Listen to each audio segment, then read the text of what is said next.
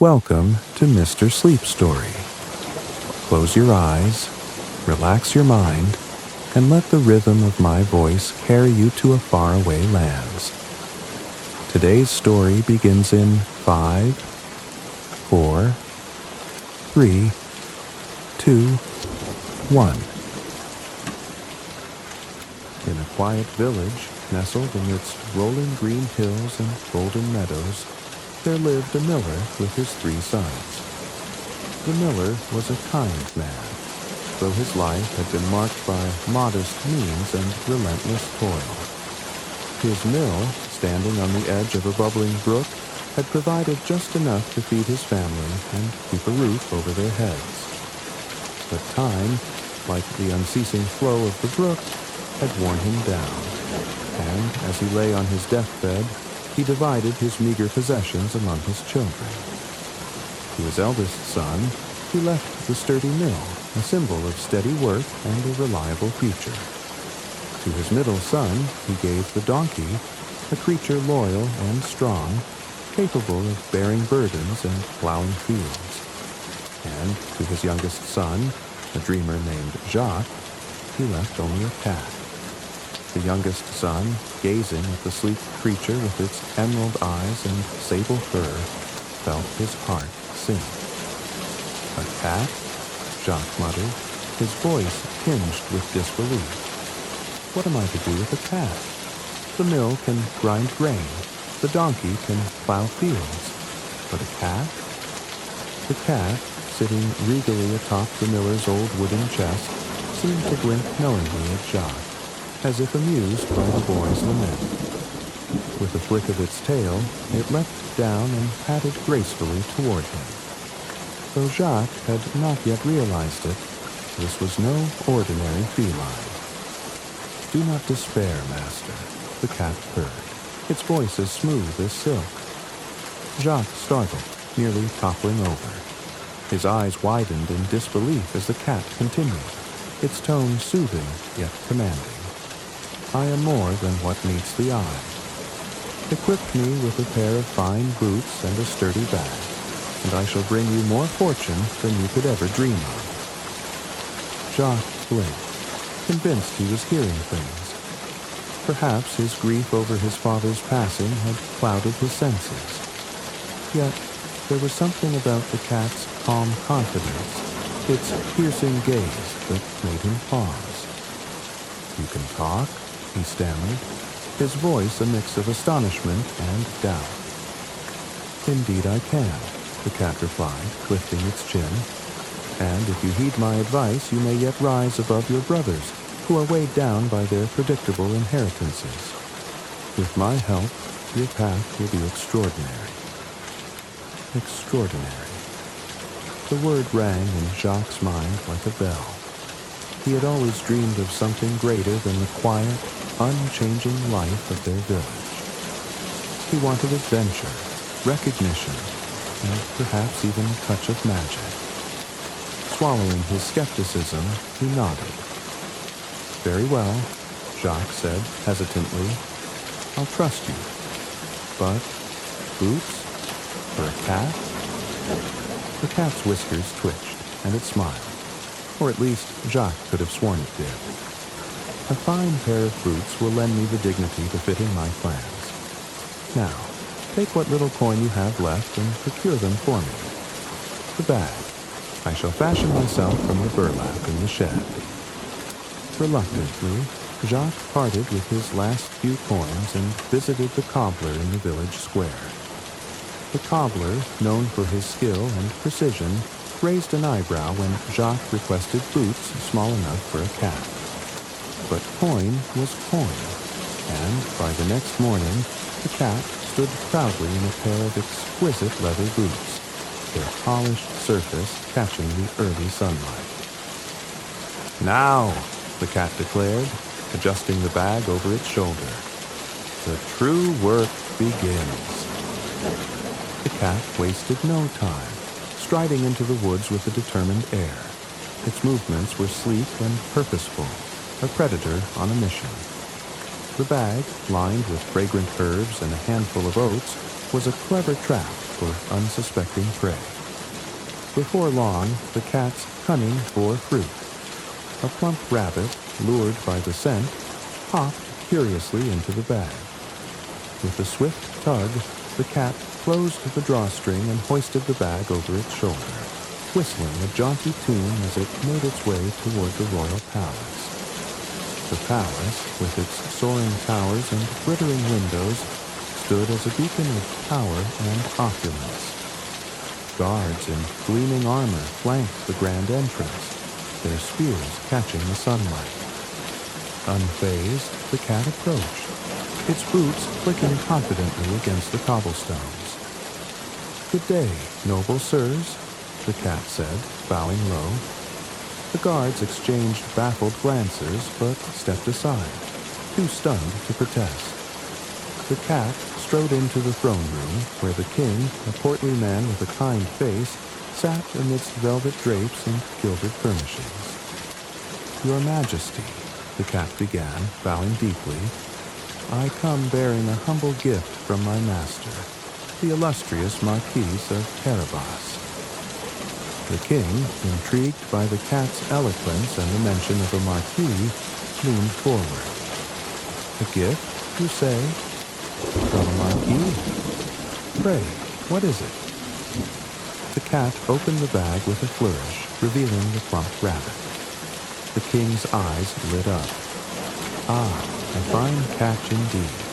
Convey my thanks to your master, and tell him I am most pleased." Over the next few weeks, the cat repeated this process, delivering pheasants, partridges, and other game to the king, each time attributing the gifts to the Marquis of Carabas. The king grew increasingly impressed, imagining the Marquis to be a wealthy and generous nobleman. The seeds of the cat's plan were beginning to take root.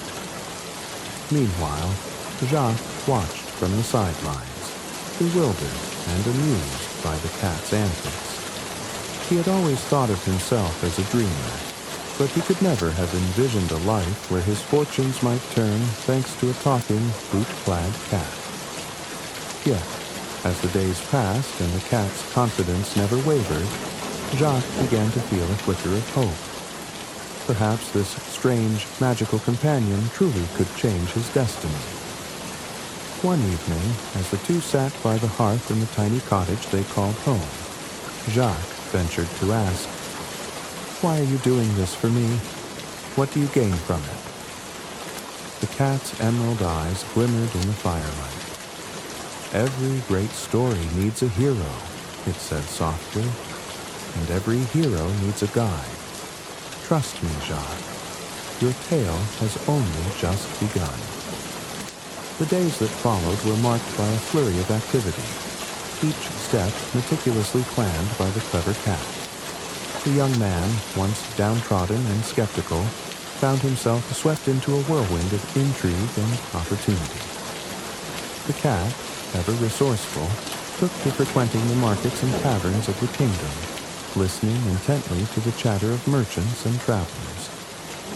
It was here that it gleaned the whispers of the king's latest endeavor, a royal tour of the countryside with his beautiful daughter, the princess in tow.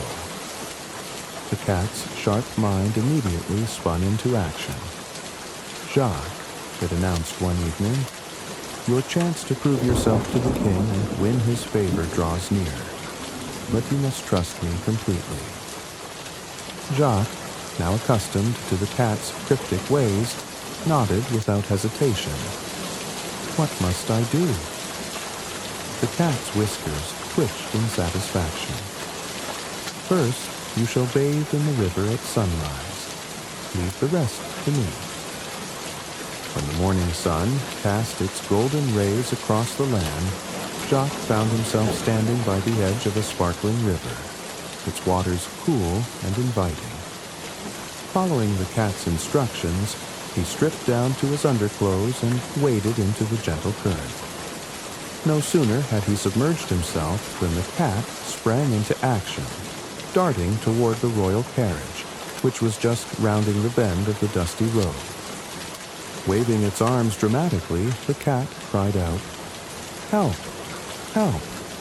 My master, the Marquis of Carabas, has been robbed and left defenseless in the river." The commotion brought the royal entourage to a halt. The king, peering out of the carriage window, furrowed his brow in concern. "What is the meaning of this?" he demanded. The cat, bowing deeply, explained, "Your Majesty, thieves accosted my master and took his clothes, leaving him in a most undignified state. Please, I beg your aid." Touched by the tale and eager to assist the nobleman who had sent him so many gifts, the king ordered his attendants to fetch fine garments from the royal carriage. Moments later, Jacques emerged from the river, now dressed in silks and velvet, his appearance transformed into that of a true nobleman. The princess, peeking out from behind the curtains of the carriage, couldn't help but notice Jacques. Her cheeks flushed as their eyes met, and a shy smile played on her lips. The king, oblivious to this budding connection, invited Jacques to join them on their journey, praising the Marquis of Carabas for his generosity and charm. As the carriage rolled on, the cat darted ahead, its clever mind racing with plans to secure Jacques' fortune. Fields and forests blurred past as it approached a vast estate owned by a fearsome ogre. This ogre was known far and wide for his wealth, his cruelty, and his extraordinary ability to shapeshift. The cat, undeterred, strode boldly up to the ogre's castle and knocked on the massive wooden doors.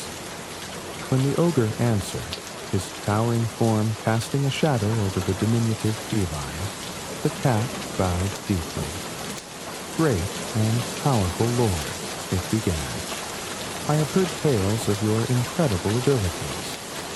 Might you indulge a humble traveler by demonstrating your legendary powers?" The ogre, flattered by the flattery and eager to show off, grinned wickedly. "What would you have me do?" he rumbled. "They say you can transform into a lion," the cat said, its tone admiring. "Such a feat would be a sight to behold." With a low growl, the ogre's form began to shift, his body contorting and expanding until he stood as a fearsome lion, his golden mane blazing like fire. The cat clapped its paws together in feigned awe. "Magnificent, truly magnificent. But tell me, my lord, can you also take on a smaller form? Say, that of a mouse?" The lion's growl deepened, and once again the ogre transformed, shrinking rapidly until he was no more than a tiny gray mouse.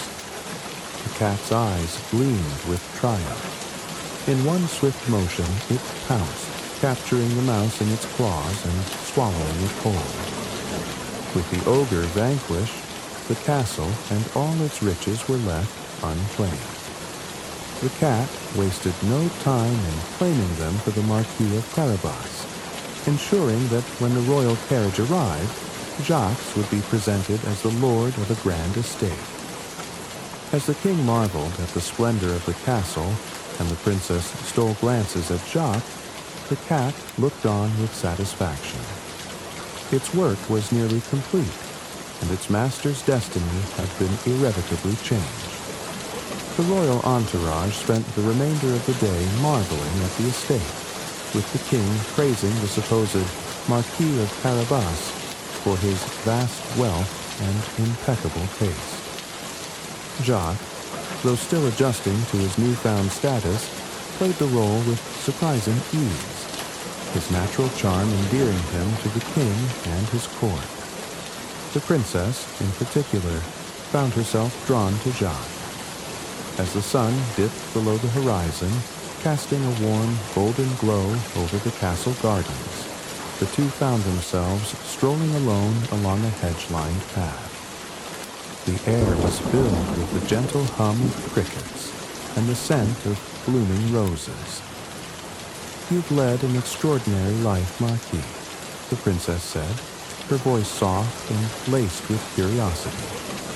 "Your generosity and humility speak volumes about your character. Jacques, though flustered, managed to smile.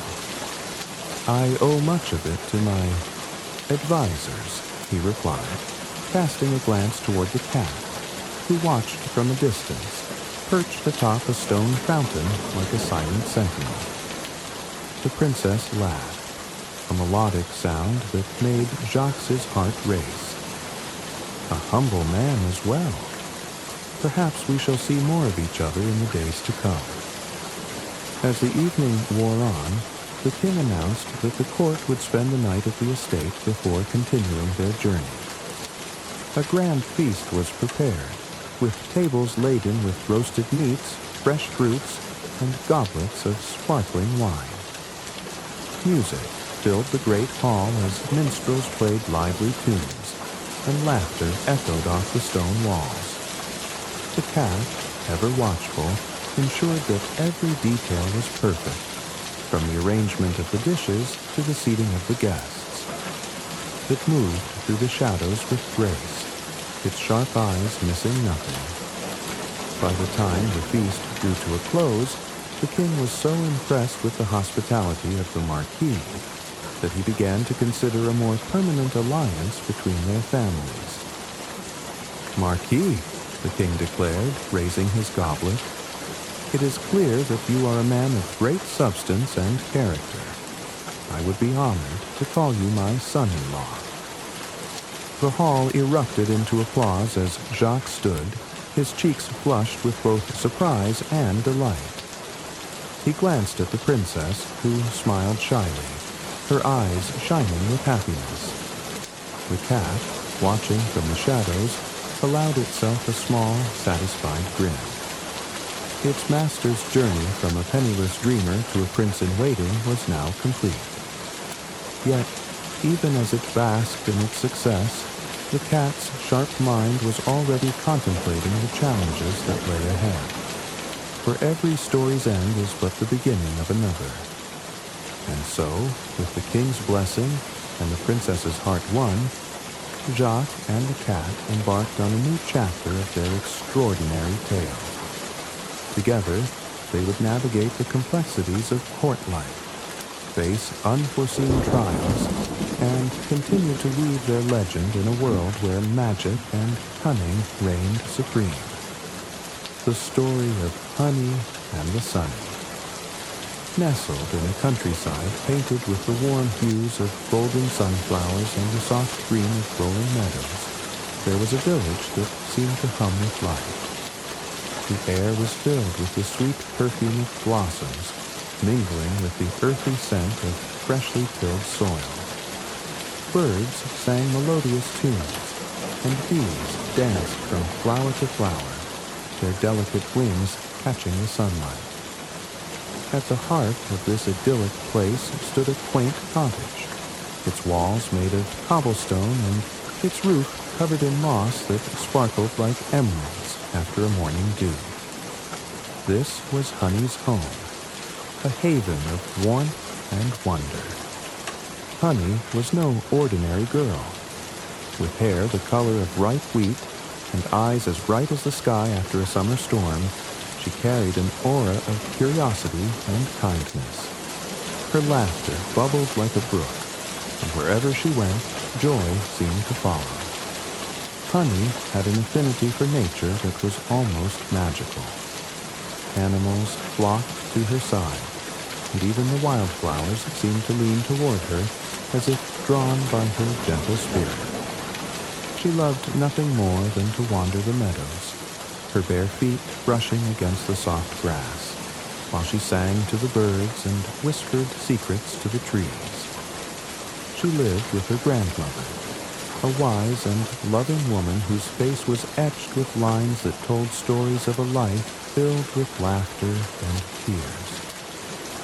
Grandmother often sat by the fire in the evenings, her gnarled hands knitting while she regaled Honey with tales of wonder and magic. But of all the stories she told, Honey's favorite was about Sunny, the legendary golden bird.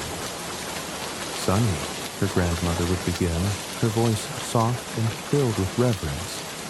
is no ordinary creature. It is a bird of light and hope, with feathers that shimmer like sunlight on water. They say its song can melt the coldest of hearts, and its presence brings fortune and happiness to those it befriends. Honey would listen, her eyes wide with wonder, as her grandmother described the bird. "But Sunny is elusive," she continued, her voice dropping to a whisper. "It only appears to those with the purest hearts and the courage to face the unknown." The thought of Sunny filled Honey with longing. She would often gaze out of her bedroom window at night, her heart dreaming of the golden bird and the adventures they might share. Her room, small and cozy, was a reflection of her personality, with pressed flowers hanging from the walls and shelves lined with jars of polished stones and feathers she had collected during her rambles. The village itself, though beautiful, had its share of struggles. While the fields were lush and the rivers clear, the people's hearts carried the weight of quiet worries. The harvests had been unpredictable, and though the village's charm remained intact, a subtle tension lingered in the air. Honey, with her boundless optimism, often tried to lift the spirits of those around her, but she couldn't shake the feeling that something extraordinary was needed to restore the village's joy.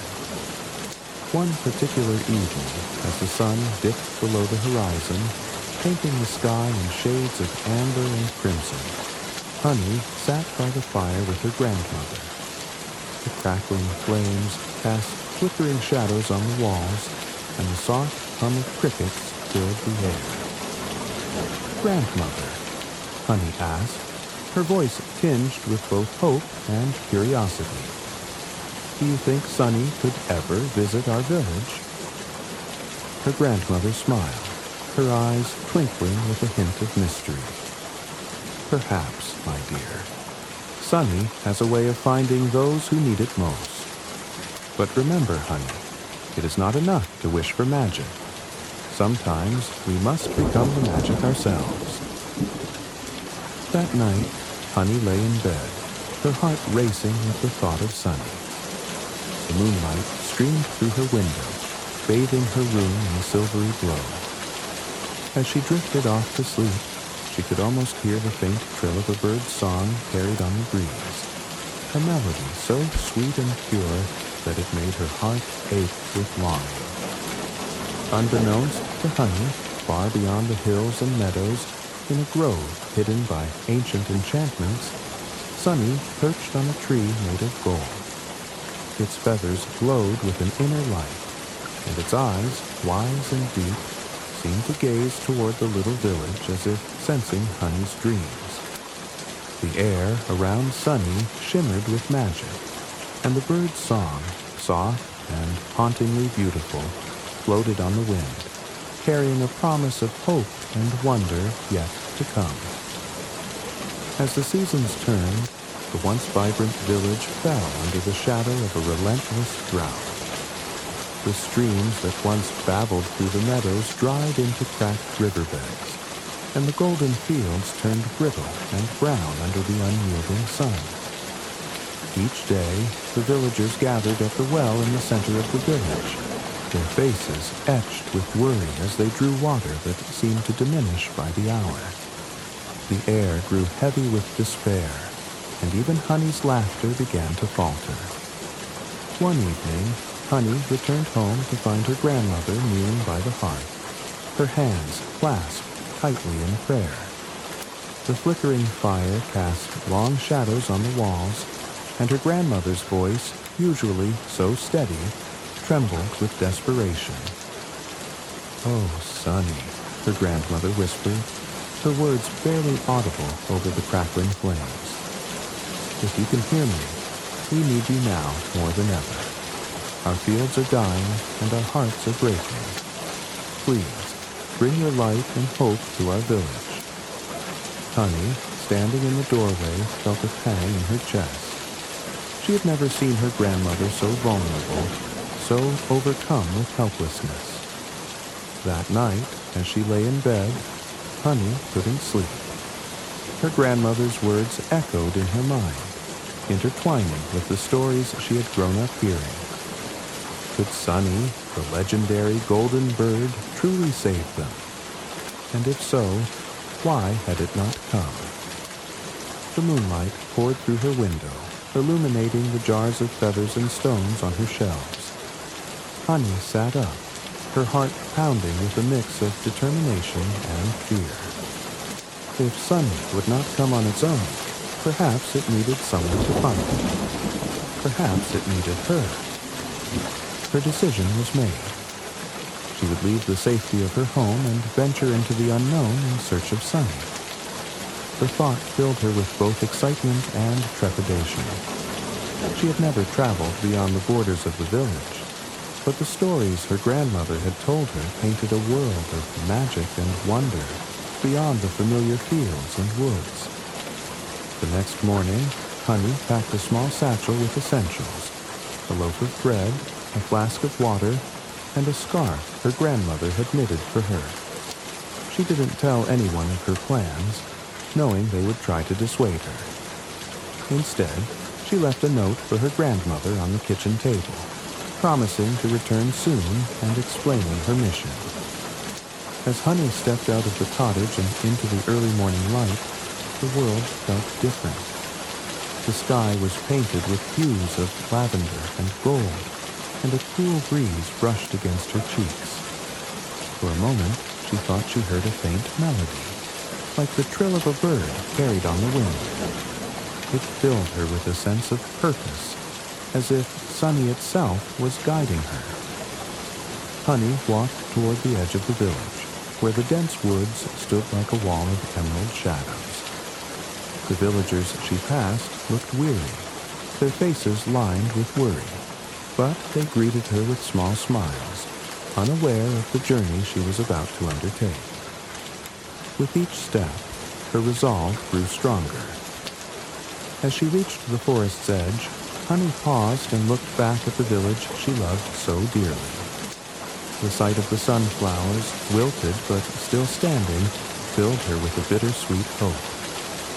"I'll bring Sunny back," she whispered, her voice firm despite the lump in her throat. "I'll make things right." And with that, she stepped into the shadows of the forest, her heart filled with courage and a dream of golden feathers leading her way. The forest was unlike anything Honey had ever seen. The trees stood impossibly tall, their twisted trunks covered in moss that glowed faintly in the dim light. Shafts of sunlight pierced through the thick canopy, creating golden pools on the forest floor. The air was alive with the sound of rustling leaves and distant bird calls, but there was an undercurrent of something more, a magical hum that made the hairs on the back of Honey's neck stand on end. She ventured deeper, her steps cautious yet purposeful. The path soon disappeared, leaving her to navigate by instinct alone. As she walked, the forest seemed to shift around her, the trees rearranging themselves as if testing her resolve. Honey came to a clearing where the trees whispered in hushed tones. Their voices were soft but distinct, warning her of the challenges ahead. "Beware, child," they murmured. "Only those with true courage may pass." Honey squared her shoulders, her heart pounding. "I mean no harm," she said aloud. "I'm here to find Sunny and bring a hope back to my village." The trees seemed to consider her words, their rustling branches forming a path that led deeper into the forest. Honey followed, her surroundings growing stranger with every step. The air became cooler, and the light took on a golden hue, as if the forest itself was infused with sunlight. Her journey brought her to a maze of hedges, their walls so high they blocked out the sky. As she navigated the labyrinth, a mischievous fox appeared, its fur a fiery red, and its eyes gleaming with cunning. "Lost, are we?" the fox asked, its voice smooth as honey. "Perhaps I could help, for a price." Honey shook her head. "I have nothing to give but my word. Will you guide me if I promise kindness in return?" The fox tilted its head, considering her offer. Finally, it nodded. "Very well, little one. Follow me." True to its word, the fox led Honey through the maze, disappearing with a sly grin as they reached the exit. Beyond the maze lay a grove unlike any Honey had ever imagined. At its center stood a tree made entirely of gold, its branches shimmering with a light that seemed to come from within. Perched on one of the highest branches was Sunny. The golden bird was even more magnificent than the stories had described. Its feathers glowed with an otherworldly radiance, and its eyes, deep and knowing, met Honey's with a look of recognition. "You've come far," Sunny said, its voice melodic and warm. "Why have you sought me out, child?" Honey fell to her knees, overcome by the bird's presence. "My village is suffering," she said, her voice trembling. "Our crops have withered, and hope is fading. I came to ask for your help." Sunny regarded her for a long moment before speaking. "You have shown courage and kindness, traits that are rare and precious. I will help you, but know this. True happiness requires sacrifice. Are you prepared to give of yourself to save your village?" Without hesitation, Honey nodded. "I'll do whatever it takes." Sunny's feathers shimmered even brighter, and the grove filled with a warm, golden light. "Then rise, Honey. Our journey together begins." With a gentle flutter of its radiant wings, Sunny descended from the golden tree and landed before Honey. The air around the bird shimmered with warmth as it spoke. "I will grant you 3 gifts, it said, its voice a melody of wisdom and compassion. Each is imbued with magic to aid you, but you must wield them with care." Sunny plucked a glowing feather from its wing and held it out to Honey. "This feather summons sunlight," it explained. "Use it to banish darkness and bring warmth to the earth." Next, Sunny leaned closer and sang a single, hauntingly beautiful note. A small orb of golden light formed in the air, which it passed to Honey. "This is the song of bloom," the bird said. "Sing it, and the seeds of life will awaken and flourish." Finally, Sunny fixed its deep, luminous eyes on Honey. "The last gift is a whisper of truth," it said, its tone solemn. "Speak it softly into the ears of those burdened by strife, and their hearts shall be healed."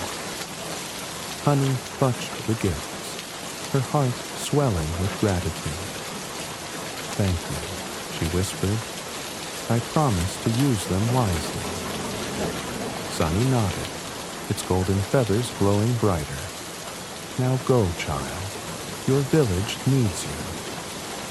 Honey's journey back through the forest was swift, the paths clearing as if guided by an unseen force. When she reached the edge of the village, her heart clenched at the sight of the withered crops and weary faces of her neighbors. But she didn't hesitate. Standing at the center of the barren fields, Honey held the golden feather aloft. Its light grew intense, and she whispered, "Let the sun shine again." The sky, once dull and gray, brightened as sunlight poured down, warming the cracked soil. Gasps of astonishment rippled through the villagers as they watched the land drink in the light. Honey moved through the fields, her voice rising in the song of bloom. The melody seemed to seep into the ground, and before their eyes, green shoots broke through the earth. Flowers blossomed, and the crops sprang back to life, lush and abundant. As the villagers rejoiced, Honey noticed tensions still lingering among some. Old disputes and grudges weighed heavy on their hearts. She approached two quarreling farmers and leaned in close, whispering the truth into their ears. Their eyes widened, and then softened with understanding. They embraced, their burdens lifted. Honey spent the day bringing sunlight, life, and harmony to the village. By nightfall, the once drought-stricken community was transformed. The fields glowed with vitality, and the villagers' laughter filled the air. Exhausted but fulfilled, Honey sat beneath the stars, the golden gifts safely tucked away. She thought of Sunny, its wisdom and sacrifice, and smiled. "We did it," she murmured, knowing that her journey had only just begun. For a time, the village thrived under the golden gifts Honey had brought back. The crops flourished, disputes faded, and laughter returned to the hearts of the villagers. News of this miraculous transformation, however, did not stay confined to the village. A traveling merchant, notorious for his greed and cunning, heard tales of a magical bird that had blessed the land. His heart, darkened by jealousy and avarice, began to scheme.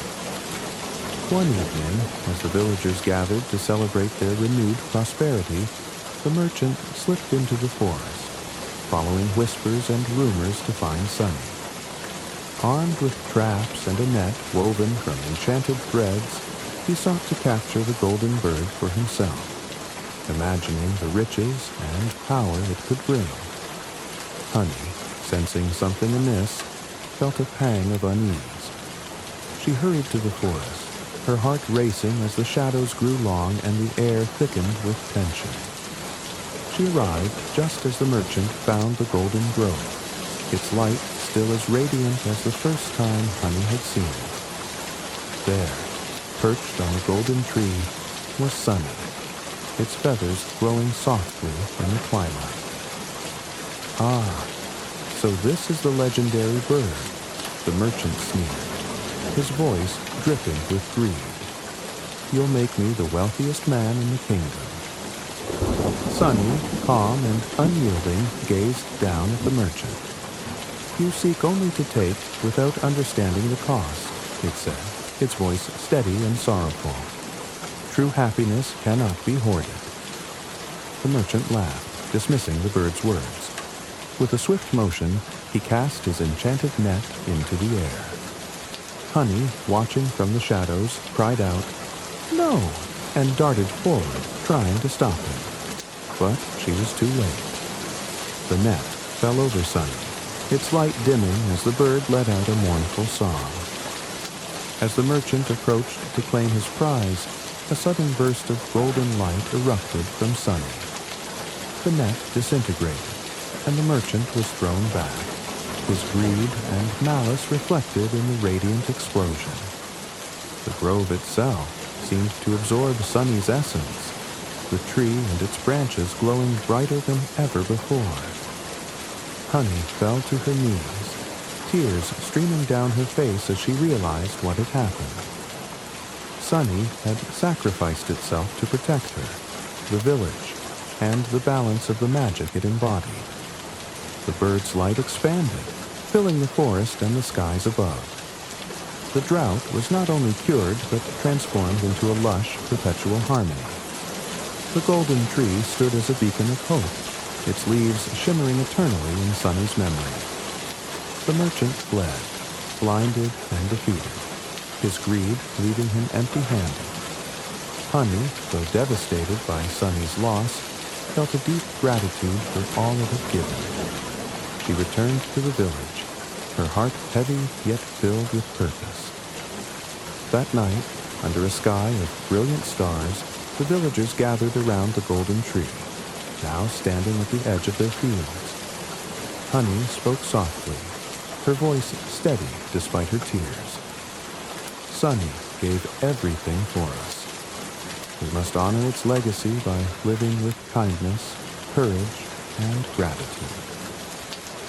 The golden glow of Sunny's sacrifice never faded from the hearts of the villagers. where the bird had made its ultimate stand, a sprawling field of sunflowers now grew, their golden heads reaching skyward as if perpetually chasing the light Sunny had left behind. Each bloom seemed to carry a fragment of the bird's magic, shimmering faintly in the sunlight. At night, the field glowed softly, bathing the village in a serene, golden light that reminded everyone of Sunny's enduring legacy. The village, once unnamed and overlooked, was transformed. It became a beacon of hope and abundance, attracting travelers and settlers who came to marvel at the magical sunflower field. To honor the golden bird, the villagers renamed their home Sunnyvale, a name that carried the warmth and light of Sunny's memory. Over time, Sunnyvale thrived, its people united by a renewed sense of purpose and community. The drought and despair were but distant memories, replaced by laughter, songs, and the rustling of sunflower petals in the gentle breeze. For Honey, the transformation of her village was bittersweet. She missed Sunny dearly, often visiting the sunflower field to sit among the blooms and feel the bird's presence. Yet, she found solace in knowing that Sunny's sacrifice had brought lasting joy and prosperity to those she loved. As the years passed, Honey's story spread far and wide. Travelers came not only to see the enchanted field, but to meet the girl whose courage and kindness had brought Sunny into their world. Honey herself grew into a symbol of hope and compassion. She dedicated her days to helping others, ensuring that Sunny's teachings lived on through her actions. She taught the villagers to cherish the magic of the natural world, to resolve conflicts with understanding and truth, and to find strength in unity and kindness. Children would gather around her in the evenings, eager to hear the tale of Sunny and how the golden bird had changed their lives forever. Her words, like Sunny's light, inspired generations to live with courage, generosity, and a deep respect for the world around them. The sunflower field became a sacred place, a reminder of the power of selflessness and the beauty of nature's resilience. Festivals were held there every year to celebrate Sunny's memory. During these gatherings, Honey would lead the villagers in songs of gratitude, her voice rising with the same melody Sunny had once shared. The Song of Bloom became a cherished tradition, a living link to the golden bird's magic. In time, Sunnyvale became known as a land of miracles and harmony, its story spreading far beyond its borders. Travelers would leave with sunflower seeds, planting them in distant lands as symbols of hope and renewal. Sunny's legacy grew, carried by the wind and the hearts of those who had been touched by its light. Through it all, Honey remained steadfast in her belief that Sunny's sacrifice had not only saved the village, but had also taught them the true meaning of happiness. It wasn't in wealth or possessions, but in the courage to face challenges, the compassion to help others, and the wisdom to live in harmony with the world. Under the eternal glow of the sunflower field, Honey often whispered to the petals, "Thank you, Sunny. You're still here, in every bloom, in every heart." And in those quiet moments, with the golden light surrounding her, it was as if the bird's song echoed back, a gentle reminder that its magic would never fade. The Three Billy Goats Gruff. Once upon a time, in a valley so picturesque it seemed painted by the hands of a master artist, there lived three enchanted brothers known as the Billy Goats Gruff. The valley stretched for miles, cradled by rolling emerald hills that shimmered under the golden rays of the sun. A crystal-clear river wound its way through the valley like a silver ribbon, its gentle burble a song of serenity. At night, the hills came alive with the glow of fireflies, and the stars above shone brighter than jewels in the sky. The three brothers were no ordinary goats. Their horns sparkled faintly under the moonlight, and their hooves left a trail of silver dust wherever they went. Each brother had their own unique traits that set them apart. The youngest, little Billy Goat Gruff, was as spry as a spring breeze, his golden coat glimmering in the sunlight. He was adventurous and curious, always scampering about, finding joy in the simplest of things. The middle brother, little Billy Goat Gruff, had a deep, earthy, brown coat that rippled like the bark of a mighty oak tree. He was steady and thoughtful, often acting as the peacemaker between his brothers. Finally, there was big Billy Goat Gruff, the eldest and strongest of the trio. His coat was a rich, slate gray, flecked with streaks of silver, and his horns curled majestically like a crown. His powerful presence commanded respect, yet his heart was as warm and gentle as the morning sun. The goats lived on the western side of the valley, where the grass had grown sparse and dry after many seasons of drought.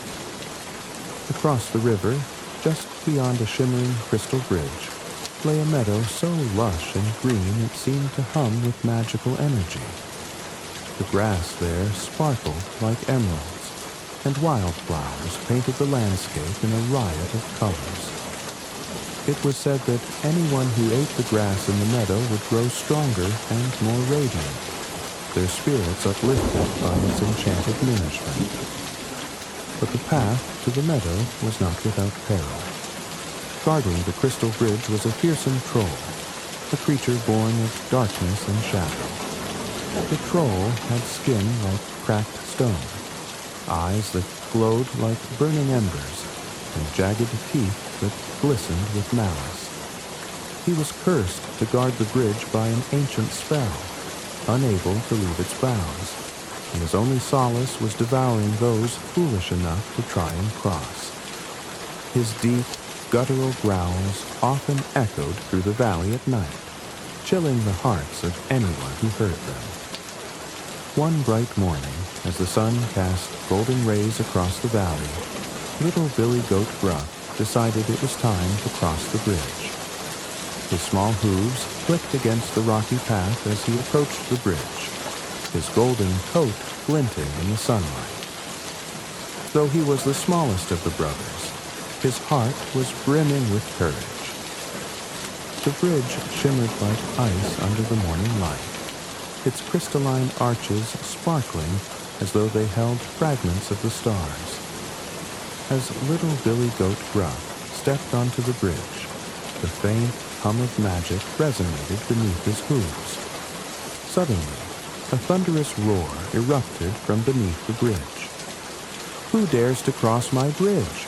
bellowed the troll, his voice rumbling like distant thunder. In a puff of dark smoke, the troll emerged, his massive frame towering over the little goat. His glowing eyes fixed on the intruder, and he licked his jagged teeth hungrily. Little Billy Goat Gruff stood his ground, his small form unwavering. "It is I, the little Billy Goat Gruff," he said, his voice steady despite his size. The troll's laugh boomed through the valley. "You are small, but you will make a fine snack," he growled, stepping closer. "Oh, mighty troll," said the little Billy Goat, his clever mind working quickly. "I am but a morsel. If you wait, my brother will cross soon, and he is much larger and tastier than I am." The troll paused, greed flickering in his ember-like eyes. "Very well," he grunted. "Go on, little one, but I will feast on your brother." Little Billy Goat Gruff trotted across the bridge, his heart pounding with relief as he reached the meadow beyond. The grass was even more magical than he had imagined, its scent sweet and invigorating. But he did not linger, knowing his brothers would soon follow. As the sun climbed higher in the sky, casting dappled light through the valley. Little Billy Goat Gruff made his way to the bridge. His deep brown coat gleamed, and his steady gait exuded quiet confidence. The bridge shimmered before him, its magic rippling like liquid light. "Who dares to cross my bridge?" roared the troll once more, his voice sending tremors through the earth. He emerged in a swirl of smoke, his monstrous form blotting out the sunlight. "It is I, the Middle Billy Goat Gruff," the goat replied, his tone calm but firm. The troll sneered. "You look bigger than the last one. I shall devour you for lunch." "Wait, noble troll," said the Middle Billy Goat. "If you let me pass, you will not regret it. My elder brother is mightier than I, and he will make a feast worthy of your hunger." The troll's eyes narrowed, his jagged teeth gnashing together. "Very well," he said grudgingly, "but your big brother had better be worth the wait." Middle Billy Goat Gruff crossed the bridge with measured steps, feeling the troll's burning gaze on his back. When he reached the meadow, he found his younger brother grazing happily. Together, they waited for the eldest of their trio. As twilight painted the sky in hues of gold and violet, big Billy Goat Gruff approached the bridge. His powerful frame cast a long shadow, and his silver-streaked horns gleamed like crescents of the moon. Each step he took rang out like a royal march, clip-clop, clip-clop. "Who dares to cross my bridge?" thundered the troll, his voice shaking the heavens. He loomed out of the shadows, his fiery eyes blazing with fury. "It is I, the big Billy Goat Gruff," the goat replied, his deep voice resonating like a drumbeat. The troll grinned wickedly. "I've waited long enough. Prepare to be devoured." But big Billy Goat Gruff did not flinch. Lowering his mighty horns, he charged at the troll with the force of a thunderstorm. The ground shook beneath his hooves, and the bridge trembled under the clash. The troll roared and lashed out with his claws, but the goat's strength and courage were unmatched. With one final, earth-shaking blow, big Billy Goat Gruff sent the troll tumbling off the bridge and into the river below. The water, enchanted by the meadow's magic, washed the troll away, breaking the ancient curse and banishing him forever.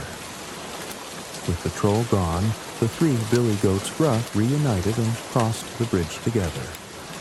The meadow welcomed them with open arms, its grass sparkling like emeralds, and flowers singing soft, melodic tunes. A gentle breeze carried the scent of honey and wild herbs, and the goats felt their spirits soar. As they grazed, their coats glowed brighter, and their horns shimmered with newfound brilliance. The magic of the meadow filled them with strength and joy, their bond as brothers growing ever stronger. The goats lived happily ever after, their story becoming a legend whispered across the valley. And it is said that to this day, those brave enough to cross the Crystal Bridge will find a land where dreams come true, and courage is always rewarded. The end. Thank you for joining us tonight on Mr. Sleep Story for this enchanting collection of fairy tales. As you drift into sleep, let the wonders of glowing underground seas, ancient creatures, and hidden worlds inspire your dreams. If you enjoyed this story, please like, subscribe, and tap the bell icon so you never miss another soothing adventure. Until next time, may your dreams take you to places as magical as the heart of the earth itself. Good night, and sweet dreams.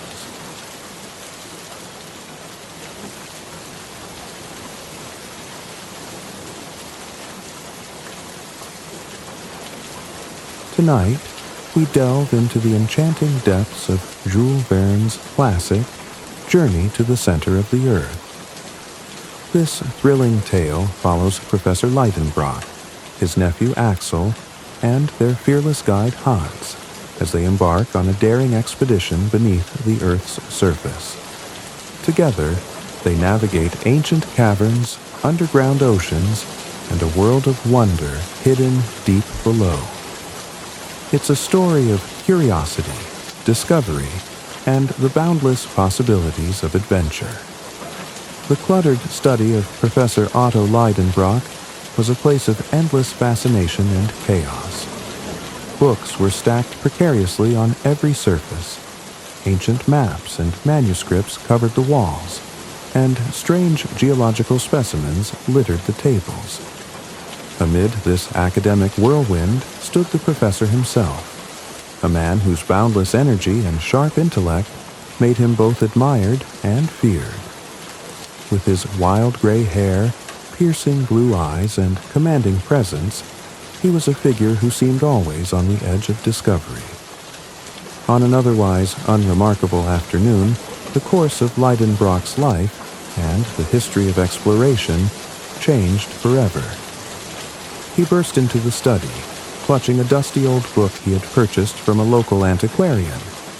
The volume, bound in weathered leather and inscribed with runes, was an Icelandic saga that promised untold secrets.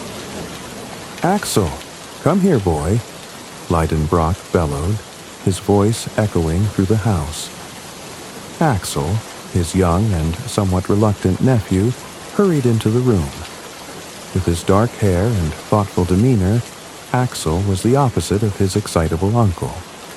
He preferred the quiet study of science to the whirlwind of Lidenbrock's wild theories. But Axel knew better than to ignore one of his uncle's summons. "Yes, Uncle," Axel asked, stepping cautiously into the study. "Look at this," Lidenbrock exclaimed, slamming the book onto the table and flipping through its brittle pages. An Icelandic manuscript, centuries old, and within it, a treasure far greater than gold or jewels. Axel leaned over, intrigued, despite himself. Lidenbrock pointed to a loose sheet of parchment tucked between the pages. The parchment was covered in strange symbols, written in what appeared to be a code. "What is it?" Axel asked, frowning as he tried to make sense of the markings. "It's a cipher," Lidenbrock declared, his eyes alight with excitement. "A message from Arne Saknus M, a 16th century alchemist and explorer. If I'm not mistaken, this contains the key to one of the greatest mysteries of our time." For hours, the study was filled with the rustling of paper and the scratching of quills as the two worked to decode the message. Lidenbrock's enthusiasm was infectious, and even Axel found himself drawn into the puzzle. They tried every method they could think of: substitutions, translations, rearrangements, but the cipher stubbornly refused to yield its secrets. As the evening wore on, Axel grew weary. "Perhaps it's meaningless," he suggested, though he regretted it as soon as the words left his mouth. "Meaningless? Nonsense," Lidenbrock snapped. "No message of this complexity is meaningless. We simply haven't found the key." Axel sighed and continued working, though his patience was wearing thin. Then, almost by accident, he noticed something peculiar. Holding the parchment up to the light, he saw faint indentations that hinted at a pattern. Inspired, Axel experimented with reversing the symbols and aligning them in a spiral pattern. "Uncle, look!" he exclaimed. "What if we read it backwards?" Lidenbrock snatched the parchment from Axel's hands, his sharp eyes scanning the new arrangement. As the symbols fell into place, a message began to emerge, written in Latin. "Descend into the crater of Snæfellsjökull, which the shadow of Scartaris touches before the calends of July. and you will reach the center of the earth. Arne Saknus M. For a moment, neither spoke. The words hung in the air, their meaning sinking in. Axel was the first to break the silence. "Surely this can't be real," he said, his voice tinged with disbelief. "The center of the earth? It's impossible." Impossible. Liedenbrock's eyes blazed with conviction. "No, Axel. This is a challenge, a mystery waiting to be unraveled. If Saknussemm claims to have made the journey, then so shall we." Axel tried to protest, but Liedenbrock's mind was already made up. He slammed the book shut and began gathering supplies, muttering excitedly about Iceland, volcanoes, and the wonders that awaited them beneath the earth's crust. "Pack your bags, Axel," he said, grinning like a man possessed. "We leave at once for Snæfellsjökull." And so, with the cryptic message as their guide and a fiery determination driving them forward, the eccentric professor and his reluctant nephew embarked on a journey that would take them far beyond the limits of human understanding, into the very heart of the earth. The streets of Hamburg buzzed with excitement as Professor Liedenbrock made his preparations for the journey. His enthusiasm was unmatched, his booming voice calling for maps, supplies, and provisions as he orchestrated the grand undertaking. Axel, his young and reluctant nephew, could only watch in a mix of disbelief and resignation.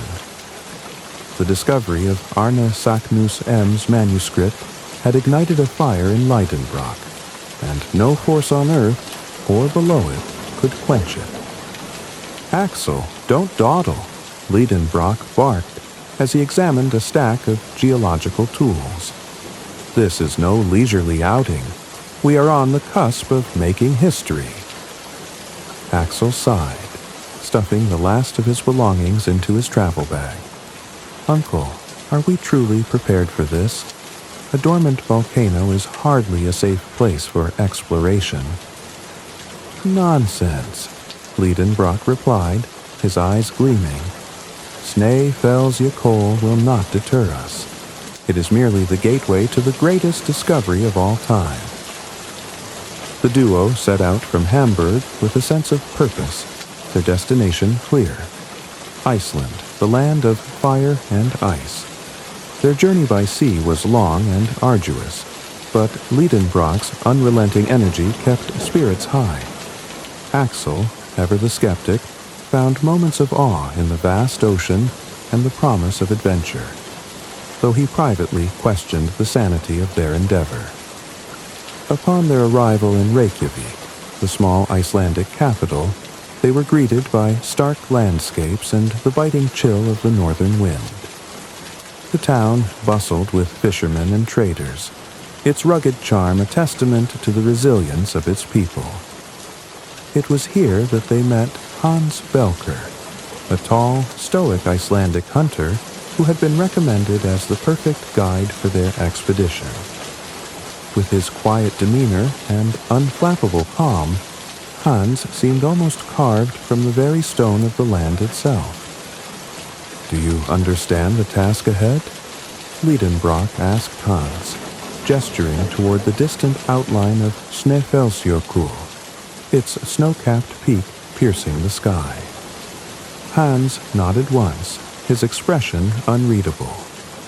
"I do," he replied in measured tones, "and I will see you safely there."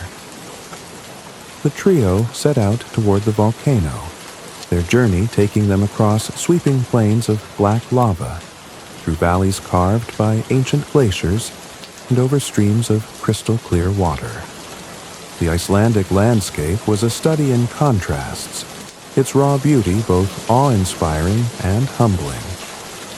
Axel, despite his misgivings, found himself marveling at the sights around him. But the journey was not without its challenges. The terrain grew steeper as they approached the base of Snæfellsjökull, its massive slopes rising like a frozen fortress. The wind howled, as they began their ascent, the biting cold seeping into their bones. Hans led the way with quiet determination, his steady pace a source of reassurance. "Keep moving, Axel," Leidenbrock called, his voice barely audible over the wind. "We are almost there." Axel gritted his teeth and pressed on, his uncle's boundless energy propelling him forward. As they climbed higher, the landscape transformed into a stark, otherworldly expanse of ice and rock, the peak of Snæfellsjökull looming ever closer. After days of arduous climbing, the trio finally reached the summit of Snæfellsjökull. The view from the top was breathtaking. Endless plains stretched out below, glaciers sparkled in the distance, and the cold air carried a sense of both isolation and grandeur. Axel, though exhausted, couldn't help but feel a twinge of pride. "This is it," Liedenbrock declared, spreading his arms wide as if to embrace the entire mountain. "The gateway to the center of the earth." Axel looked down at the yawning crater before them, its dark depths disappearing into shadow. "And we're going down there?" he asked, his voice tinged with disbelief. "Precisely," Leidenbrock said, clapping Axel on the shoulder. "We'll begin our descent tomorrow. Tonight, we rest." As night fell over the summit, the group huddled in their camp, the icy wind howling around them. Axel stared into the flickering flames of their fire, his mind racing with thoughts of what lay ahead.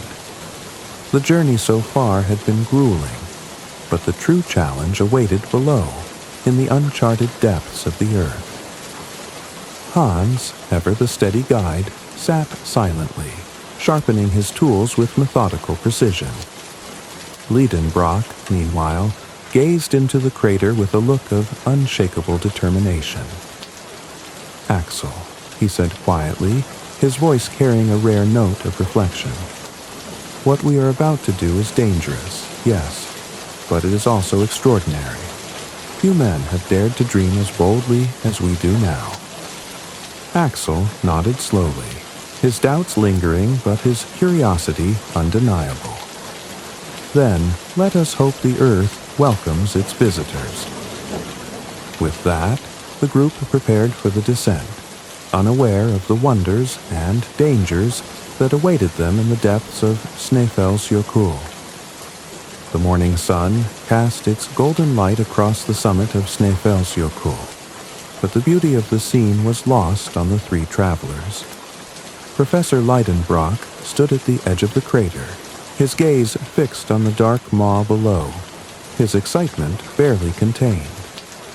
Axel and Hans joined him, their expressions more subdued. The journey into the Earth's depths was about to begin. "This is the moment we've been waiting for," Leidenbrock declared, his voice echoing in the frigid air. "Below us lies the gateway to the unknown. We are about to step into the pages of history." Axel swallowed hard as he peered into the crater.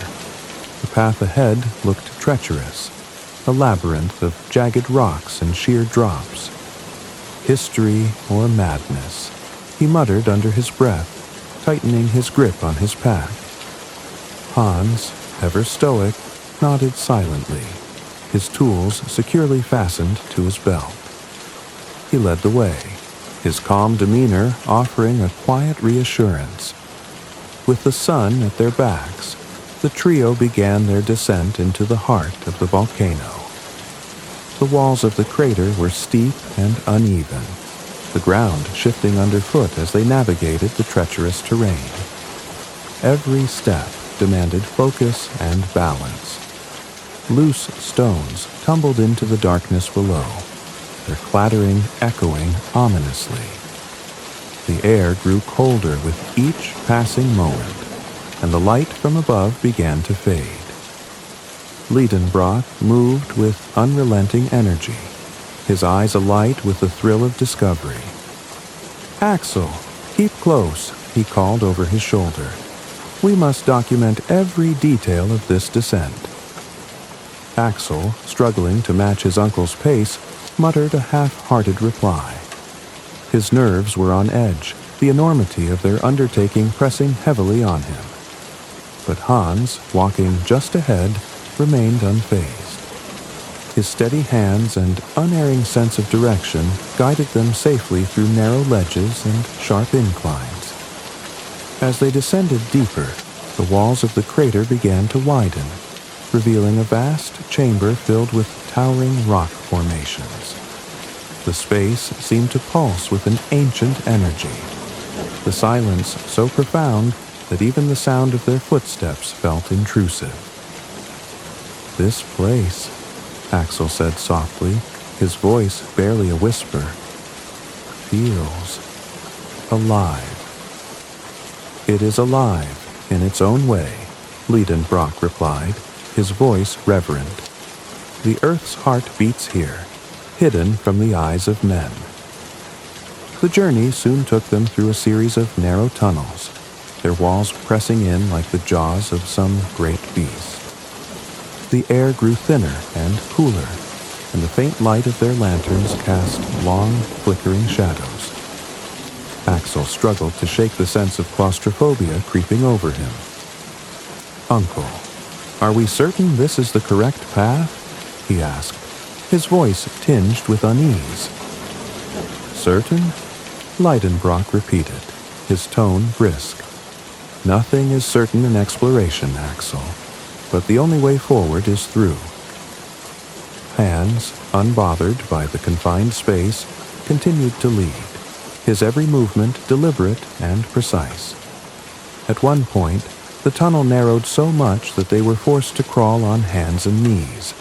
The sound of dripping water echoed around them, a constant reminder of the weight of the earth pressing down from above. When they emerged from the passage, Axel exhaled deeply, grateful for the larger chamber that greeted them. "I hope there are no more tunnels like that," he muttered. Liedenbrock grinned. "You'll adapt, my boy. Courage is born from necessity." As they pressed on, the trio entered a vast underground cavern that stretched far beyond the reach of their lanterns. The air here was cool and still, the floor littered with strange mineral formations that glittered faintly in the dim light. Stalactites hung from the ceiling like jagged teeth, and the faint hum of an unseen force seemed to fill the space. "Magnificent," Liedenbrock breathed, his voice filled with awe.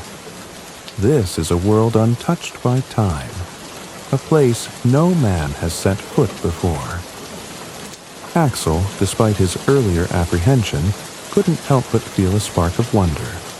The cavern was both beautiful and eerie, its scale dwarfing anything he had seen above ground. "It's otherworldly," he said quietly. Hans inspected the cavern with his usual practicality, testing the ground and marking their path. He gestured toward a rocky outcrop in the distance. "The way continues there," he said simply. Liedenbrock nodded, his excitement undimmed. "Then let us proceed. The journey has only just begun." The further they descended, the more the terrain tested their resolve. They encountered treacherous drops, unstable rock bridges, and sudden shifts in the ground that sent Axel's heart racing. Yet, through every challenge, Hans's quiet expertise and Liedenbrock's relentless determination kept them moving forward. As they paused to rest in a small alcove, Axel looked back at the path they had traveled. "We've come so far already," he said, his voice tinged with disbelief. "And yet it feels like we've barely begun." Liedenbrock smiled, his eyes gleaming in the lantern light. "That is the nature of great journeys, Axel. Each step reveals new wonders and new challenges, but we press on, for the unknown awaits." With those words, the trio rose, their lanterns casting flickering light on the path ahead. The darkness beckoned, a vast and mysterious expanse waiting to be explored. Though the journey was fraught with danger, they were driven by the promise of discovery, their courage unshaken. In the silent depths of the earth, the adventure had only just begun. The oppressive darkness that had surrounded their journey began to lift as the trio emerged into a cavern of breathtaking grandeur. Hercules, Axel, and Hans stood at the edge of a vast underground expanse, their lanterns casting golden halos of light that danced off the walls. The air here was different, cool and faintly electric, as if charged with the energy of a world untouched by time. Professor Leidenbrock stood frozen for a moment, his eyes wide with wonder. "By the gods," he murmured, his voice barely above a whisper. "This is beyond anything I could have imagined." Axel, who had been bracing himself for more cramped tunnels, gasped audibly. Before them stretched an enormous chamber, its ceiling so high it seemed to merge with the darkness. The walls shimmered with glowing mineral formations, crystals of every color imaginable, their light illuminating the cavern like an unearthly constellation. In the center of the chamber lay a still, glass-like lake, its surface reflecting the glimmering crystals above. The water emitted a faint luminescence, casting ripples of soft light across the cavern. Axel knelt by the edge, dipping his hand into the cool water. It felt impossibly pure, as though it had been untouched for millennia. "This lake," Leidenbrock said, his voice breaking the silence, "must have been here since the Earth's earliest days, a time capsule of life, preserved beneath the surface." Hans, ever practical, filled a canteen with the water, his steady movements a contrast to the awe-struck professor and his nephew. "We'll need it," he said simply. Leidenbrock nodded, though his eyes never left the lake. Indeed, every discovery here could hold untold significance. Beyond the lake, the cavern gave way to a strange and haunting forest. Stalagmites rose from the ground in towering spires, their shapes mimicking the trees of the surface world. Some were smooth and polished, others jagged and menacing, but all were enormous, their heights rivaling the trees of an ancient forest.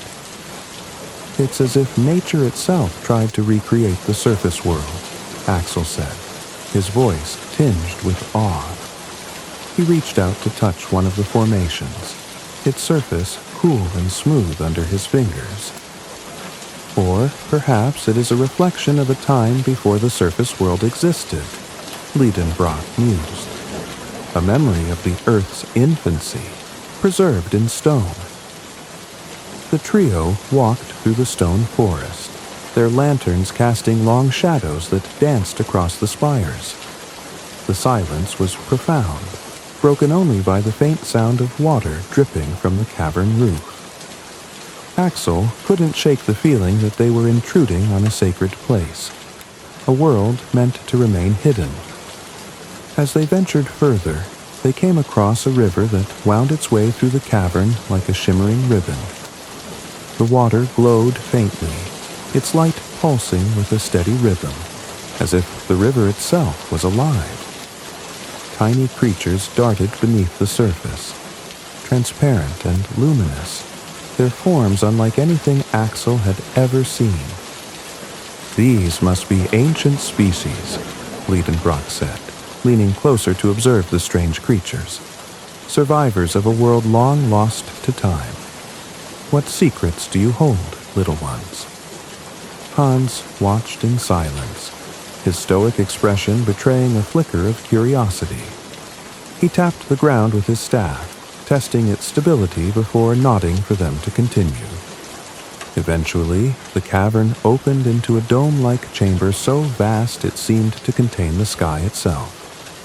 The walls sparkled with millions of tiny crystals, their light creating the illusion of a star-filled night. Axel stared in awe, his earlier fears momentarily forgotten. "It's like standing beneath the heavens," he said, his voice hushed. Liedenbrock's grin was wide and triumphant. "We are not beneath the heavens, Axel. We are beneath the earth. And yet this rivals any beauty found on the surface." The trio rested here for a time, their fatigue momentarily forgotten as they marveled at the surreal beauty of the dome. For Axel, the journey had been one of uncertainty and fear, but now, in the heart of the earth, he felt a strange sense of peace. It was as if the cavern welcomed them, offering its wonders as a reward for their perseverance. As they prepared to move on, Liedenbrock's excitement was palpable. "We have barely scratched the surface of this hidden world," he said, his voice brimming with anticipation. "Imagine what else lies ahead. Rivers, mountains, perhaps even life forms unknown to science." Axel, despite his exhaustion, felt a spark of curiosity ignite within him. The dangers of the journey were undeniable, but so were its rewards. With Hans leading the way, the trio pressed forward, their lanterns illuminating the path into the unknown. Beneath the surface of the earth, they had discovered a world of unimaginable beauty, a world that defied the laws of time and space. But even as they marveled at its wonders, they knew the true challenges were still to come. The explorers stood at the edge of a vast expanse of water, a sight so extraordinary it rendered them momentarily speechless. Stretching as far as the eye could see, the underground sea shimmered with an otherworldly glow, its surface alive with the soft, pulsating light of bioluminescent organisms. Above them, the cavern's ceiling rose into shadowy heights, dotted with crystalline formations that sparkled like distant stars. Professor Liedenbrock, his face illuminated by the ethereal light, was the first to speak. "Behold," he said, his voice a mix of wonder and triumph. "A sea beneath the earth. An untouched ocean, hidden from the surface world since the dawn of time." Axel, who had grown accustomed to the marvels of their journey, found himself once again awestruck. The sheer scale of the subterranean ocean was incomprehensible. It's like standing on the shore of another planet," he murmured. Hans, ever the pragmatist, moved to inspect the rocky shoreline. He tested the water with his hand, then glanced back at the others with a simple nod. "It is safe." Determined to explore the ocean, Liedenbrock immediately began devising a plan. "We must cross it," he declared. "Who knows what lies on the other side? This sea may be the key to reaching the center of the earth." Hans set to work constructing a makeshift raft from the materials they had carried and the sturdy wood of petrified trees nearby. With rope, planks, and ingenuity, he built a craft capable of navigating the mysterious waters. By the time it was complete, the explorers felt a renewed sense of purpose. As they pushed the raft into the glowing waters, Axel hesitated. "Are we certain this is wise? We don't know what might be out there." Liedenbrock clapped him on the shoulder. "Wisdom is often the companion of caution, Axel, but discovery is the reward of those who dare." With those words, they boarded the raft, their lanterns casting long reflections across the shimmering sea. Hans took up the oar, his calm, steady movements propelling them into the unknown. The subterranean ocean was unlike anything the explorers had ever encountered. Strange marine life swam beneath the surface, their translucent forms glowing faintly in the dark water. Some resembled jellyfish, their delicate tentacles trailing bioluminescent light, while others were massive, ancient creatures with armored shells and wide, unblinking eyes. Axel leaned over the edge of the raft, mesmerized. These creatures, they must have been here for millions of years. It's as if time forgot them. Not forgotten, Liedenbrock corrected, his eyes alight with excitement. Preserved. This is a living museum of prehistoric life, untouched by the surface world. As they drifted further, the cavern ceiling opened up, revealing towering stalactites that dripped with glowing water. The silence was broken only by the gentle lapping of waves and the occasional splash of unseen creatures. The explorers couldn't help but feel a sense of reverence, as though they were intruding upon a sacred realm. Their awe was soon replaced by terror as the calm waters erupted in chaos. A massive shadow moved beneath the surface, followed by another. The raft rocked violently as two enormous creatures broke through the waves, a pair of prehistoric reptiles locked in a fierce battle. One was a mosasaurus, its sleek body and powerful jaws reminiscent of a crocodile, while the other resembled a plesiosaurus, its long neck and flippered limbs giving it a strange, almost graceful appearance. The creatures roared and thrashed, their massive bodies churning the water into a frothy maelstrom. The explorers clung to the raft, their knuckles white as waves crashed over them. "Stay low," Hans shouted, his calm exterior cracking for the first time as he gripped the oar with all his strength. Axel's heart pounded as the mosasaurus lunged at its opponent, its jaws snapping shut with bone-crushing force. The plesiosaurus retaliated, its long neck coiling like a whip as it struck back. The water around them glowed with an eerie light, the bioluminescence tracing the outlines of the battling giants. Liedenbrock, despite the danger, could not tear his eyes away. "Incredible," he exclaimed, a glimpse of a time long past, preserved in this hidden world. The battle raged on, the two titans oblivious to the fragile raft caught in their wake. Waves threatened to overturn the craft, and Axel clung to the edge, his fear reaching a breaking point. "We're going to be capsized," he shouted. Hans, ever the steady hand, maneuvered the raft with skill and determination, steering it away from the chaos. With each powerful stroke of the oar, he guided them toward a safer part of the ocean, the sounds of the battle fading into the distance. When the waters finally calmed, the explorers sat in stunned silence, their breaths heavy. Axel wiped the sweat from his brow, his voice trembling as he spoke.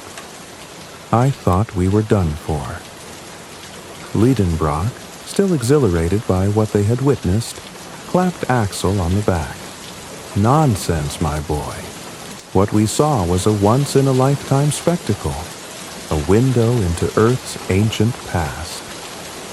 The remainder of their journey across the subterranean ocean was uneventful, but no less awe-inspiring. The glowing waters stretched endlessly around them, and the strange marine life resumed its quiet dance beneath the surface. Though shaken by their encounter, the explorers pressed on, their determination renewed. When they finally reached the distant shore, they stepped onto solid ground with a mix of relief and wonder. Before them lay another cavern, its dark expanse hinting at even greater discoveries ahead. "Onward," Liedenbrock said, his voice firm. "The journey is far from over."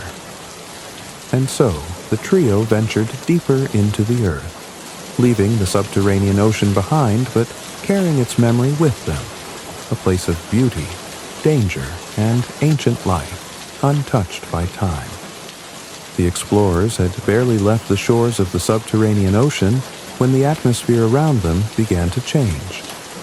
The air grew heavy and charged, a faint rumble echoing through the vast tunnels. Axel looked to his uncle, Professor Lidenbrock, who strode confidently ahead, seemingly unfazed by the ominous shift. Hans, ever the steady guide, adjusted his pack, but said nothing. The silence between them was broken only by the distant sound of water dripping from the cavern walls. As they pressed deeper into the labyrinth of tunnels, the faint rumble grew louder, transforming into a low, guttural roar. Axel glanced nervously at the dark walls, which seemed to vibrate with the force of the sound. "Uncle," he called, his voice echoing. "Do you hear that? It's growing louder." Liedenbrock turned, his expression alight with curiosity rather than concern. "The earth is alive, Axel," he said. "What we hear is its heartbeat. This is nothing to fear, only to study." But Axel's unease deepened. The air felt oppressive, the walls narrowing as the tunnel twisted and turned. The flickering light of their lanterns cast strange shadows that danced and flickered, playing tricks on his already frayed nerves. Without warning, a deafening roar shook the ground beneath their feet. The trio froze as the cavern walls seemed to tremble, loose rocks tumbling from above. A sudden, violent gust of wind surged through the tunnel, extinguishing their lanterns and plunging them into darkness. "Stay together," Lidenbrock shouted, his voice barely audible over the cacophony. "Do not lose your footing." But the storm intensified, the wind howling like a living beast. Axel felt himself pushed back by the force, his hands scrambling to find purchase on the slick walls. "Uncle," he cried, but his voice was swallowed by the chaos. A surge of panic gripped him as he was swept down a side passage, his body dragged by the powerful wind. The sound of his uncle and Hans calling out to him faded, replaced by the relentless roar of the storm. Axel tumbled over uneven ground, his hands and knees scraping against jagged rocks, until he finally came to a stop in a small alcove. When the storm subsided, the silence was almost more oppressive than the noise had been. Axel lay on the ground, his heart pounding, and his breath coming in ragged gasps. He tried to steady himself, his hands shaking as he fumbled for the flint in his pack. With trembling fingers, he managed to ignite his lantern, its faint glow revealing the unfamiliar tunnel around him. "Uncle," he called, his voice echoing into the darkness. "Hans, can you hear me?" No answer came. Axel's chest tightened as he realized the truth. He was alone, lost in a labyrinth of endless tunnels with no sense of direction. The weight of the earth above him felt suffocating, the oppressive silence broken only by the distant drip of water. "Stay calm," he muttered to himself, forcing his breathing to slow. "Think. They'll be looking for you. You just need to find your way back." Axel tried to retrace his steps, but every passage looked the same. Walls of rough stone, shadowy alcoves, and no clear path forward. The isolation gnawed at his mind, each shadow seeming to move in the corners of his vision. His lantern flickered, casting eerie shapes on the walls, and Axel gripped it tightly as if its light were the only thing tethering him to sanity. Hours passed, or so it seemed. Time had no meaning in the depths of the earth. Axel's legs grew weak, his body trembling from exhaustion and fear. He slumped against the wall of a narrow passage, burying his face in his hands. "I'll never find them," he whispered, his voice breaking. "I'm going to die here, alone." But as despair threatened to overtake him, Axel remembered his uncle's words. "The earth is alive, Axel. What we hear is its heartbeat." The memory ignited a spark within him, His uncle was counting on him, and Hans, with his quiet strength, would not give up. Neither could he. Axel forced himself to his feet, clutching his lantern as he moved forward. He listened carefully to the faint sounds around him, searching for any clue that might lead him back to his companions. A distant echo caught his attention. Footsteps? Voices? His heart leapt, and he quickened his pace. After what felt like an eternity, Axel turned a corner and froze.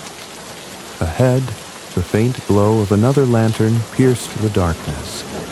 Relief flooded him as he recognized the towering figure of Hans, standing at the intersection of two tunnels. Behind him, Professor Leidenbrock emerged, his face etched with worry that quickly transformed into joy. "Axel!" Leidenbrock called, striding forward to clasp his nephew's shoulders. "We feared the worst. Are you hurt?" Axel shook his head, his voice trembling with emotion. I thought I'd never see you again." Hans gave a small nod, his calm presence grounding the moment. "We did not stop searching," he said simply. "We knew we would find you." The trio stood together, their reunion a beacon of hope in the otherwise desolate depths. Leidenbrock's grip on Axel's shoulders tightened. "You've shown great courage, my boy," he said.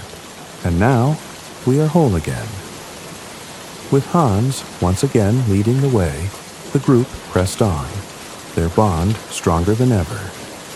Axel, though shaken by the experience, felt a newfound determination. The labyrinth of tunnels still stretched endlessly before them. But as long as they were together, he believed they could face whatever lay ahead. The storm had tested them, separating and isolating them in the unrelenting darkness. But it had also proven their resilience and the strength of their trust in one another. For in the heart of the earth, where shadows reigned, the light of their shared resolve burned brighter than ever. The oppressive heat and sulfuric air grew heavier as the explorers ventured deeper into the earth. The tunnels became narrower, and the walls glowed faintly, pulsating with an eerie crimson light. Axel, already wearied by their ordeal, felt a growing sense of unease. The air seemed alive, charged with energy, as though the earth itself were stirring. "Uncle, do you feel that?" Axel asked, his voice laced with apprehension. Professor Leidenbrock stopped, his keen eyes scanning the faintly glowing walls. "Yes, the temperature is rising," he admitted, though his tone betrayed more curiosity than concern. "Fascinating.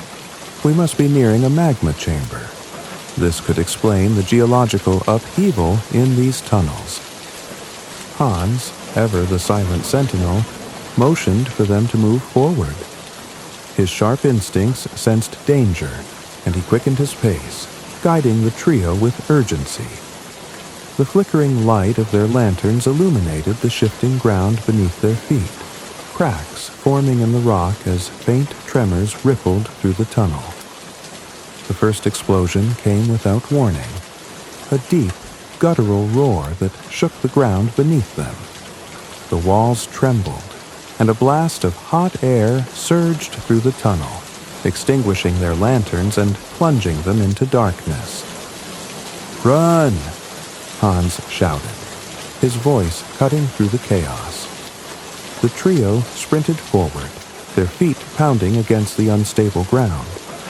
Behind them, the roar grew louder, accompanied by the unmistakable sound of molten rock tearing through the earth. The air grew hotter, thick with ash and smoke, as fiery cracks began to spread along the walls. "An eruption!" Leidenbrock gasped, his voice barely audible over the deafening noise. "The volcano is awakening." Axel's heart raced as he struggled to keep up, his lungs burning with every breath. The ground beneath him felt alive, heaving and trembling as the earth unleashed its fury. A brilliant, blinding light filled the tunnel as molten lava surged behind them, its fiery glow casting monstrous shadows on the walls. The tunnel began to slope upward, the incline steep and treacherous. Hans led the way, his unshakable focus and strength guiding them through the chaos.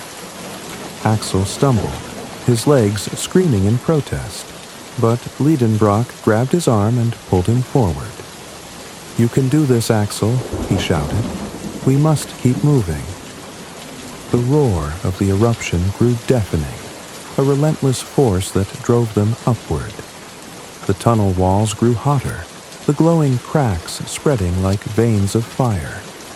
Suddenly, the ground beneath them bucked violently, and Axel was thrown against the wall. Hans turned back, his steady hand pulling Axel to his feet. As they climbed, the light at the end of the tunnel grew brighter. Not the warm golden light of the sun, but the fiery red of molten rock. The heat was unbearable, waves of scorching air threatening to overwhelm them. Yet they pressed on, driven by sheer will and the instinct to survive.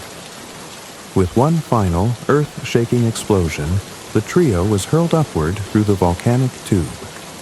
The force of the eruption propelled them like a fiery geyser, sending them tumbling through a torrent of ash and smoke.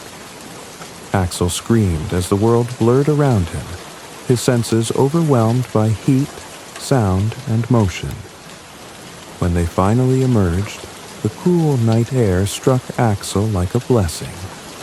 He landed on a rocky slope, coughing and gasping for breath. Around him, ash rained from the sky, illuminated by the fiery glow of the volcano behind them.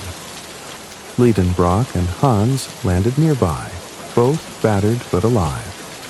Axel turned to see the source of the eruption, a towering volcano spewing fire and smoke into the heavens.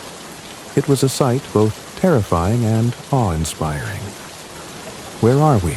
Axel managed, his voice hoarse. Liedenbrock, his face streaked with ash, stared at the fiery mountain in recognition. "Stromboli," he said, his voice filled with wonder. "We've emerged on the surface, in Italy." The trio staggered down the rocky slope, each step bringing them farther from the angry volcano. The cool breeze and the distant sound of waves crashing against the shore were a stark contrast to the inferno they had just escaped. Exhausted, they collapsed on a patch of soft grass, the stars above a welcome reminder of the surface world. Axel stared at the night sky, his body trembling from both fear and relief.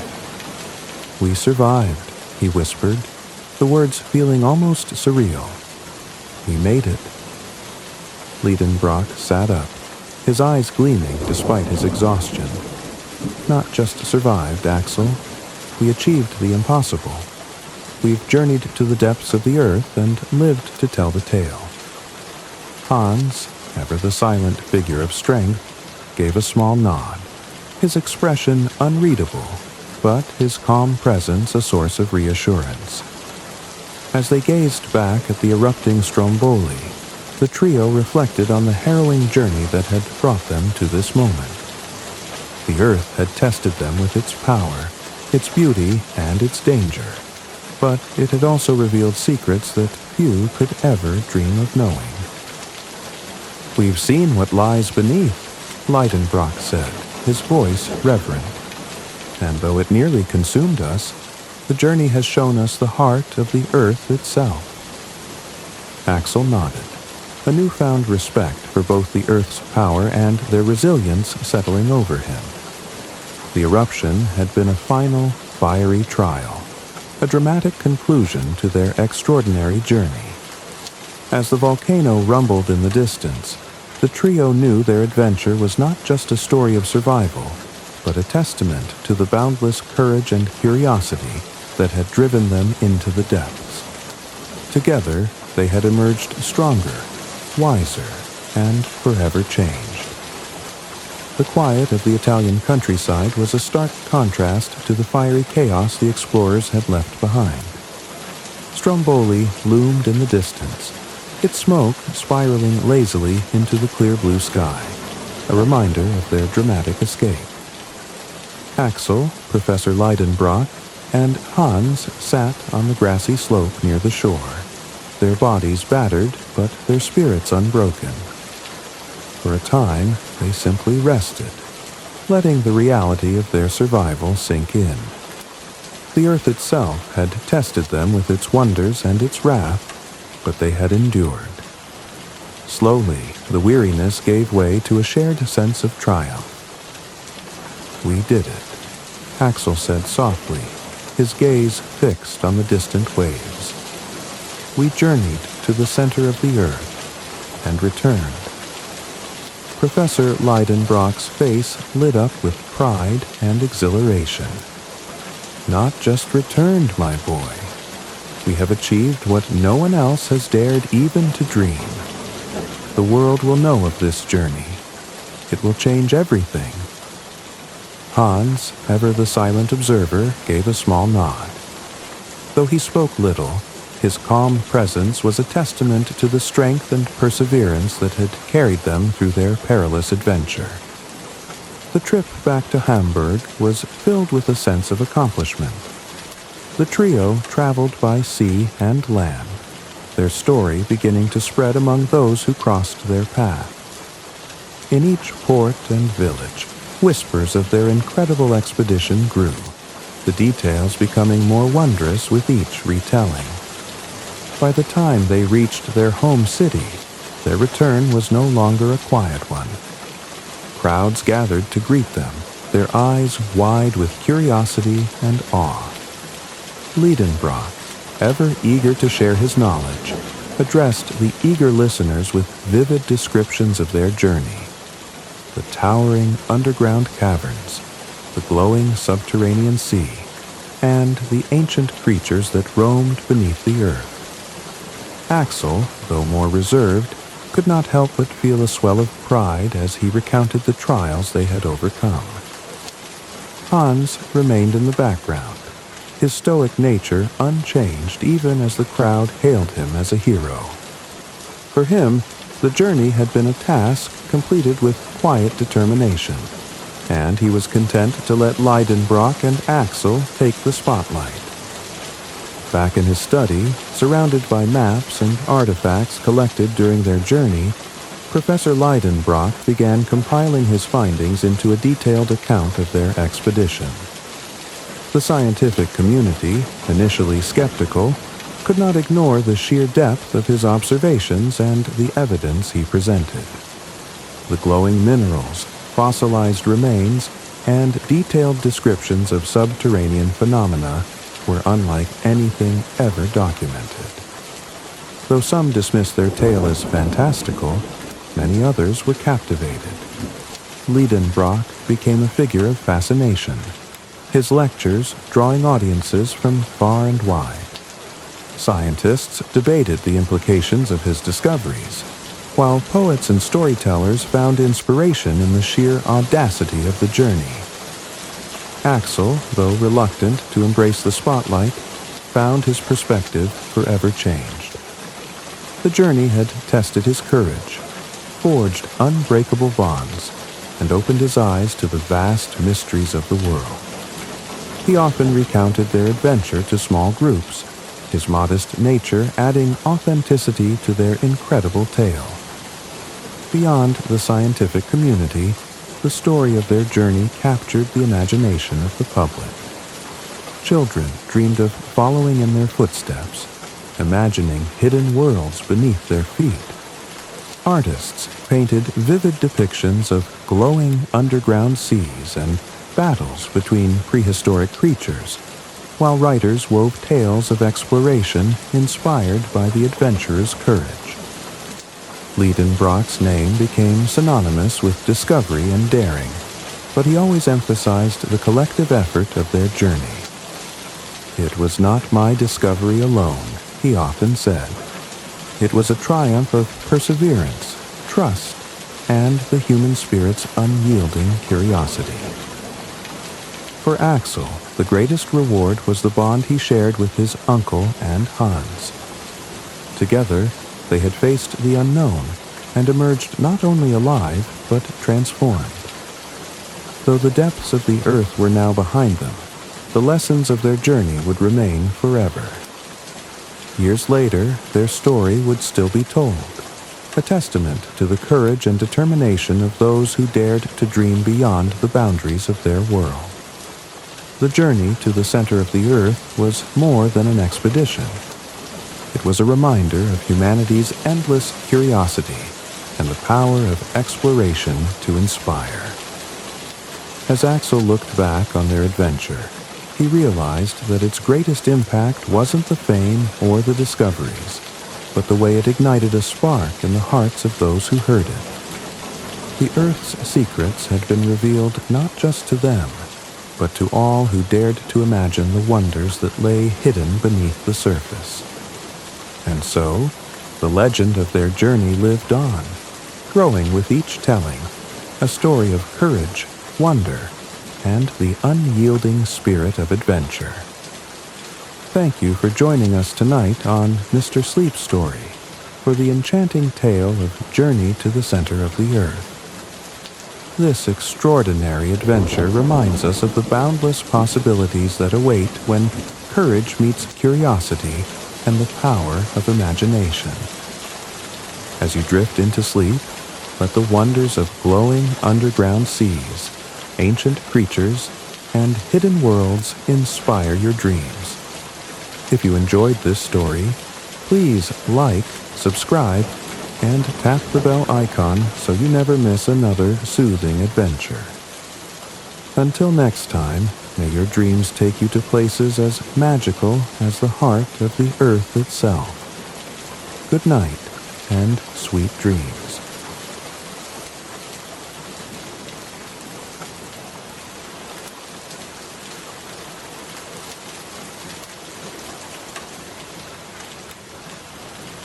Tonight, we journey to ancient Greece to relive the enchanting story of Hercules and the Nemean lion.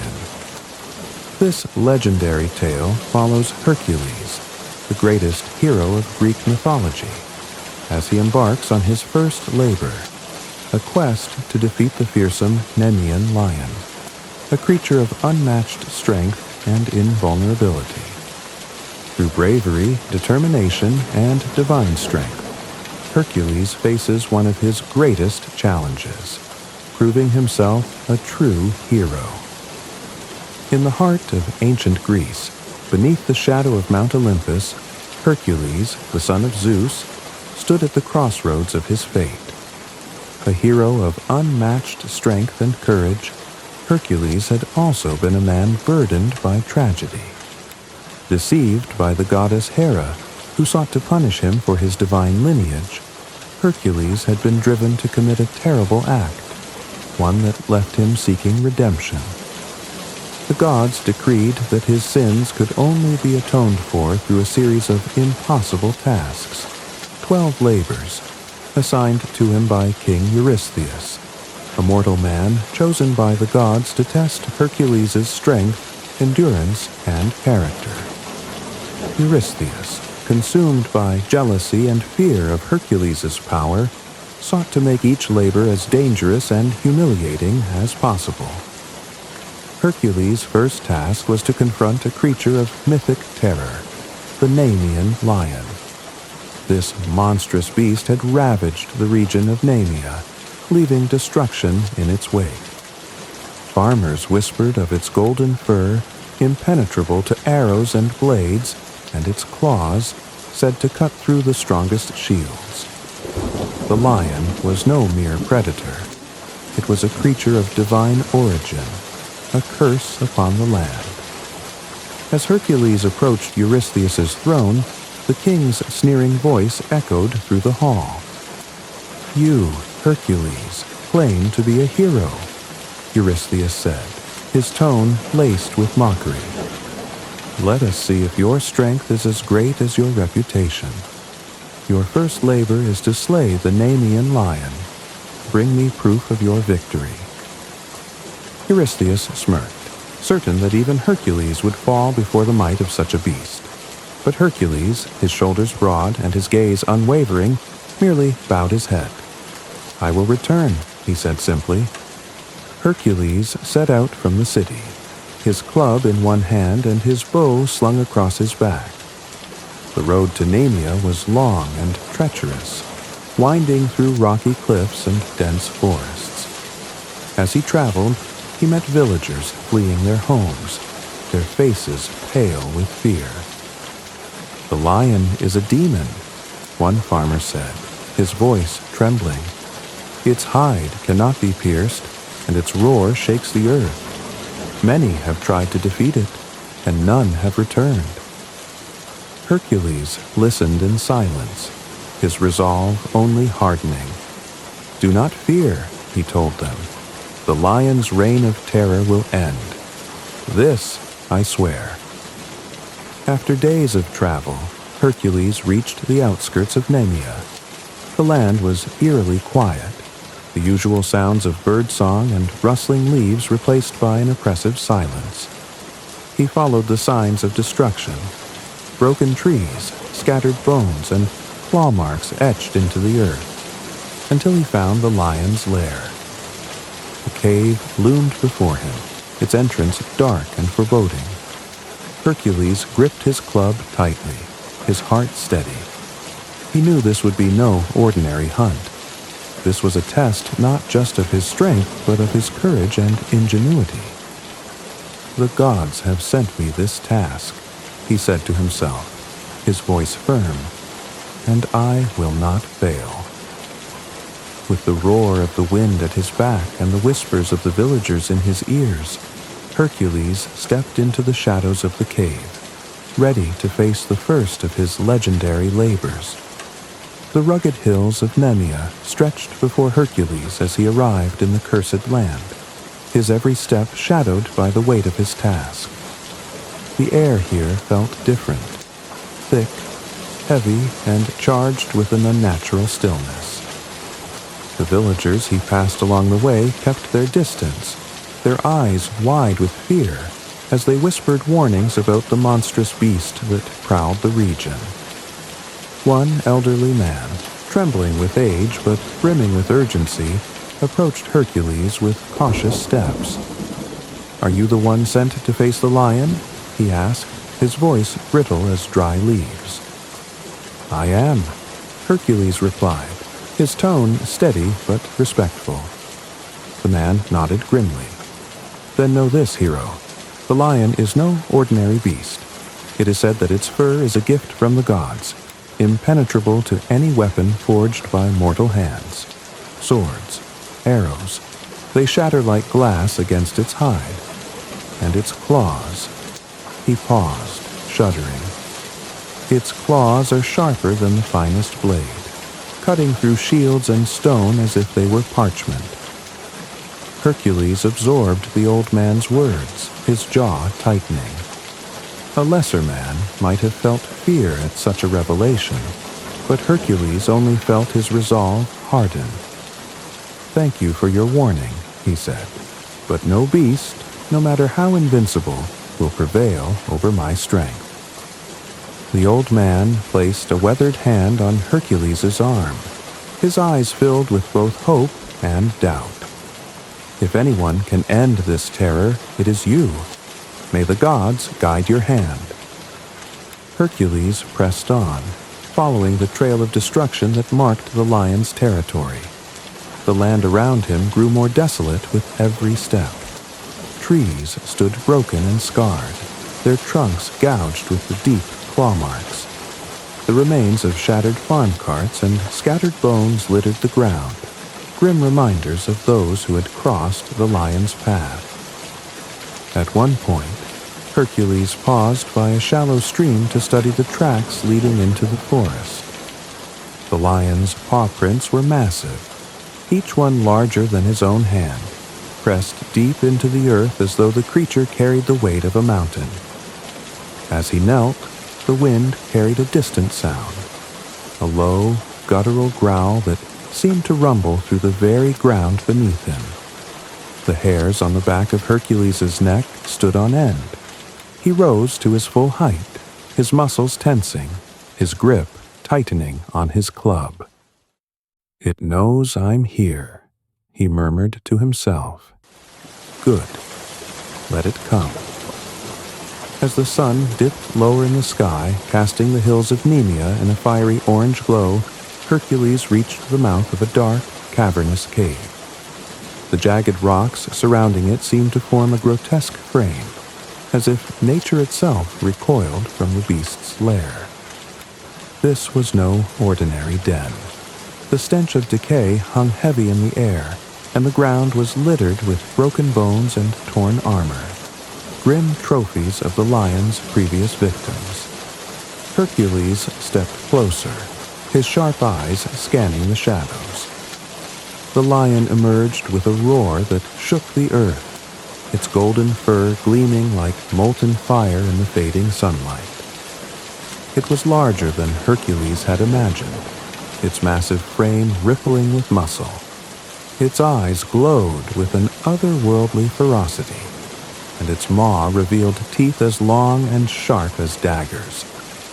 For a brief moment, the two adversaries stood motionless, their gazes locked. The lion, sensing a foe unlike any it had faced before, growled low, its claws raking the ground. Hercules, unfazed, tightened his grip on his club. "You are a mighty beast," Hercules said, his voice calm yet resolute. "But I am Hercules, son of Zeus, and I have come to end your reign of terror." The lion roared again, a sound that echoed through the hills like thunder and charged. Hercules stood his ground, the warrior within him fully awakened. He had faced impossible odds before, and he would do so again. With the sun sinking behind him and the shadows of Nemea deepening, Hercules braced himself for the fight of his life. The golden light of the setting sun cast long shadows over the hills of Nemea as Hercules began his hunt. With each step, the air grew heavier, the sounds of the natural world fading into an eerie silence. This was no ordinary chase. It was a battle of wits between a mortal hero and a beast of divine origin. Hercules knew that brute strength alone would not secure his victory. He would need to rely on his skill, his cunning, and his indomitable will. Hercules moved with the precision of a seasoned hunter, his eyes scanning the ground and his ears attuned to the faintest sound. The lion had left its mark across the land, a trail of broken trees, trampled grass, and clawed boulders that bore the unmistakable signs of its passage. Shattered bones and torn remnants of armor were grim evidence of those who had tried and failed to stop the beast. Near a stream, Hercules knelt to examine deep gouges in the earth. The paw prints were enormous, each one pressed into the soil with the weight of an unstoppable force. The spacing of the tracks told him the lion moved swiftly, its stride long and unrelenting. As he rose, the faint scent of decay reached his nose, carried on the wind from somewhere ahead. Hercules' grip tightened on his club. "Your time of terror ends tonight," he murmured, his voice low but resolute. The trail led Hercules through dense woods where the trees grew gnarled and twisted as though recoiling from some ancient curse. The fading sunlight pierced the canopy in golden beams, but even this light seemed dimmer, as if reluctant to touch the cursed ground. Then, in the distance, he heard it, a low, rumbling growl that sent a shiver through the earth. The sound was primal, vibrating with a power that could not be denied. Hercules froze, his muscles coiled like a spring. He scanned the horizon and saw movement. A flash of golden fur slipping silently between the trees. The lion had sensed him. Rather than attack, the beast retreated, melting into the shadows as if inviting Hercules deeper into its domain. Hercules understood the challenge. The lion wanted him to follow, to step into its lair where it held the advantage. Hercules's lips curled into a grim smile. "So be it," he said, his voice steady. "Let us see who prevails."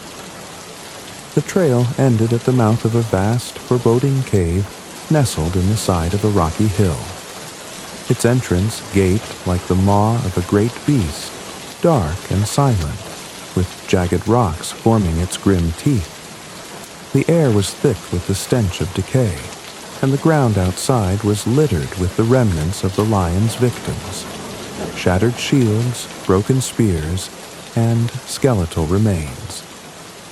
Hercules stepped forward, his sharp eyes taking in every detail. The cave had 2 entrances, both narrow and treacherous, offering the beast multiple paths to attack or escape. The interior was pitch black, its depths swallowing the light of the setting sun. It was the perfect lair for a predator as cunning as the Nemean lion. Hercules paused, his hand resting lightly on his club. He understood the risk of entering the lion's den. It would be a battle fought on the beast's terms, in close quarters where every move would count. But there was no hesitation in his heart. This was his task, his labor, and he would not falter. Hercules took a deep breath, the weight of the moment settling over him. He studied the terrain, noting the crags and boulders that might offer cover or concealment. He bent to the ground, picking up a smooth stone, and tossed it lightly into the cave's mouth. The sound echoed eerily, but there was no immediate response. The lion was waiting, watching. Hercules blocked one of the cave's entrances with a large boulder, ensuring the lion could not escape unnoticed. Then, gripping his club tightly, he stepped into the shadows, his every sense heightened. The cool darkness enveloped him, the faint scent of the beast stronger now. His footfalls were silent, his breathing steady as he ventured deeper into the cave. Somewhere in the blackness ahead, the Nemean lion waited, a living embodiment of fury and power. Hercules whispered a prayer to the gods, not for protection, but for the strength to see his task through. "This ends here," he vowed, his voice a low growl that matched the lion's own. With courage in his heart and fire in his soul, Hercules pressed on, ready to face the legendary beast in the darkness of its lair. The air inside the cave was cold and damp, heavy with the scent of earth and decay. Hercules moved with careful precision, his steps silent, his senses heightened. The darkness pressed in around him, broken only by faint beams of light filtering through cracks in the cave's roof.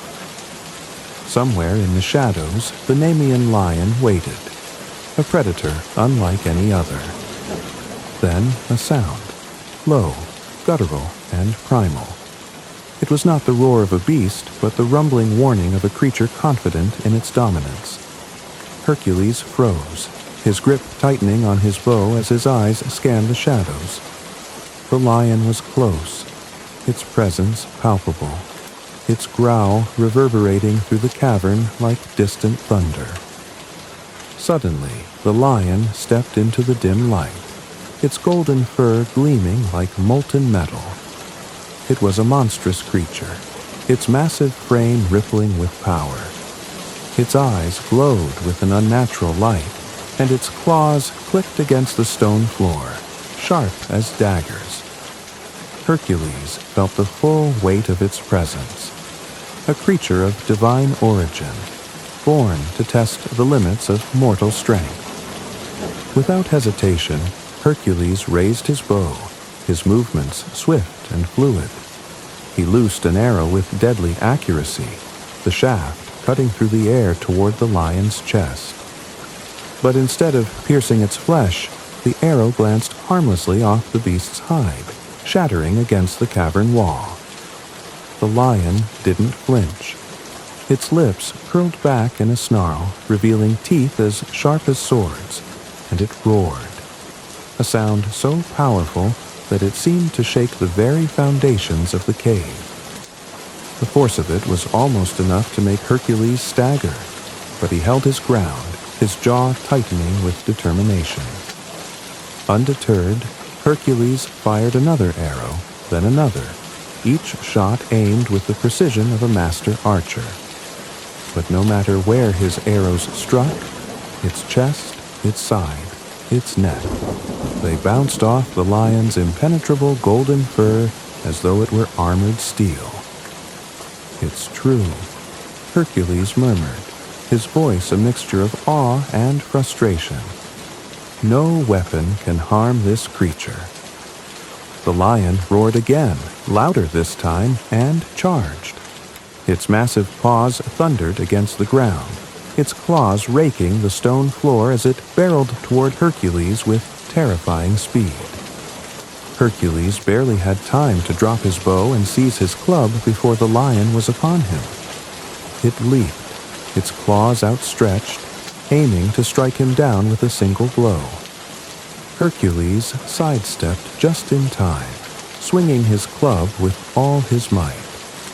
The weapon connected with the lion's side, the force of the blow enough to fell an ordinary beast. But the lion barely staggered, its hide unyielding even to Hercules' immense strength. The lion swiped at him with its claws, the sheer power of its strike splintering the stone pillar beside him. Hercules rolled to avoid the attack, his mind racing. He was no stranger to battle, but this was a challenge unlike any he had faced before. His weapons were useless, and the lion's strength matched his own. "Think, Hercules," he muttered under his breath, keeping his eyes fixed on the beast as it circled him, its movements fluid and predatory. "This isn't a fight of brute strength alone." Hercules realized he would have to outwit the lion, not overpower it. He began to maneuver through the cave, using the shadows and the terrain to his advantage. The lion followed, its glowing eyes tracking his every move, but its massive size made it slower in the narrow confines of the cavern. With each exchange, Hercules tested the lion, dodging its attacks and studying its movements. He noticed how it favored its right side, how its claws struck with precision but left it momentarily exposed. These details began to form a plan in his mind. The lion lunged again, its teeth snapping inches from his shoulder. Hercules ducked and rolled, grabbing a jagged stone from the ground and hurling it at the cavern's ceiling. The impact caused a small shower of debris to fall, momentarily disorienting the beast. "You're strong," Hercules said, his voice steady as he faced the lion. "But so am I. Let's see who prevails." As the dust settled, Hercules stood firm, his club in hand, his muscles taut with readiness. The lion growled low, its golden fur shimmering in the dim light, and the two adversaries locked eyes. This was not just a fight of strength, but of will, a test of whether a mortal man could face a creature born of divine power and emerge victorious. The first encounter had shown Hercules the limits of his weapons, but it had also revealed something greater: his determination to find a way, no matter how impossible the odds. With his strategy forming and his courage unwavering, Hercules prepared for the battle to come. In the heart of the cave, beneath the weight of the gods' expectations, hero and beast stood poised for the fight that would become legend.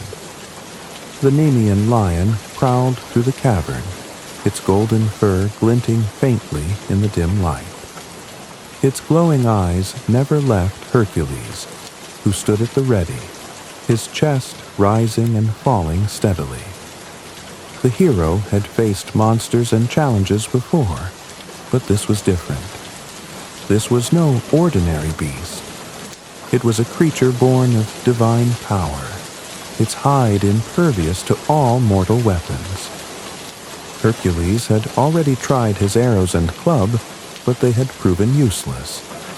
He now knew that brute strength alone would not be enough to defeat this foe. He would have to meet the beast on its own terms, in the raw, primal battle of hand-to-hand combat. Hercules moved cautiously, retreating deeper into the cave. He studied its layout, his keen eyes noting the narrow passages, the jagged walls, and the heavy boulders that surrounded him. The lion followed, its growls echoing off the cavern walls, a sound that vibrated through Hercules' very bones. As he maneuvered through the space, Hercules noticed a second opening in the cave, a potential escape route for the beast. Quickly, and with great effort, he rolled a massive boulder to block the exit, sealing the lion within the confined space. Now, there was no escape for either of them. The battle would end here. The lion roared, a deafening sound of rage and defiance, and lunged at Hercules with astonishing speed. Its claws slashed through the air, narrowly missing him as he dodged to the side. The beast's strength was immense, its movements fluid and lethal.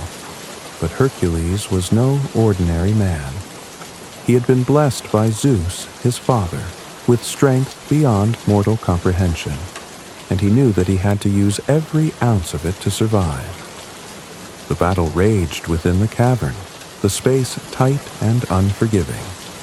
The lion's massive paws struck with earth-shattering force, its claws raking through the stone walls as Hercules dodged and countered. The beast lunged again, its jaws snapping inches from his throat, but Hercules caught its massive head with his powerful arms and held it back. The lion twisted and thrashed, its muscles rippling as it tried to break free of Hercules' grip. But Hercules' strength was unyielding. With a mighty roar of his own, he forced the lion back, slamming it against the cavern wall. Dust and debris rained down as the two struggled, locked in a ferocious contest of will and power. Hercules wrapped his arms around the lion's neck, his muscles straining as he attempted to subdue the beast. The lion roared and clawed at him, its strength nearly equal to his own. But Hercules held firm, his grip tightening with each passing moment. This was no ordinary fight. It was a battle of gods and mortals, of man against beast, and it tested every ounce of his strength and determination. As the struggle wore on, Hercules began to feel the lion's resistance weaken. Its thrashing grew less violent, its roars more ragged. With a final surge of strength, Hercules tightened his grip, his arms like bands of iron around the beast's neck. The lion's golden eyes dimmed, its massive body sagging as its strength finally gave out. With one last effort, Hercules twisted sharply, and the lion's struggles ceased. The cave fell silent, save for Hercules' heavy breathing. The mighty Nemean lion, the scourge of Nemea, a creature said to be invincible, lay defeated at his feet. Hercules knelt beside the fallen beast, his body aching but his spirit triumphant. He ran a hand over its golden fur, marveling at the divine craftsmanship that had made it impervious to all mortal weapons. For a moment, he felt a pang of respect for the creature, an opponent that had tested him like no other. But his labor was not yet complete. Hercules needed proof of his victory to present to King Eurystheus. He attempted to skin the lion using his blade, but it failed to penetrate the hide. Frustrated, he studied the beast's claws and realized their sharpness could serve his purpose. Using the lion's own claws, Hercules carefully skinned the beast, fashioning its hide into a cloak that would become his iconic armor. As Hercules stepped out of the cave, the first rays of dawn painted the sky in hues of gold and crimson. The villagers who had fled the region crept back, drawn by the silence that now hung over the hills. When they saw Hercules emerge, draped in the lion's impenetrable pelt, they fell to their knees in awe.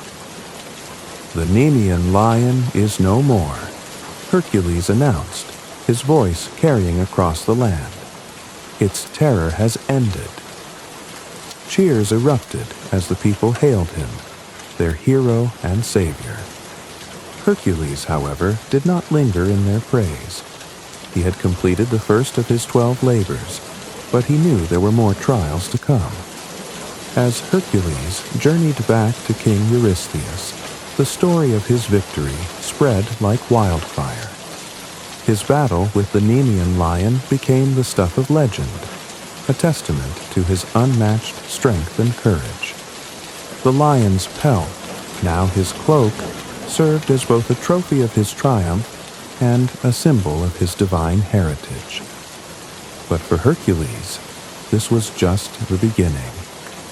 Many more challenges awaited him, each one testing not only his strength but also his heart, his will, and his place in the world.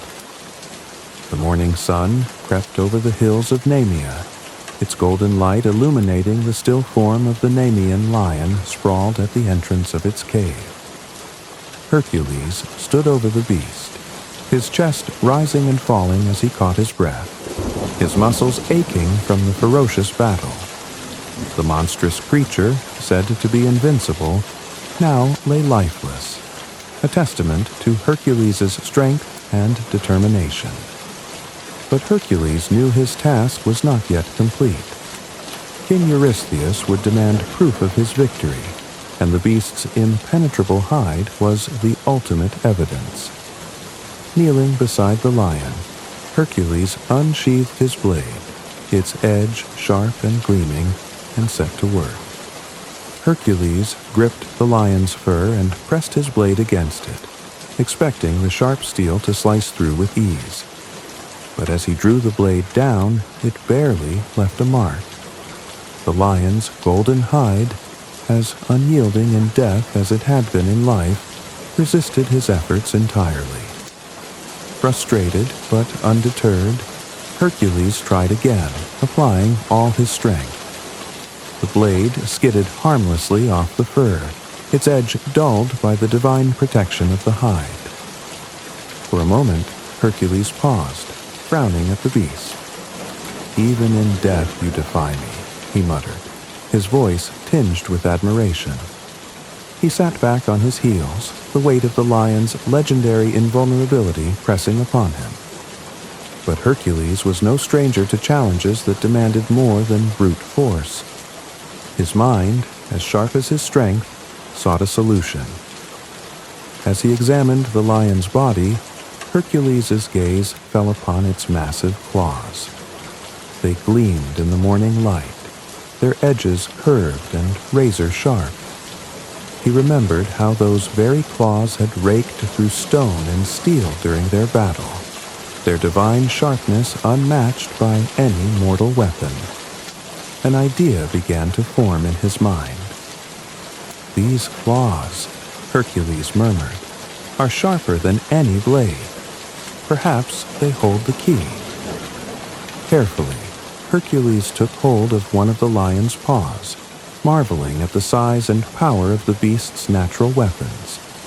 Using his own strength, he pried loose one of the claws, its golden curve glinting in the sunlight.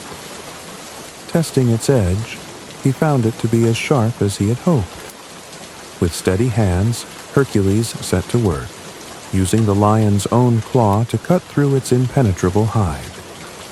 The process was slow and painstaking, but the claw proved equal to the task. Bit by bit, Hercules peeled back the golden pelt, revealing its smooth underside. The fur shimmered in the light, its texture unlike anything he had ever seen, soft as silk, yet harder than steel. Hercules worked with care, his movements deliberate and precise. As the hours passed, the lion's hide was fully removed, and Hercules stood, holding the gleaming pelt in his hands. It was heavier than he had expected, but its strength was undeniable. He draped it over his shoulders, fastening it around his neck. The pelt fit him like a cloak, its golden fur gleaming against his powerful frame. As Hercules adjusted the pelt, he felt its strength envelop him. The hide, which had once deflected swords and arrows, now served as his armor, a gift earned through his courage and determination. It would protect him in the trials to come, a constant reminder of his first great labor and the lessons it had taught him.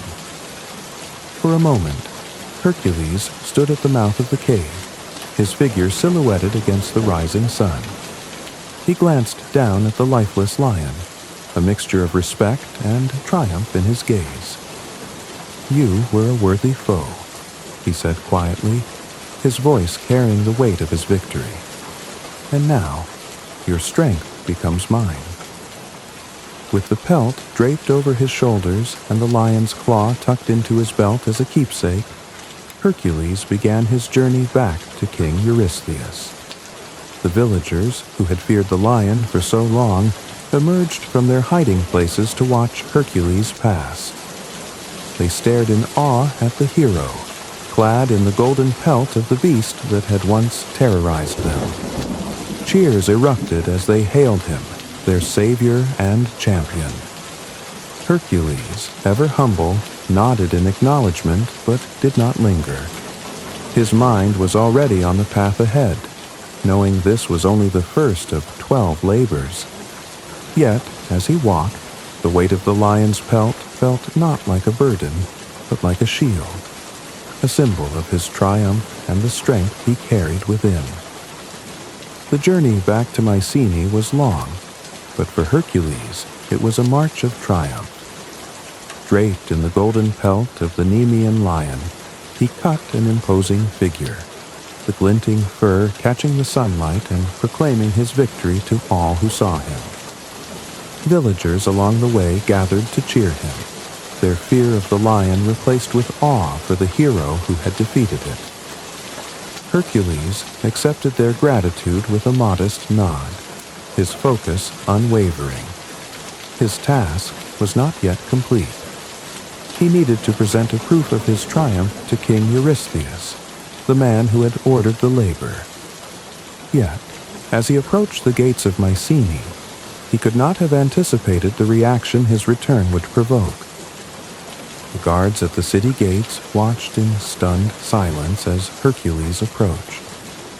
The lion's pelt hung over his broad shoulders, its head resting atop his own like a hood, its massive claws draped across his chest. The sight was both awe-inspiring and intimidating, and the guards hesitated to speak until Hercules addressed them.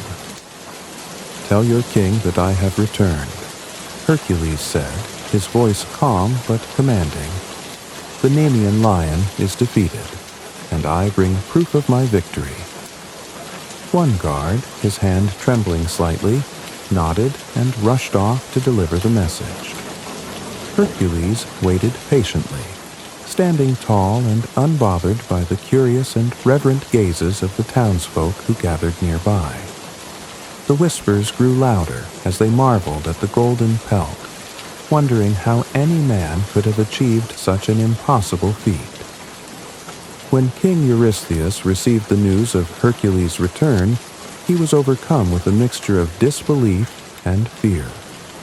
He had chosen the Nemean lion as Hercules' first labor because he believed it to be impossible.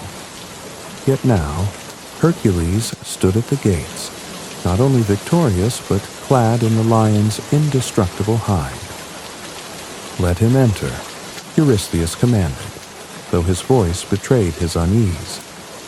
He retreated to his throne, hoping to mask his growing dread behind a facade of authority. As Hercules entered the court, his presence filled the chamber. The golden pelt glinted in the light, and the lion's head, resting atop his own, gave him an almost godlike appearance. He strode forward with confidence, unshaken by the king's uneasy gaze. Eurystheus faltered, leaning back in his throne as if to put more distance between himself and the hero. You have completed the labor?" he stammered, his voice betraying his disbelief. Hercules nodded, his expression calm. "The Nemean lion is no more. Its pelt is proof of my victory." The king's eyes darted to the massive hide, the golden fur seeming almost alive in its brilliance. The sheer size of it, the ferocity still etched into its features, was overwhelming. Eurystheus realized then that Hercules was more than a man. He was a force of nature, a reminder of the god's power made flesh, and it terrified him. Eurystheus, struggling to maintain his composure, waved a trembling hand. Leave the pelt outside the gates," he said hastily. "You may not bring it into the city. From now on, you will not speak to me directly. All future labors will be communicated through a messenger." Hercules raised an eyebrow, amused but silent. He could see the fear in the king's eyes and understood its source. Eurystheus, who had hoped to humiliate and subdue him, now realized the magnitude of the hero's strength and resolve. Rather than confront it, the king chose to distance himself, hiding behind messengers and decrees.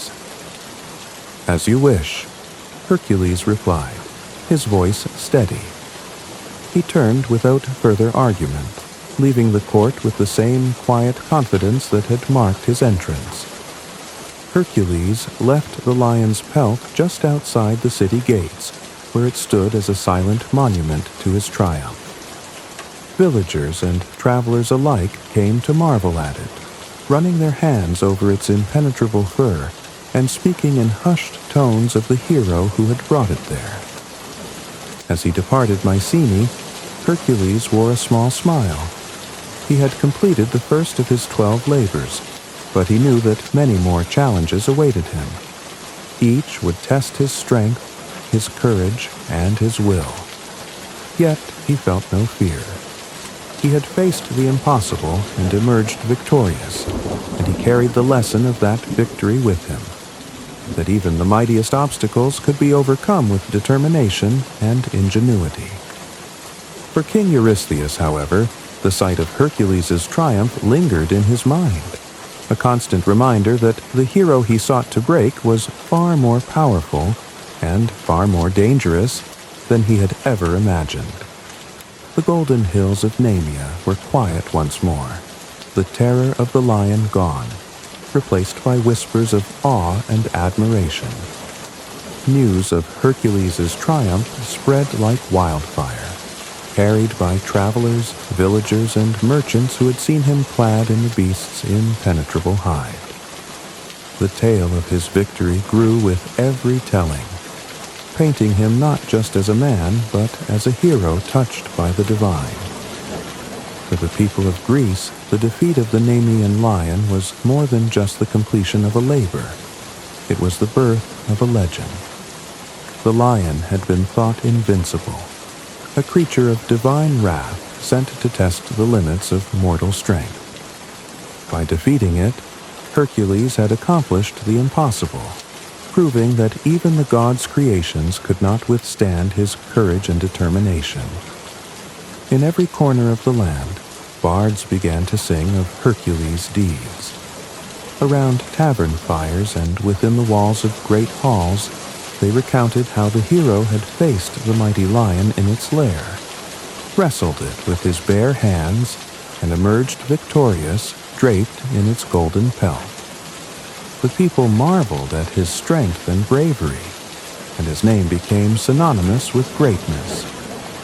The lion's pelt, now Hercules' most prized possession, became a symbol of his triumph.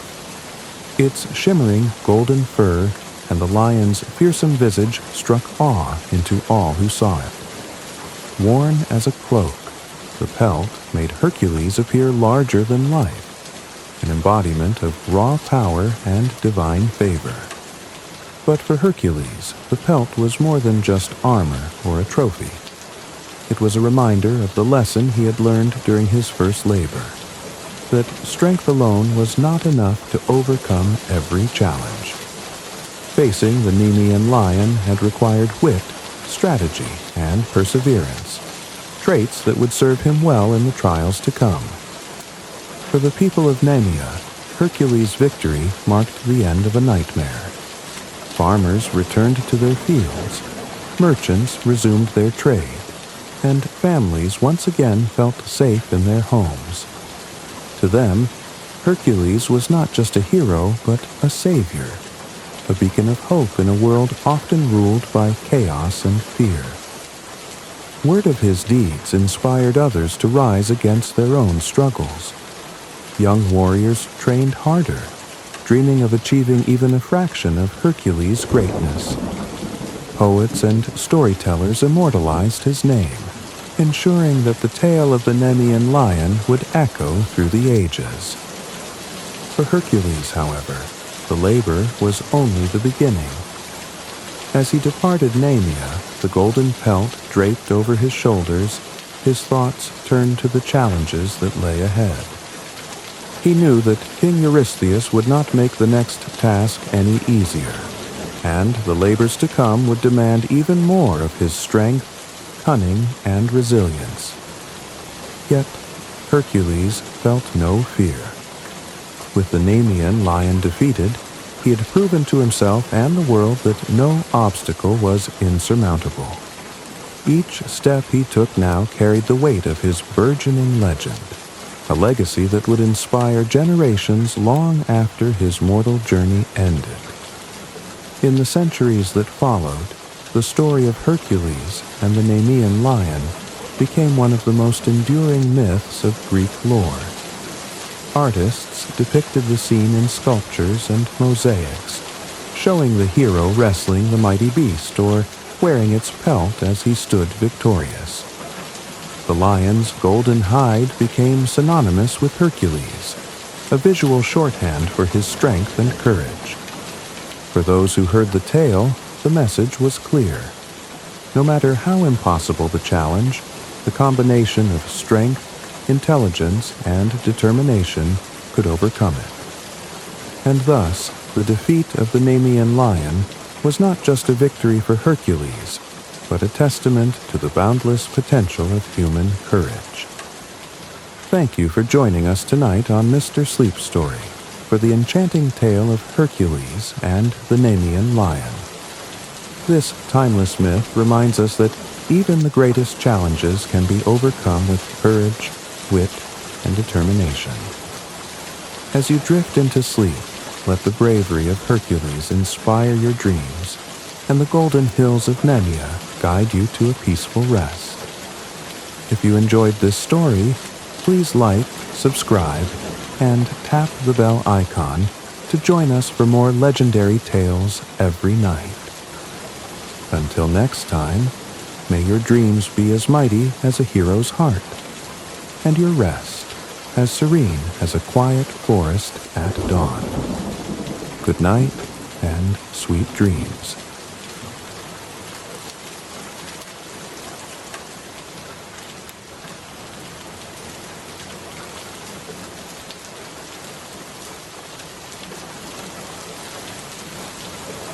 Tonight, we journey deep into the enchanting Sherwood Forest to revisit the legendary story of Robin Hood.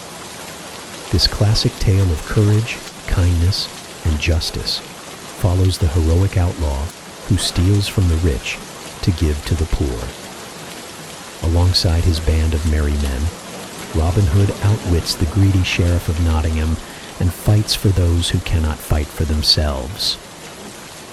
In the days of old, when England's green hills were dotted with castles and its forests stretched far and wide, there lived a young nobleman named Robin of Locksley. Known for his unparalleled skill with a bow and his sharp wit, Robin was admired by many, but despised by the corrupt rulers who preyed on the weak. Under the oppressive reign of Prince John, taxes bled the poor dry, leaving families destitute while the rich feasted in luxury. Robin, with a heart as noble as his lineage, could not stand idly by. One fateful day, while traveling to Nottingham, he witnessed a heartbreaking scene. A poor farmer, bent with age and labor, being dragged to prison for failing to pay an unjust tax. The Sheriff of Nottingham, a cruel and cunning enforcer of Prince John's tyranny, watched with a smirk as his guards tore the man from his crying family. "Enough!" Robin's voice rang out like a clarion call. The guards turned, startled, as Robin stepped forward, his hand resting lightly on the hilt of his sword. "Release him or face me." The sheriff sneered. "And who are you to defy the law of the land?" "The law?" Robin shot back, his eyes blazing. "You twist the law to serve your greed. I will not stand for it." In a flash, the scene erupted into chaos. Robin, swift and precise, drew his sword and faced the sheriff's guards. His movements were a dance of skill and daring, his blade flashing as he disarmed one guard after another. The villagers, inspired by his courage, gathered around, their silent hope growing with every swing of his sword. But the sheriff, ever the opportunist, had anticipated resistance. Reinforcements arrived, their numbers overwhelming. Robin, though unmatched in skill, knew he could not win against such odds. He mounted his horse, turning to the villagers. "Fear not. This fight is not over. Justice will prevail." With that, he spurred his horse into the dense woods, arrows whistling past him as the sheriff's men gave chase. The forest of Sherwood, vast and untamed, welcomed him like an old friend. Robin navigated its twisting paths with ease, the towering oaks and whispering pines providing shelter from his pursuers. The sheriff's men, unused to the wilderness, soon faltered, their shouts fading into the distance. Robin, breathless but resolute, dismounted and gazed around the ancient forest. The sunlight pierced through the canopy in golden beams, illuminating a sanctuary untouched by the corruption of the outside world. Here, among the rustling leaves and the song of birds, Robin vowed to fight for the oppressed and stand against tyranny. But he knew the cost. By defying the sheriff, he had branded himself an outlaw. His title, his lands, and his wealth were now forfeit. Yet, in that moment, Robin of Locksley became something greater. He became Robin Hood, the people's hero, destined to turn the forest into his fortress and the oppressed into his allies. Deep within the heart of Sherwood Forest, where the trees stood ancient and proud, Robin Hood made his refuge. The forest, wild and untamed, became his sanctuary, a place where the Sheriff of Nottingham's men dared not venture without trembling. But Robin knew that no hero, no matter how skilled, could stand alone against the might of tyranny. If he was to challenge the sheriff's rule, he would need allies, brave souls willing to risk everything for the cause of justice. Robin's first companion came to him in a most unexpected way. One crisp morning, as sunlight dappled the forest floor, Robin encountered a broad river spanned only by a single, narrow log. As he prepared to cross, a towering figure appeared on the opposite bank, a man with shoulders as wide as an oak and a staff taller than Robin himself. "Hold there!" the man boomed, his voice deep and commanding. "Only one can pass, and it won't be you." Robin grinned, undaunted by the challenge. "Well then," he said, drawing his own staff, "let's see who's fit to cross." The two men met in the middle of the log, their staffs clashing with a sharp crack that echoed through the forest. The duel was fierce, the log swaying with each strike, but Robin's agility matched the man's immense strength. With a deft move, Robin swept the man's legs out from under him, sending him splashing into the river below. Instead of anger, the man erupted into laughter as he pulled himself from the water. "Well done," he roared. "You've bested me fair and square. My name's John Little, but after this, perhaps they'll call me Little John for jest." Robin extended a hand, helping him ashore. "I could use a man of your strength and good humor," he said. "Join me, and we'll fight for justice together." Little John clasped Robin's hand with a grin. "You'll find no stronger ally in all of England. I'm with you." Not long after, Robin's reputation began to spread throughout Sherwood. It was during a moonlit night that he found his next ally, a young man clad in bright red, his eyes sharp and his movements quick as a fox. Will Scarlet was a master swordsman, known for his daring exploits and knack for slipping out of trouble just as quickly as he got into it. Robin found Will cornered by a band of the sheriff's men, his blade flashing in the moonlight as he fought off overwhelming odds. Without hesitation, Robin loosed an arrow from the shadows, striking down one of the guards. His merry men, hidden among the trees, followed suit, and in moments, the sheriff's men fled, their shouts swallowed by the forest.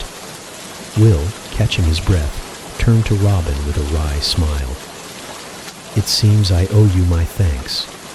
But tell me, who comes to the rescue of a rogue like me?" "Robin Hood," Robin replied, extending his hand. "And I could use a man with your skill and courage." Will laughed, sheathing his sword. "Robin Hood, eh? I've heard the tales. If half of them are true, you're the kind of man I'd gladly follow. Count me in." Robin's band grew, but it was not yet complete. One day, while hunting near the forest's edge, Robin heard the sound of boisterous singing echoing through the trees. Following the melody, he came upon a rotund man in a friar's robe, carrying a barrel of ale on his shoulder, as though it weighed nothing. Robin stepped forward, his bow at the ready. "And who might you be, wandering so merrily in these dangerous woods?" The man set down his barrel and crossed his arms. "I am Friar Tuck, good sir, and these woods are no danger to me. But tell me, what business does Robin Hood have with a poor friar?" Robin's eyebrow arched. "You know my name?" "Who doesn't?" Tuck replied with a chuckle. "The man who steals from the rich to give to the poor? A worthy cause, if ever I've heard one." Robin grinned. "Then perhaps you'd like to join us. We could use a man of your strength, and your ale." Tuck laughed heartily. "I'll join you on one condition, that you let me teach your men the joys of a good drink and a hearty feast." "Done," Robin said, clasping Tuck's shoulder. "Welcome to the merry men." Under the towering oaks of Sherwood, Robin Hood gathered his companions, Little John, Will Scarlet, Friar Tuck, and many others who had joined their cause. Together, they swore an oath to protect the poor, defend the oppressed, and fight against the greed and corruption of the sheriff and Prince John. The forest became their home, its hidden paths and secret glades their fortress. They trained by the rivers, feasted beneath the stars, and shared in a bond of loyalty and friendship. Robin's merry men were not merely outlaws, they were a family united by purpose. The forest of Sherwood had become a sanctuary, not just for Robin Hood and his merry men, but for the hope of a downtrodden people. Word of Robin's exploits spread far and wide, whispered in hushed tones by villagers gathered around hearths. He was the hero they dreamed of, the outlaw who stood against the rich and corrupt to champion the poor and powerless. And now, his band of merry men was ready to make good on their vow, to take back what had been stolen by greed and return it to those who needed it most. It began with the sheriff's gold-laden caravans, trundling heavily through the forest. These wagons, escorted by armed guards, carried the fruits of Prince John's oppressive taxes, coins wrung from the hands of struggling farmers and merchants. Robin and his men, concealed among the trees, watched as one such caravan wound its way down a narrow path. Robin raised his hand, signaling for silence. His sharp eyes scanned the guards, counting their movements, their patterns, and their weaknesses. He drew his bow, its string taut, and loosed an arrow with unerring precision. The shaft struck the lead guard's shield, not to harm, but to startle. The guard's shout echoed through the trees, and confusion spread among the sheriff's men. "Now!" Robin called, his voice cutting through the chaos like a blade. From every shadow, the merry men emerged. Little John swung his staff with powerful precision, disarming guards with single blows. Will Scarlet, his red cloak a blur, danced through the fray with his sword flashing in the sunlight. Friar Tuck, laughing heartily, used his sheer size and strength to block the wagon's escape. Robin moved among them like a shadow, his arrows flying faster than the eye could follow. Each shot disarmed a guard, pierced a wheel, or struck the sheriff's men with such precision that resistance became futile. Within moments, the guards were subdued, their hands bound, and the gold lay in the hands of Robin and his men. Rather than hoard the spoils, Robin led his band to the nearby village of Edwinstowe. There, poverty and hunger clung to the people like a second skin, their faces lined with the weight of their suffering. When Robin appeared at the edge of the village, a sack of gold over his shoulder and his merry men following close behind, the villagers froze, their eyes wide with a mixture of fear and hope. Robin stepped forward, his voice steady and kind. "This gold was taken from you by greed and cruelty. Now, it is returned to where it belongs." He opened the sack, letting the coins spill onto the ground in shimmering cascades. The villagers hesitated, as though unable to believe their fortune, before they surged forward with cries of joy. Mothers clutched their children, fathers embraced one another, and laughter rippled through the crowd like a spring rain after a drought. "Thank you, Robin Hood," an elderly woman said, her voice trembling as she clutched a handful of coins. "You've given us back our lives." Robin smiled, tipping his hat. "And I shall give you more if I can. But for now, remember that we fight for you."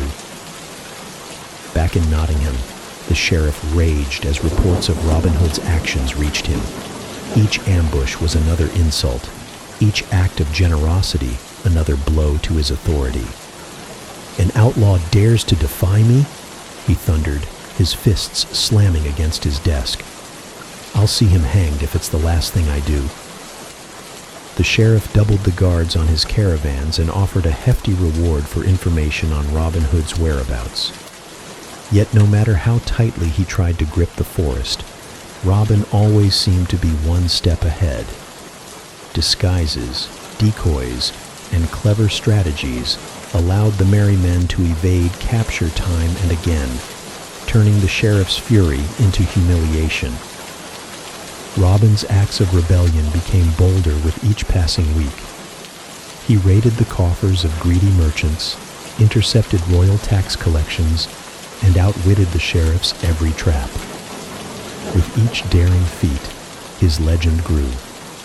Children played games where they pretended to be Robin and his band, shooting imaginary arrows into the sky. Ballads were sung in taverns about his cunning and bravery, and villagers whispered his name with a mix of awe and gratitude. But for Robin, it was never about fame. Each coin he returned, each family he saved, was a victory far greater than any tale could capture. His merry men shared in this purpose, their bond strengthened not just by their adventures, but by the knowledge that they were making a difference. Under the canopy of Sherwood Forest, where sunlight filtered through the leaves and the laughter of the merry men rang like music, Robin Hood stood as a beacon of hope. For every coin stolen and every heart lifted, his message was clear. Justice would prevail, no matter the cost. And though the Sheriff of Nottingham vowed to crush him, Robin's spirit, and the spirit of those he fought for, remained unyielding. The Sheriff of Nottingham paced the stone floors of his castle, his face dark with fury. Robin Hood's name had become a symbol of rebellion, whispered in taverns and sung in ballads, and it seemed every attempt to capture the outlaw ended in humiliation. His guards had returned from Sherwood Forest time and again, empty-handed and grumbling about traps, decoys, and the impossible cleverness of Robin's band. "Enough!" the sheriff roared one evening, slamming his fist on a heavy oak table. "If brute force cannot catch this wretch, then I shall use my wit." A malicious gleam lit his eyes. He called his advisors close, and together they devised schemes designed to lure Robin Hood into his clutches. The sheriff's first plan was as tempting as it was treacherous. Knowing of Robin's legendary skill with a bow, he announced a grand archery contest, the winner to receive a golden arrow and a purse of gold. "He won't be able to resist," the sheriff said with a sly smile. "And when he reveals himself, we'll capture him on the spot." News of the contest spread quickly, reaching even the depths of Sherwood Forest. The merry men were wary, urging Robin to stay away. "It's a trap," Little John warned, his voice low with concern. "You'll be walking straight into his hands." Robin, however, only laughed, his green eyes gleaming with mischief. "Perhaps, but it would be rude not to attend such a fine event." Disguised as a humble woodsman, Robin joined the crowd at Nottingham's tournament grounds. The contest began, with archers from across the land stepping forward to test their skill. Each arrow flew true, some striking near the mark, others missing entirely. But when Robin's turn came, his arrow split the very center of the target, earning gasps of amazement from the crowd. The sheriff's eyes narrowed as he leaned forward. "That must be him," he muttered. Yet Robin's disguise was flawless, and his manner unassuming. When he was declared the winner and handed the golden arrow, he bowed humbly, thanking the sheriff with a grin hidden beneath his hood. It wasn't until Robin returned to the forest, the golden arrow glinting in the sunlight, that the sheriff realized he had been outwitted. "Curse that man!" he bellowed. "I'll not rest until he's in my dungeon." Determined to corner Robin in Sherwood Forest, the sheriff dispatched heavily armed patrols to scour the woods. He laid traps, setting bait in the form of false caravans laden with treasure, hoping to lure Robin and his merry men into an ambush. But the forest was Robin's domain, and the merry men knew its every path and shadow. One such trap involved a wagon laden with glittering gold, left conspicuously on a forest trail. Robin and his men watched from the treetops, their laughter barely contained as they spotted the sheriff's men hiding in the underbrush. "Shall we give them what they want?" Will Scarlet whispered, his eyes gleaming with mirth. Robin grinned. Why not? With a signal, the merry men descended like ghosts, their movements quick and silent. Before the sheriff's men could react, the wagon's wheels were sabotaged, its gold spirited away, and the guards found themselves tied to trees, their shouts of frustration echoing through the woods. When the sheriff arrived to see his men bound and the gold gone, he fumed. A simple note was pinned to the wagon, written in bold script. "Better luck next time." Robin Hood. In another scheme, the sheriff himself ventured into Sherwood, disguised as a traveling monk. With a satchel of coins jingling at his side, he wandered the forest paths, hoping to be intercepted by Robin's band. Sure enough, the merry men appeared, surrounding the monk with their bows drawn. "Your gold, good sir," Robin said, stepping forward, "will serve the poor far better than it serves you." The sheriff, suppressing a smirk, allowed Robin to take the satchel, knowing it was filled with marked coins that would lead his men to the outlaw's lair. But as the merry men inspected the coins, Robin's sharp eyes caught something unusual. "These markings," he said, holding up a coin, "are no accident." His grin widened. "And neither is this monk." In an instant, the merry men surrounded the sheriff, who now realized his disguise had failed. Stripped of his satchel and his dignity, the sheriff was sent stumbling back to Nottingham, his robes in tatters and his fury boiling over. Each scheme the sheriff devised, Robin countered with wit and daring.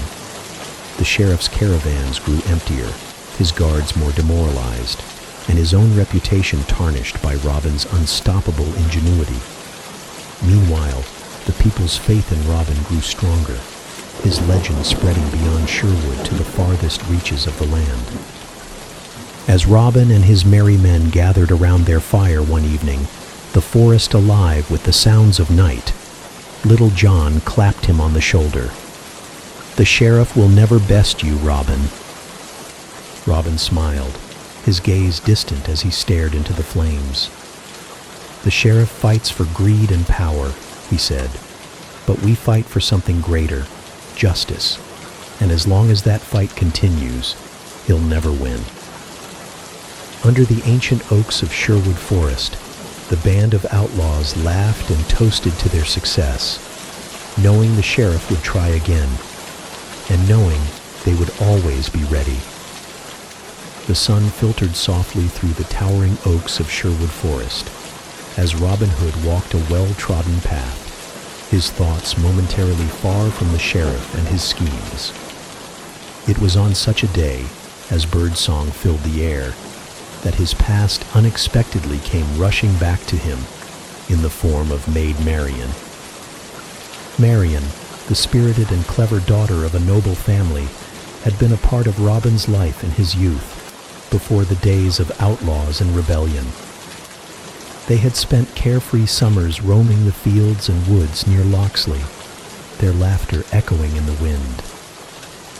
But as the years passed and their paths diverged, Marian's life had taken her to the court of Prince John, while Robin's had led him into exile. Their reunion came by chance, or perhaps by fate. Marian had journeyed to the forest, disguised in a simple cloak, to visit the village of Edwinstowe. She had heard whispers of Robin's deeds, of his defiance of the sheriff, and his protection of the poor. Her heart swelled with both admiration and concern. She needed to see him, to know if the boy she had once loved was the same man who had become a legend. As Marian walked through the forest, Robin, hidden in the shadows, observed her approach. At first, he mistook her for a lost traveler, but as she pulled back her hood to glance around, his breath caught. There she was, Maid Marian, her beauty undimmed by time, her eyes bright with determination. Stepping into view, Robin called out with a mix of surprise and joy. "Marian?" She turned sharply, her expression softening into one of recognition and delight. "Robin!" she exclaimed, her voice carrying both relief and happiness. They stood for a moment, the weight of years and unspoken words hanging between them, before she closed the distance with quick steps. "It's true, then," she said, her voice trembling slightly. "You've become the Robin Hood they sing about, the outlaw who fights for justice." "And you," Robin replied, his gaze unwavering, "have become even more radiant than I remembered." Marian blushed, though her expression remained resolute. "I came to find you. I've heard what you've done for the people, the poor, the desperate. You've risked everything for them." "For them," Robin said, "and for England. Prince John's greed cannot go unchecked. But tell me, Marian, why are you here? Surely it is dangerous for you to seek me out." Marian's eyes darkened slightly. "I am no stranger to danger, Robin. The court is rife with intrigue, and Prince John grows more ruthless by the day. But I could not stay silent, not when I knew you were fighting against his tyranny. I want to help." Marian soon proved herself invaluable to Robin and his merry men. Her keen mind and courage made her an ideal ally, and her position at Prince John's court provided her with vital information. Disguised as a commoner, she traveled between the forest and the castle, warning Robin of the sheriff's plans and carrying messages to those who supported the rebellion. One such instance came when Marian learned of a trap set by the sheriff. He planned to lure Robin to Nottingham under the guise of a captured villager in need of rescue. Knowing the risk, Marian slipped out of the castle under cover of night, riding through the forest until she reached Robin's camp. "Robin," she called, breathless but determined. "The sheriff means to trap you. He's using a false prisoner as bait." Robin, listening intently, nodded. "Then we'll turn his trap against him. Marian, your warning may have saved us all." Her efforts did not go unnoticed by the sheriff, who grew suspicious of her frequent absences from the court. But Marian, ever resourceful, used her wit and charm to deflect his questions, remaining one step ahead of his schemes. Amid the dangers and intrigue, Robin and Marian's bond deepened. In quiet moments beneath the forest canopy, they spoke of their shared past and their uncertain future. Robin admired Marian's bravery and intelligence, while she marveled at his unwavering dedication to justice. One evening, as the merry men gathered around a roaring fire, Robin and Marian found themselves standing apart from the others, the glow of the flames casting warm light on their faces.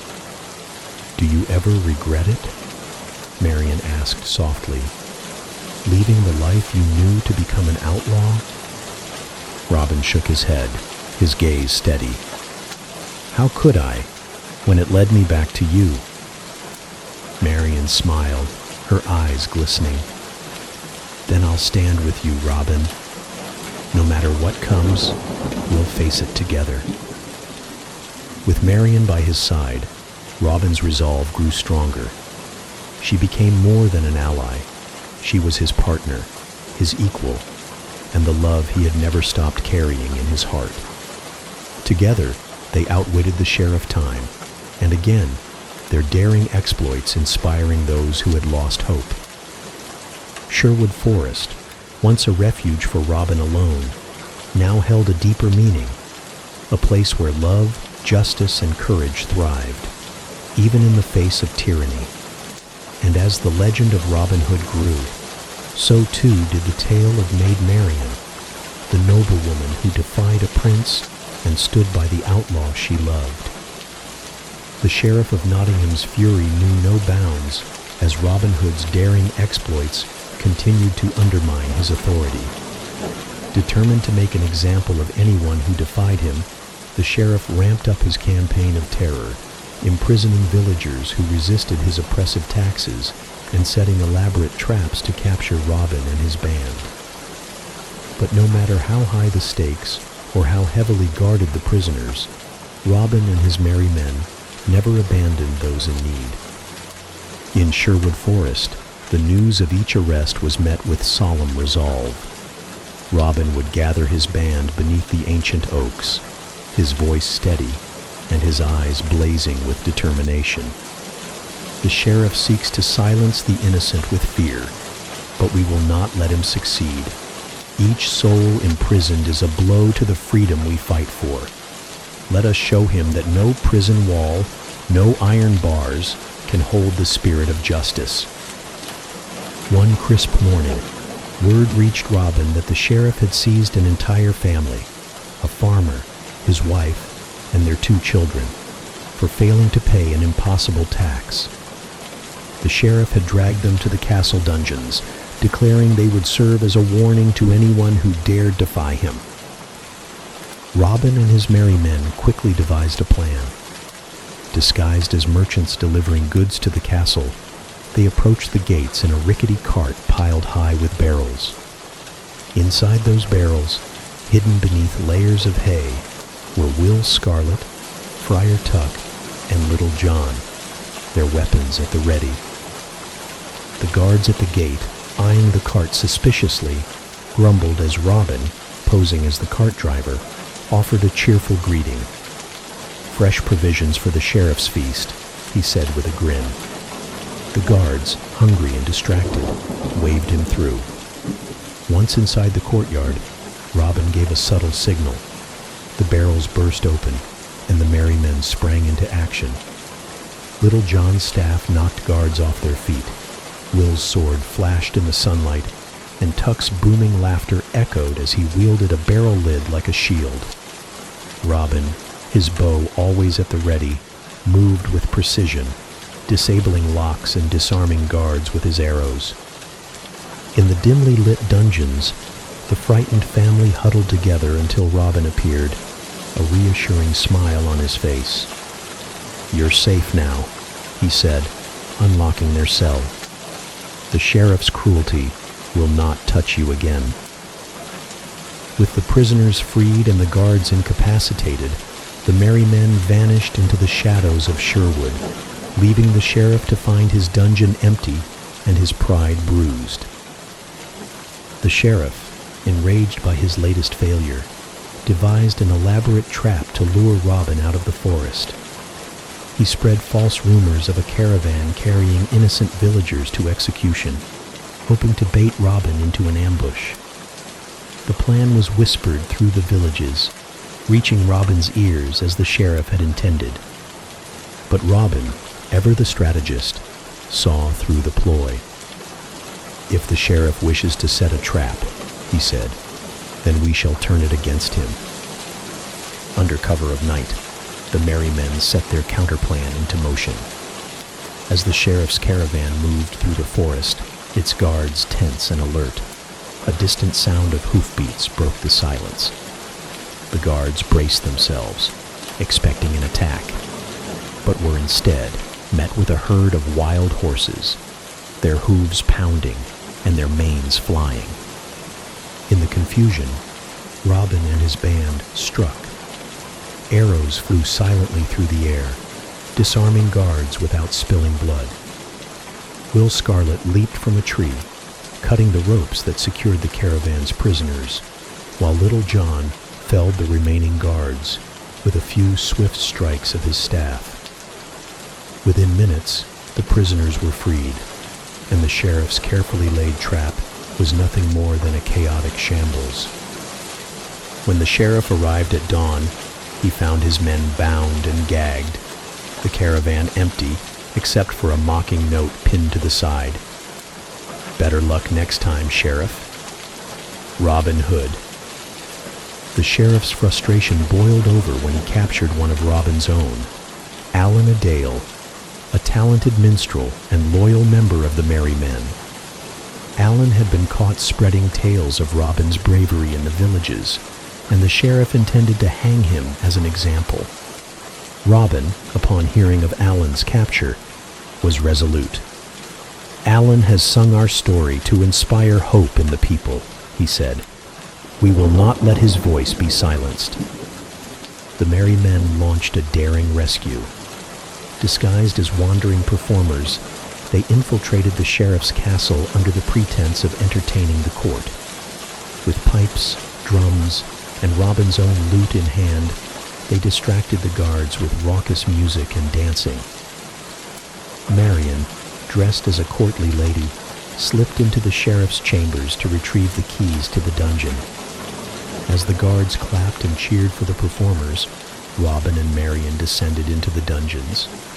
They found Allan bound but unbroken, his spirit as strong as ever.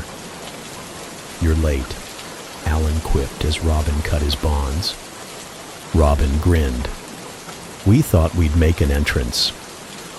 With Allan free, the Merry Men staged their escape in a flurry of music, laughter, and chaos, leaving the sheriff humiliated once again. Through every daring rescue, Robin Hood and his Merry Men reminded the sheriff and the people of Nottingham that no prison could hold justice captive.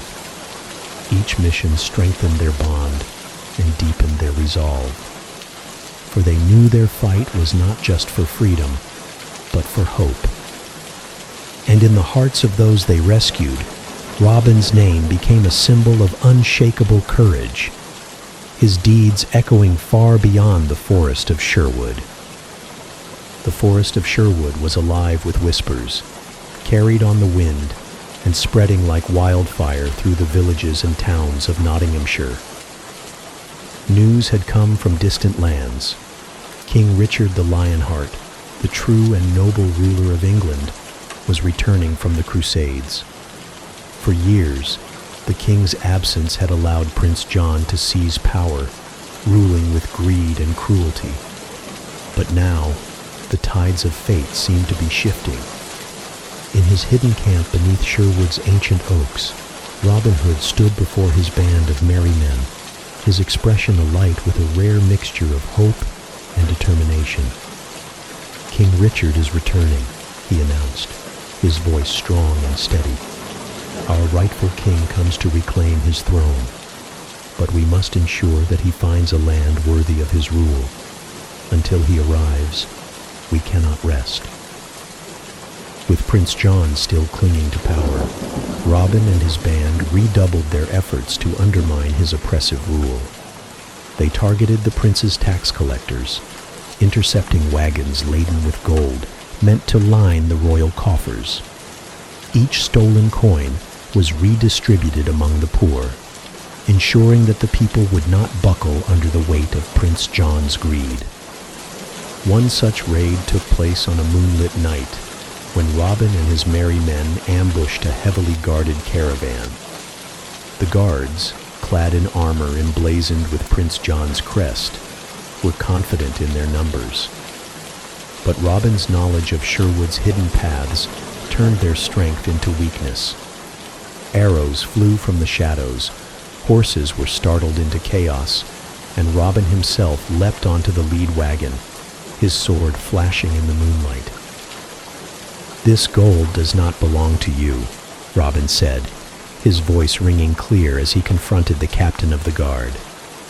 "It belongs to the people of England." The merry men overwhelmed the guards with precision and skill, disappearing into the forest with the treasure before reinforcements could arrive. The villagers awoke the next morning to find sacks of gold left on their doorsteps, tokens of hope delivered under the cover of night.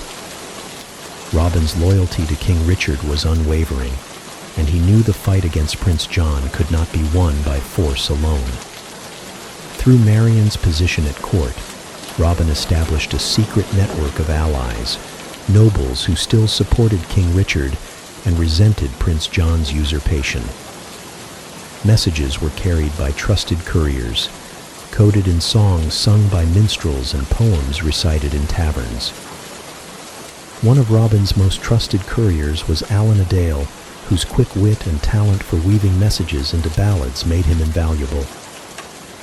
Posing as a traveling minstrel, Allan carried news of Robin's victories and the king's impending return to the ears of loyalists, uniting them in quiet resistance.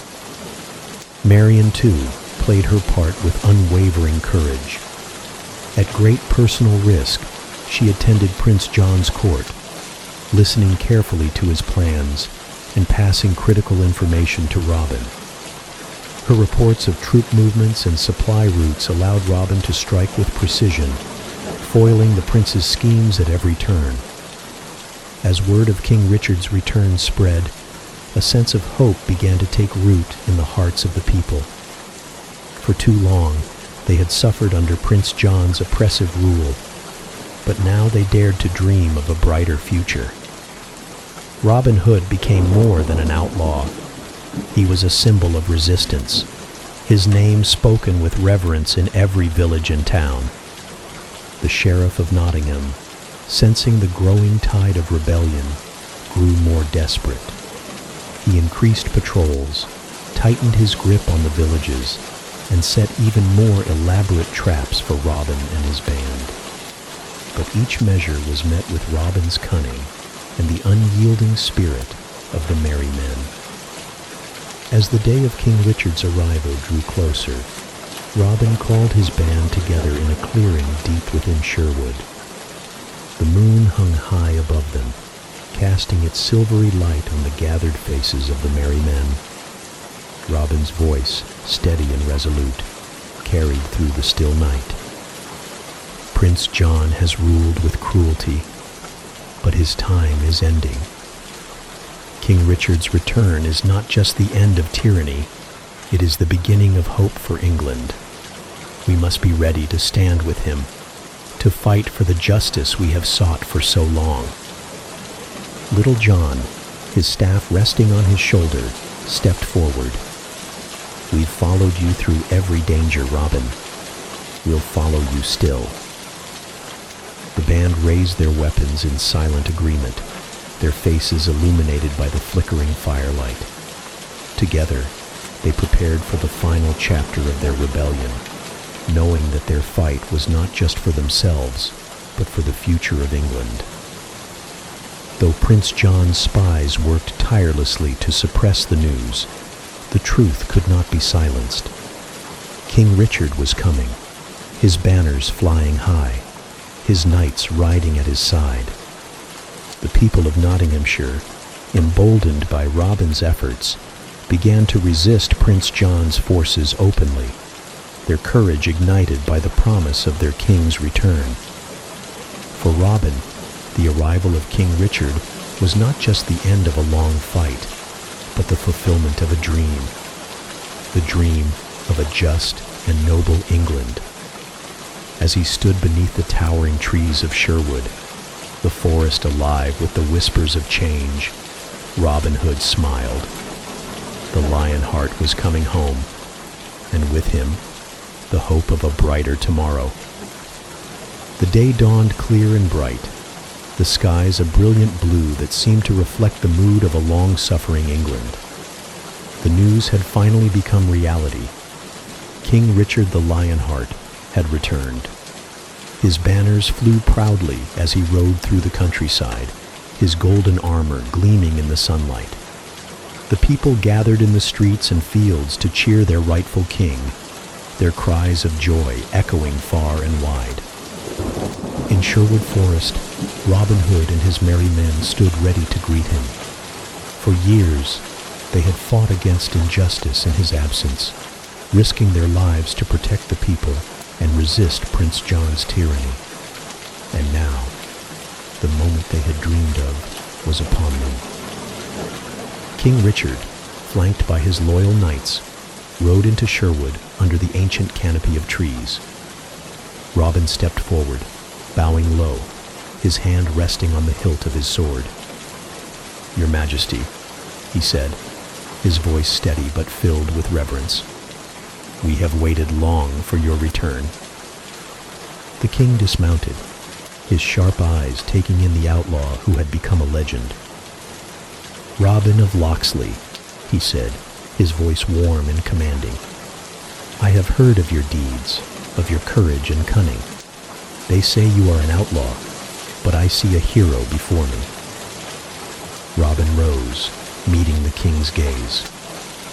"We fought not for ourselves, but for England, your majesty, to protect your people and defy those who would see them suffer."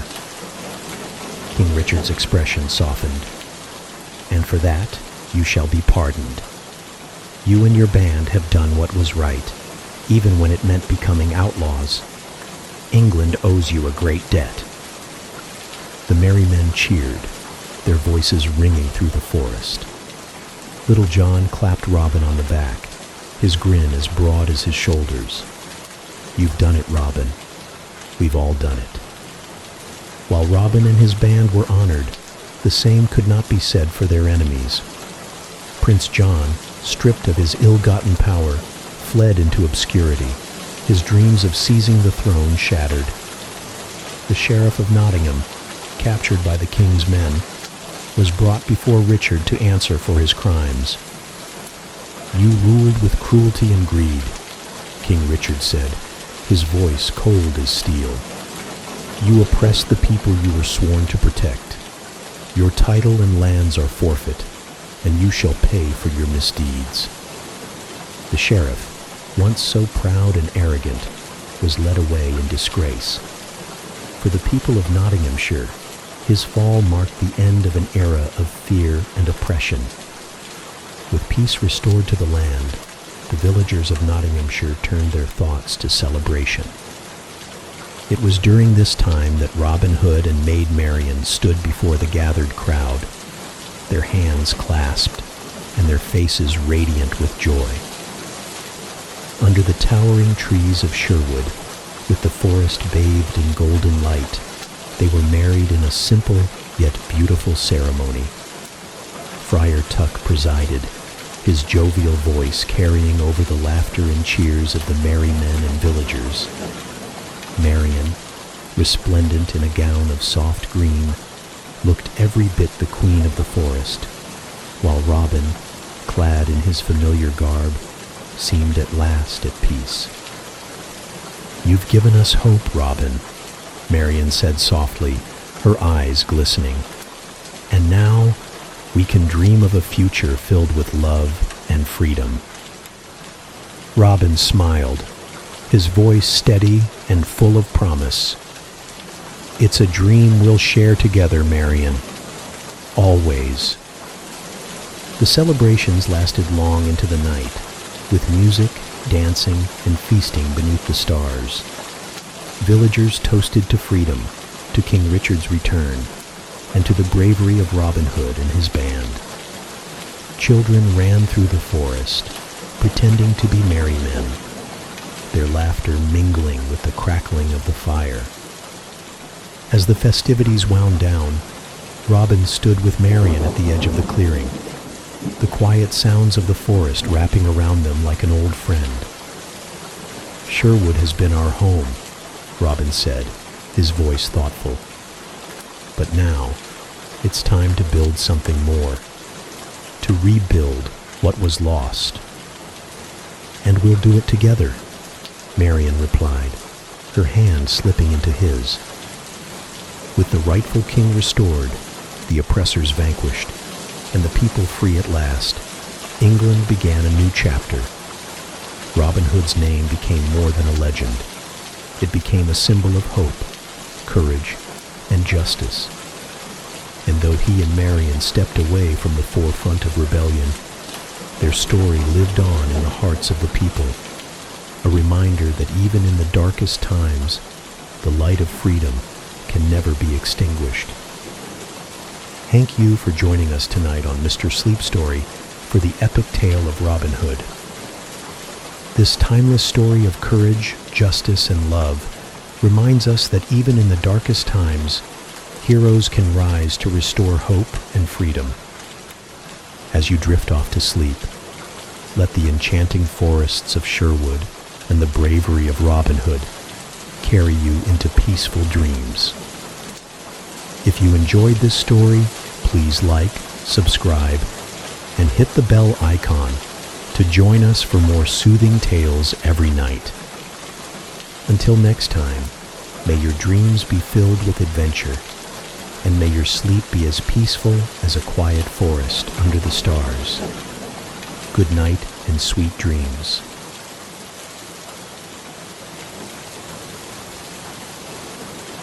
Tonight, we invite you to immerse yourself in the enchanting world of Pride and Prejudice, Jane Austen's beloved classic. This story is filled with charm, wit, and romance as we follow the spirited Elizabeth Bennet and the enigmatic Mr. Darcy on their journey through misunderstandings, social expectations, and the transformative power of love. It was a golden autumn afternoon when word first spread through the quiet village of Meryton. Netherfield Park had been let at last. The grand estate, with its stately architecture and sprawling grounds, had long been the subject of local speculation. Now, its new tenant, a wealthy young gentleman named Mr. Charles Bingley, was to arrive, and the news sent ripples of excitement through the neighborhood. The Bennet household, lively and brimming with curiosity, buzzed with anticipation, for Mrs. Bennet, ever the vigilant mother, saw in this development the possibility of an advantageous match for one of her 5 daughters. When the much-anticipated Meryton ball finally arrived, the atmosphere was electric. The ballroom, filled with glowing candlelight and the lilting strains of music, seemed like a scene from a fairy tale. Ladies in flowing gowns and gentlemen in crisp coats danced beneath glittering chandeliers, their laughter and conversation weaving a tapestry of enchantment. It was there, amidst this dreamlike setting, that the Bennets first laid eyes on Mr. Bingley. He was everything a young gentleman ought to be: handsome, affable, and radiating an easy charm that endeared him to everyone he met. His smile was warm, his manners unpretentious, and his enthusiasm for the evening contagious. When he requested the first dance from the eldest Bennet daughter, Jane, a hush fell over the room. Jane, with her serene beauty and quiet grace, seemed to glow in his presence, and as they glided across the floor, their connection was undeniable. It was as though the music played just for them, and the entire room faded into the background. But alongside Mr. Bingley stood another gentleman, one who captured the attention of the room for very different reasons. Mr. Fitzwilliam Darcy, tall and striking, had an air of undeniable authority. His features, though handsome, were etched with a cool detachment, and his piercing eyes seemed to observe everything without interest. Where Bingley was open and friendly, Darcy was reserved, his manner creating a wall that few dared to approach. Yet there was something magnetic about him, a quiet power that drew glances and whispers wherever he moved. Elizabeth Bennet, the second eldest of the Bennet sisters, observed Darcy with a mixture of curiosity and amusement. His aloofness seemed almost theatrical, a stark contrast to the warmth of his friend. Elizabeth herself was no ordinary young woman. With her sparkling eyes, lively wit, and a mind as sharp as her laughter, she was not one to be intimidated by haughty airs. As the evening unfolded, Elizabeth overheard a conversation between Mr. Bingley and Mr. Darcy. Bingley, eager to draw Darcy into the merriment, suggested he ask Elizabeth to dance. Darcy, however, dismissed the idea with a cutting remark.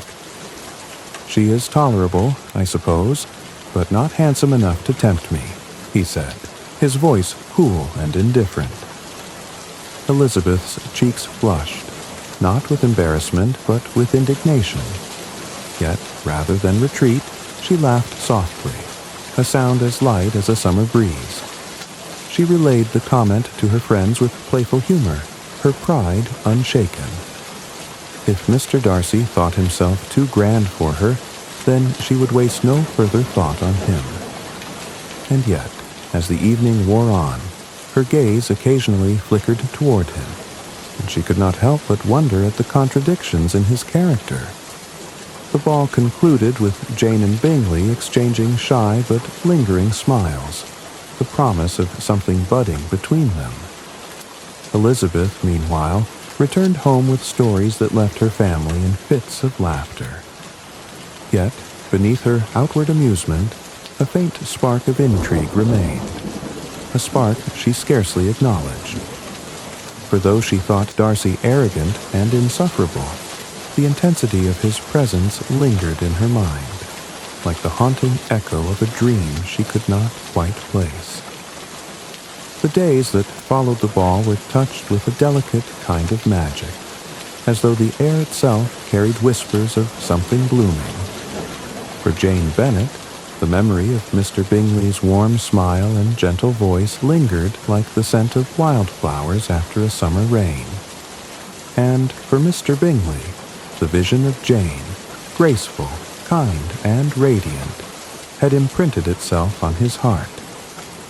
Their paths crossed often in the weeks that followed, at dinners, gatherings, and the occasional stroll through Meryton's quaint streets. Each meeting seemed to weave an invisible thread between them, drawing them closer with a quiet inevitability. Bingley's eyes would light up the moment Jane entered the room, his natural exuberance softening into something tender when he spoke with her. Jane, though reserved in her expressions, felt her heart flutter in his presence. She admired his easy kindness and the way he brought a warmth to every conversation, as if the world was brighter simply because he was in it. At one particularly lively dinner at Lucas Lodge, Jane and Bingley found themselves seated near one another, their conversation flowing effortlessly. As others around them laughed and chattered, they seemed to inhabit a world of their own, where every word was a treasure and every glance carried unspoken understanding. When Jane spoke of her love for the countryside, Bingley leaned closer, as if her words were the only ones worth hearing. "It suits you," he said softly, his voice tinged with admiration. "The beauty, the serenity. It is as though you belong to it." Jane's cheeks flushed a delicate rose, and she smiled, her gaze falling shyly to her hands. She could not bring herself to respond, but in her heart a quiet hope began to take root. Yet, amidst the enchantment of their growing affection, shadows lingered at the edges. Mr. Darcy, with his piercing gaze and unyielding sense of propriety, observed their interactions with increasing concern. To him, Jane's gentle nature was evident, but he doubted the depth of her feelings. Darcy feared that Bingley's genuine affection might lead him into an imprudent match, one complicated by the impropriety of the Bennet family. The Bennet household, though lively and loving, lacked the refinement that Darcy deemed essential for a connection with a man of Bingley's status. Mrs. Bennet's exuberant matchmaking and Lydia's unchecked flirtations often drew disapproving glances from those in Bingley's circle, particularly his sisters, Caroline and Louisa. Caroline Bingley, who harbored her own ambitions of securing Darcy's attention, viewed Jane with thinly veiled disdain. She saw Jane's reserved demeanor not as a mark of grace, but as a sign of indifference, and sought to highlight the Bennet family's flaws at every opportunity. One evening, as the Bingley party dined at Netherfield, Caroline addressed her brother with feigned casualness. "Charles, do you not think it unwise to be too forward with one whose connections are so unsuitable?" she said, her voice smooth but pointed. Darcy, seated nearby, offered a slight nod of agreement, his expression unreadable. Bingley, however, brushed off their concerns with an easy laugh. "Jane Bennet is as good and kind as anyone I have ever met," he replied, his voice firm but good-natured. "Her family may not be grand, but they are warm and true, and I cannot think of a finer quality in any acquaintance." Caroline, though silenced, exchanged a meaningful glance with Darcy, her disapproval simmering beneath her polished exterior. Darcy, though less overt, resolved to speak with Bingley about the potential consequences of his attachment. For Jane and Bingley, however, such tensions were distant echoes, drowned out by the gentle harmony they found in one another's company. Every stolen glance, every shared smile, seemed to strengthen the fragile bond between them. To those who watched from the outside, their affection was a tender thing, like the first blush of spring after a long winter. But, like spring, it was fleeting, vulnerable to the frost of others' interference. And, though neither Jane nor Bingley could have known it yet, the forces conspiring to separate them were already at work, ready to test the strength of their growing love. Autumn in Meryton was a season of golden leaves and brisk air, the kind that made cheeks rosy and spirits high. The village, always bustling with life, seemed even livelier as the militia arrived to establish their camp nearby.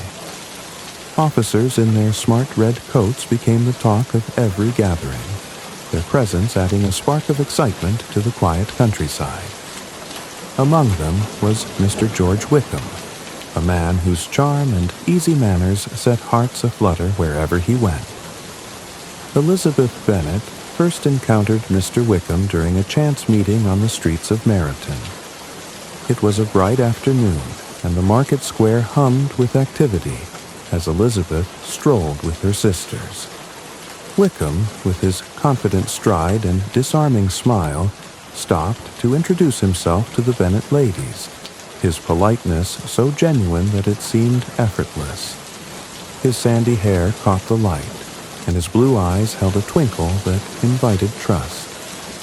Elizabeth, quick to observe and quicker to judge, found herself intrigued by him.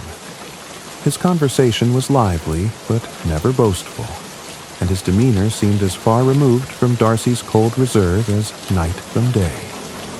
Here was a man who seemed to value openness and ease, qualities Elizabeth herself held dear. Their acquaintance deepened at a gathering soon after, where Wickham sought her out for conversation. As they stood apart from the lively crowd, his tone grew quieter, his expression tinged with melancholy. "Miss Bennet," he began, "I hope you will not think me forward if I speak plainly, but I feel you deserve to know the truth about Mr. Darcy." Elizabeth's curiosity was instantly piqued. Wickham went on to tell his tale, painting Darcy as the villain in his life. According to Wickham, he had been the favored son of Darcy's late father, who had intended for him to receive a valuable living as a clergyman. Yet, when the elder Mr. Darcy passed away, his son had ignored his father's wishes, leaving Wickham penniless and forced to seek his fortune elsewhere. "I must confess," Wickham said, his voice low and sorrowful, "I was naive to believe that honor and loyalty would prevail. Mr. Darcy has always been proud, but I never imagined he would act so cruelly." Elizabeth listened with growing indignation. The story Wickham told fit neatly with her perception of Darcy, proud, cold, and selfish. Every word seemed to confirm her earlier impressions, and, as Wickham spoke, her opinion of Darcy solidified further. She found herself drawn to Wickham's openness, his willingness to share a story that clearly caused him pain. In him, she saw a kindred spirit, someone who valued honesty over pretense. "How dreadful," Elizabeth said, her voice filled with genuine sympathy. "I can scarcely imagine such treachery." Wickham offered her a bittersweet smile. "I would not speak of it at all, Miss Bennet, but I feel it is only fair for those who might one day encounter Mr. Darcy to know his true character." The warmth of their interaction lingered in Elizabeth's mind long after the evening ended. Wickham's charm, his easy laughter, and his quiet vulnerability painted a picture of a man wronged by fate, a man who bore his burdens with dignity. Compared to Darcy's aloofness and arrogance, Wickham seemed a model of sincerity. Yet, beneath the surface of his words lay truths unspoken and motives unexamined.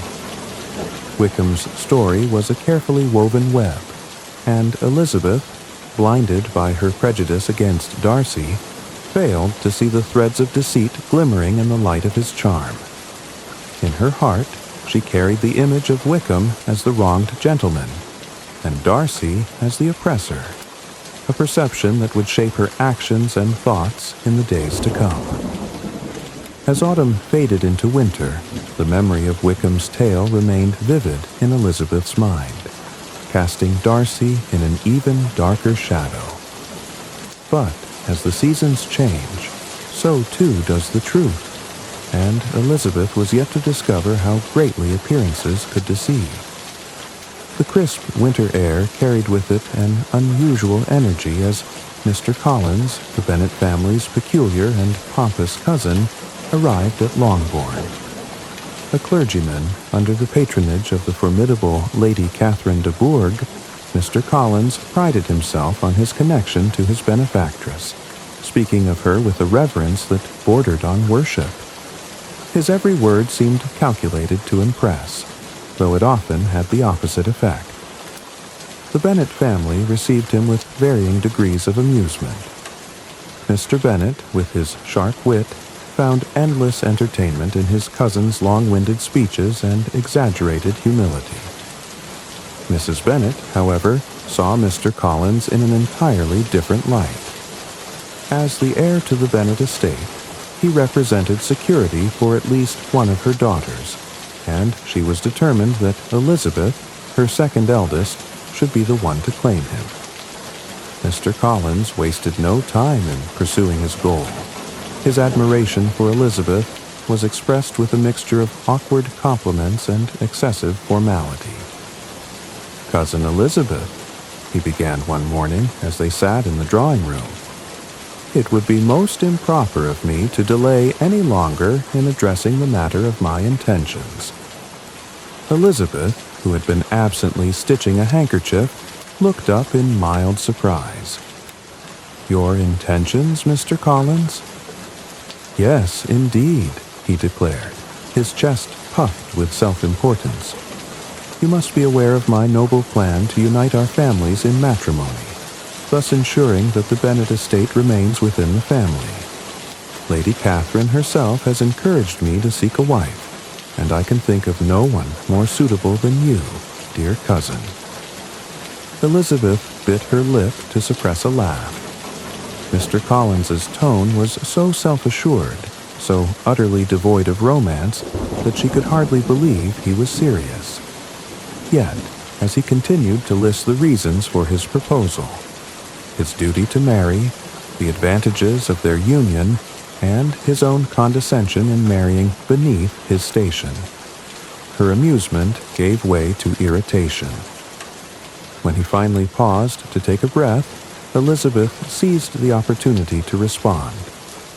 "I am honored by your proposal, Mr. Collins," she began, her tone polite but firm. "But I must decline. I do not feel we would make a happy match." Mr. Collins blinked, clearly unprepared for this outcome. "Decline? But, Cousin Elizabeth, you surely cannot mean it. It is customary for young ladies to reject a proposal at first, only to accept upon further persuasion. I shall take your refusal as a sign of modesty, not finality." Elizabeth, her patience waning, shook her head. "You are mistaken, Mr. Collins. My answer is not an attempt at modesty. It is my true and final decision." His face reddened, and he launched into a lengthy monologue about her folly in rejecting such a generous offer. Elizabeth endured it with a calm resolve, her mind already retreating to thoughts of more agreeable company. Mrs. Bennet, however, was far from calm when she learned of Elizabeth's refusal. "Lizzie, how could you?" she cried, wringing her hands. "Do you not see the security he offers? Think of the family. Think of your future." But Elizabeth stood firm, even as her mother's protests filled the house. "I cannot marry a man I do not respect, Mamma," she replied simply, her voice steady. "Surely you would not wish for my unhappiness." While Mrs. Bennet lamented and Mr. Bennet chuckled in quiet approval, Mr. Collins wasted no time in redirecting his attentions. Within days, he proposed to Charlotte Lucas, Elizabeth's practical and level-headed friend. Charlotte, valuing security over romance, accepted him without hesitation. When Elizabeth heard the news, she struggled to reconcile her feelings. She admired Charlotte's pragmatism, but could not imagine herself making the same choice.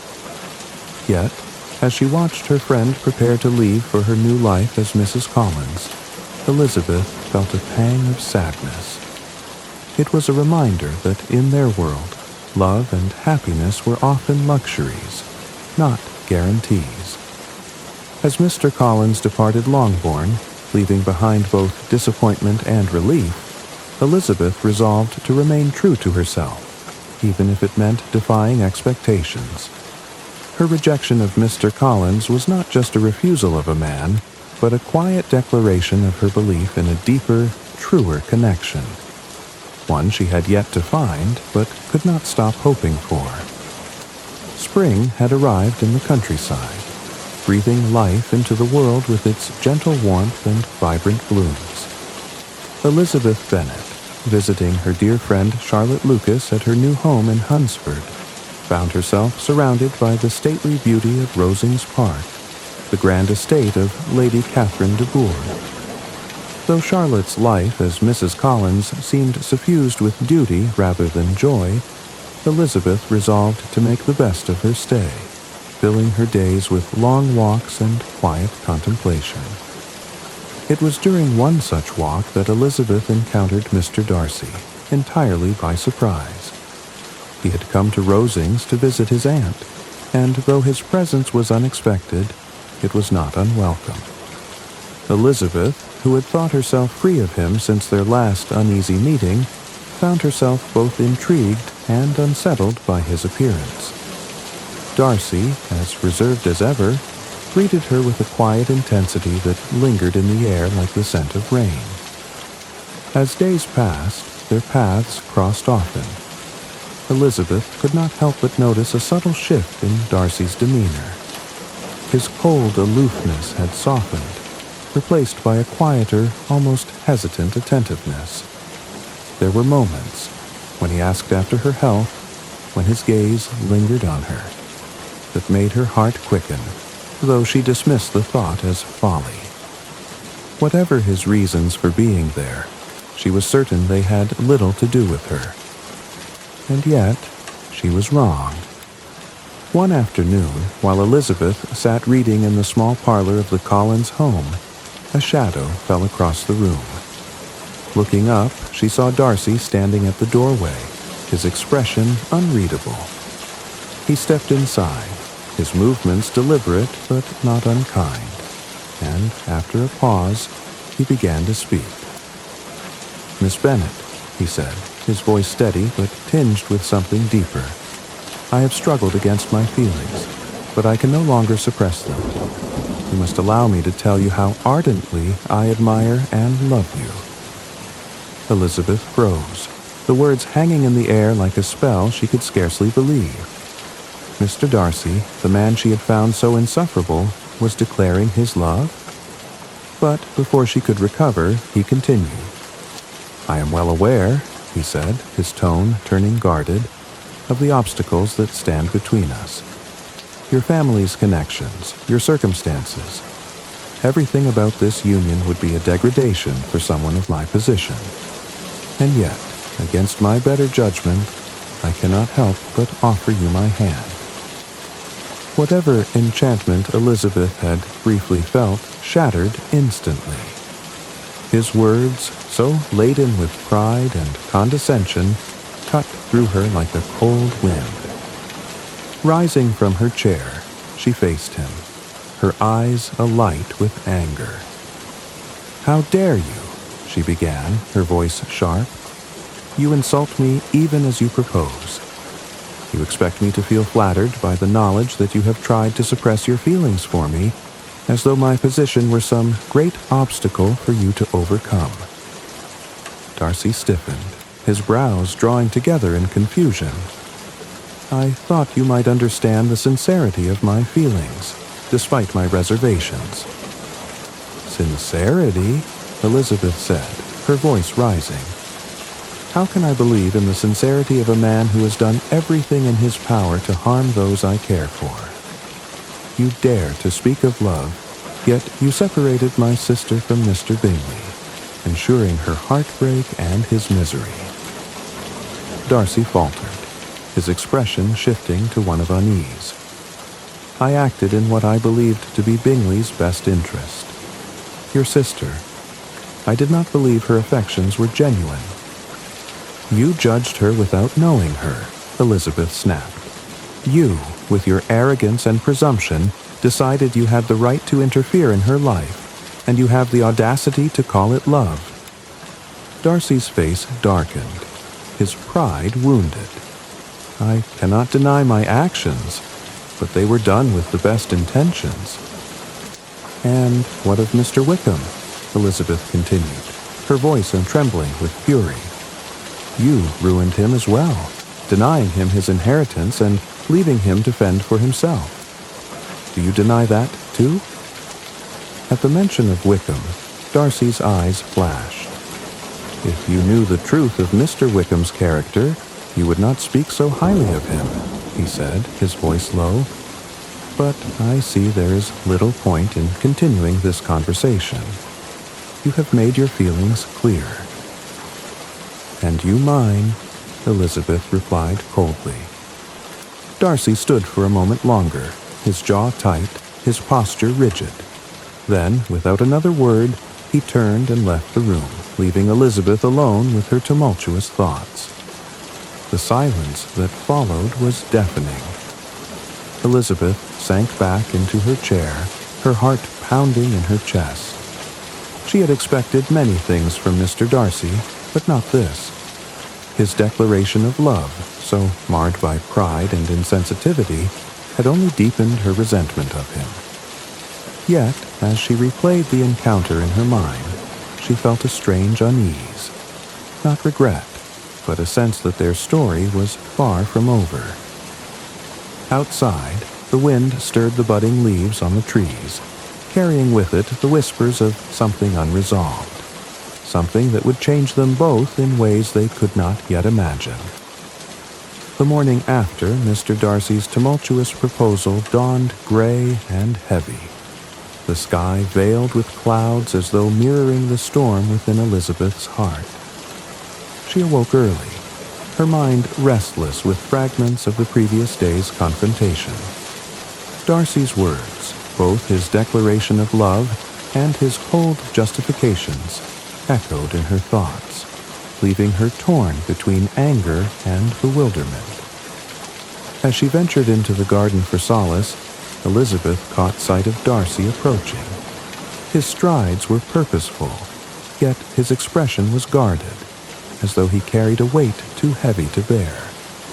When he reached her, he paused, producing a folded letter from his coat. "Miss Bennet," he said, his voice steady but low, "I ask only that you read this." He handed her the letter, and, without waiting for her reply, turned and walked away, disappearing into the misty morning. Elizabeth stared at the letter, her heart pounding. She hesitated, unsure if she wanted to face the words within. Yet curiosity and a desire for answers compelled her to break the seal. As she unfolded the paper, Darcy's precise handwriting met her gaze, and she began to read. "Be not alarmed, madam, at receiving this letter. My intent is not to renew my sentiments, but to offer explanations where I believe I have been misunderstood. You accused me of 2 offenses: separating Mr. Bingley from your sister and wronging Mr. Wickham. I shall address each in turn." Darcy's letter began with an account of Jane and Bingley. He admitted to advising Bingley against pursuing Jane, but his reasoning was not the cold-hearted manipulation Elizabeth had assumed.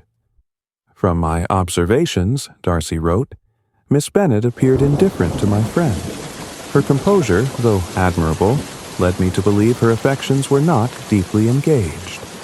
My motive was to protect Bingley from potential heartache." Elizabeth paused, her mind racing. Had Jane's natural reserve been misinterpreted as indifference? Could Darcy have acted, however misguidedly, out of genuine concern for his friend?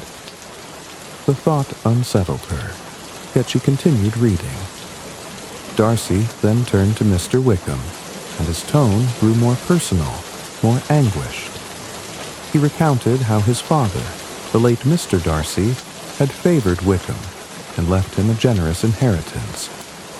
However, Darcy explained, Wickham squandered this fortune through reckless living and sought further funds by demanding a clergyman's position, which he had no intention of fulfilling.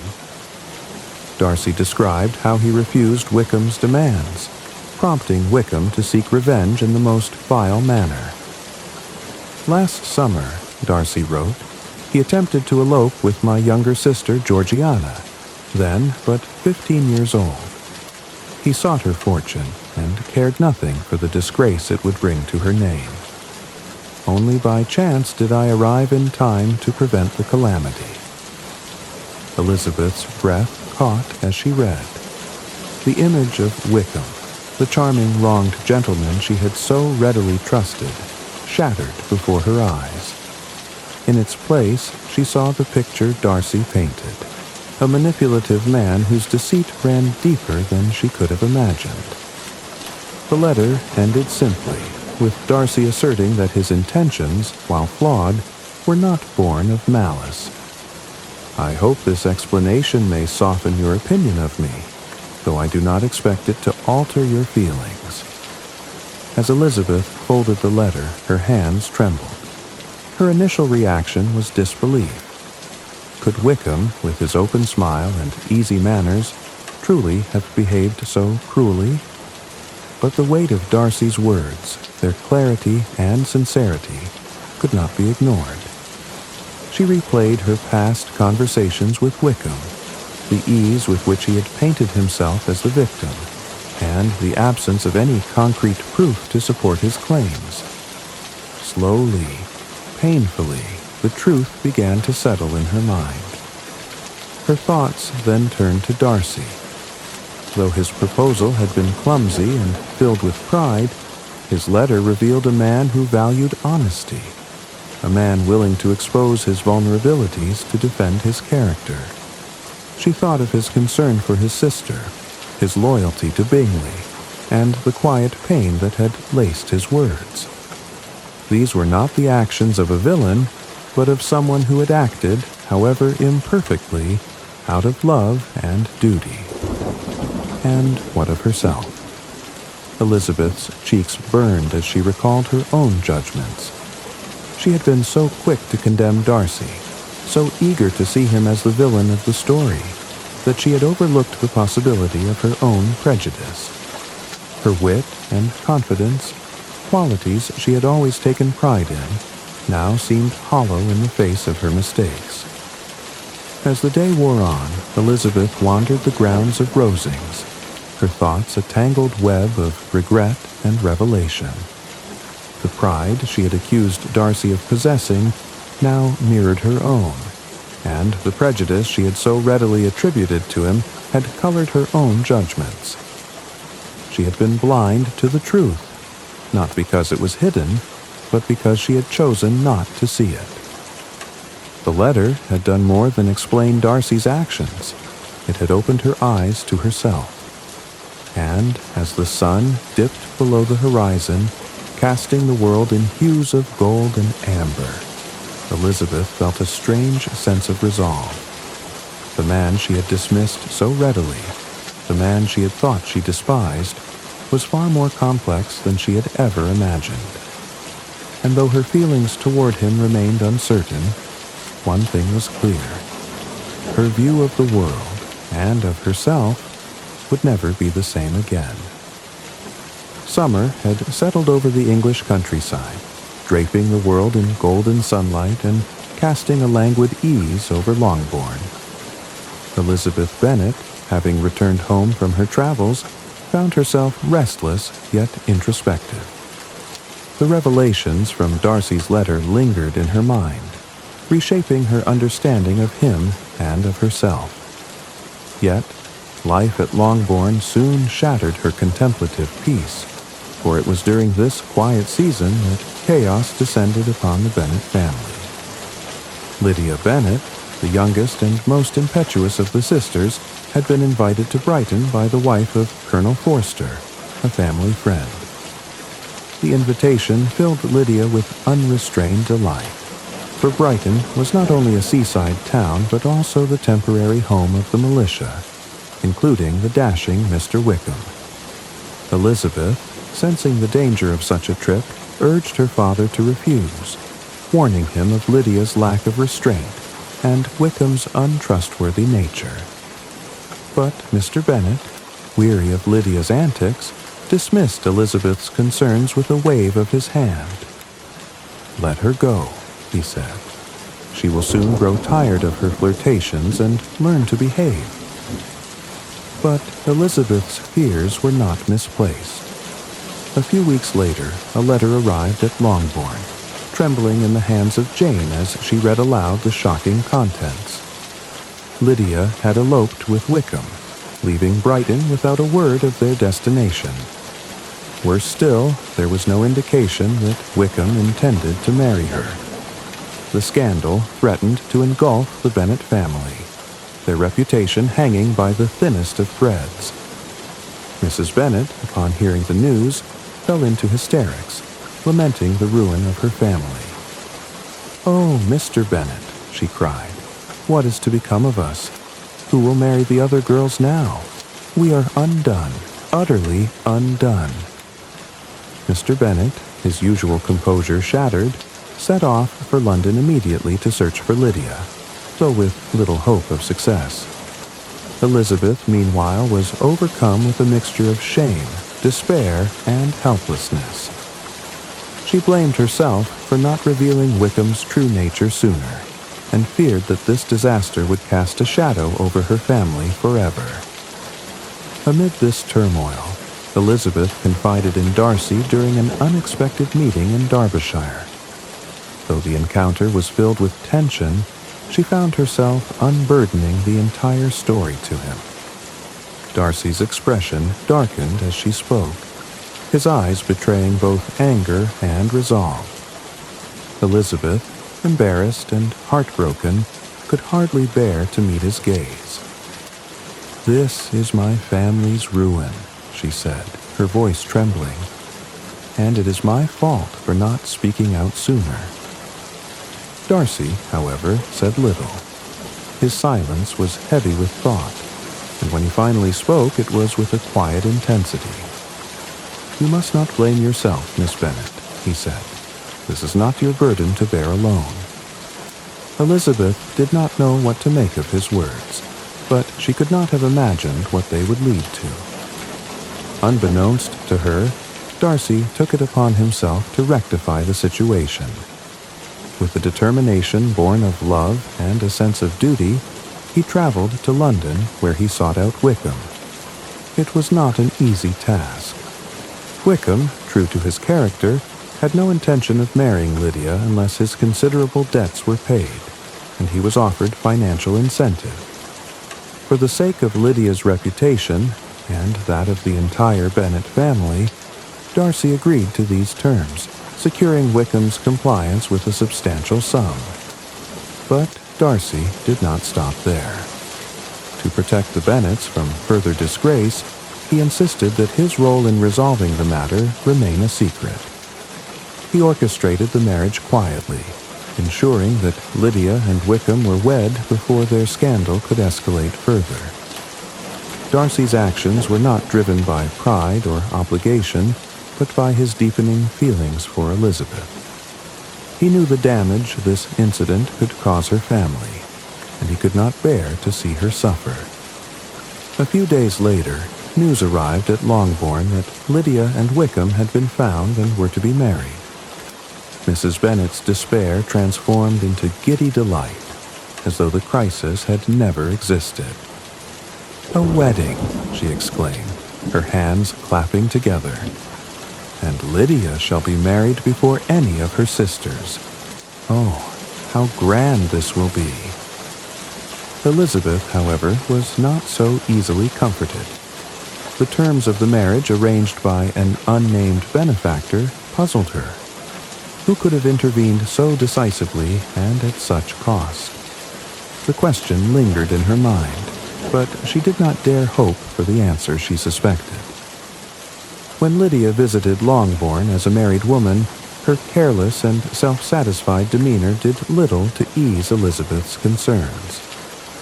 Over dinner, Lydia let slip the truth in a moment of thoughtless pride. "It was Mr. Darcy who found us, you know," she said with a smug smile. "Wickham told me he arranged everything and paid all the debts." Elizabeth froze, the weight of Lydia's words settling over her like a sudden storm. Mr. Darcy? Could it be true? The man she had once thought cold and arrogant had taken it upon himself to save her family from ruin. Her heart swelled with gratitude and something deeper, something she could not yet name. As the truth of Darcy's actions became clear, Elizabeth was overcome with emotion. She thought of the man who had once professed his love for her, whose words she had rejected so fiercely. Darcy had no reason to involve himself in her family's troubles, yet he had done so quietly, selflessly, and at great personal cost. For the first time, Elizabeth allowed herself to see Darcy not as a man of pride, but as a man of principle and depth. His actions spoke of a love that transcended his initial flaws and misunderstandings, a love that sought not recognition but the happiness of others. And in that moment, Elizabeth's feelings toward Darcy began to change, her heart opening to the possibility of something she had once thought impossible. The golden hues of early autumn bathed the countryside as the Bennet family at Longbourn prepared for yet another unexpected turn of fate. News spread quickly that Mr. Bingley had returned to Netherfield Park, and with him came whispers of renewed possibilities. Jane Bennet, ever composed and gentle, kept her hopes hidden behind a calm exterior, though her sisters could see the flicker of anticipation in her soft eyes. Elizabeth, too, watched the unfolding events with a quiet mix of hope and unease. Darcy's intervention in Lydia's scandal weighed heavily on her mind, and her growing admiration for him was a secret she scarcely dared admit to herself. She wondered if his feelings for her had endured, or if the pain of her earlier rejection had driven him away forever. When Bingley arrived at Longbourn, it was as though the sun itself had stepped into the drawing room. His warm smile and easy manner instantly set everyone at ease, and his attention to Jane was as unmistakable as it had been at the beginning of their acquaintance. The two exchanged shy smiles and lingering glances, as though no time had passed since their first dance at the Meryton ball. This time, however, Bingley seemed determined not to let external forces dictate his heart. Within days, he requested a private moment with Jane, and, with sincerity and tenderness, asked for her hand in marriage. Jane, her composure breaking into radiant joy, accepted with tears in her eyes. The entire Bennet household erupted into celebration, Mrs. Bennet's ecstatic proclamations filling every corner of the house. "I always knew it," she cried, her hands clasped over her heart. "My Jane, the mistress of Netherfield. Oh, what a happy day this is."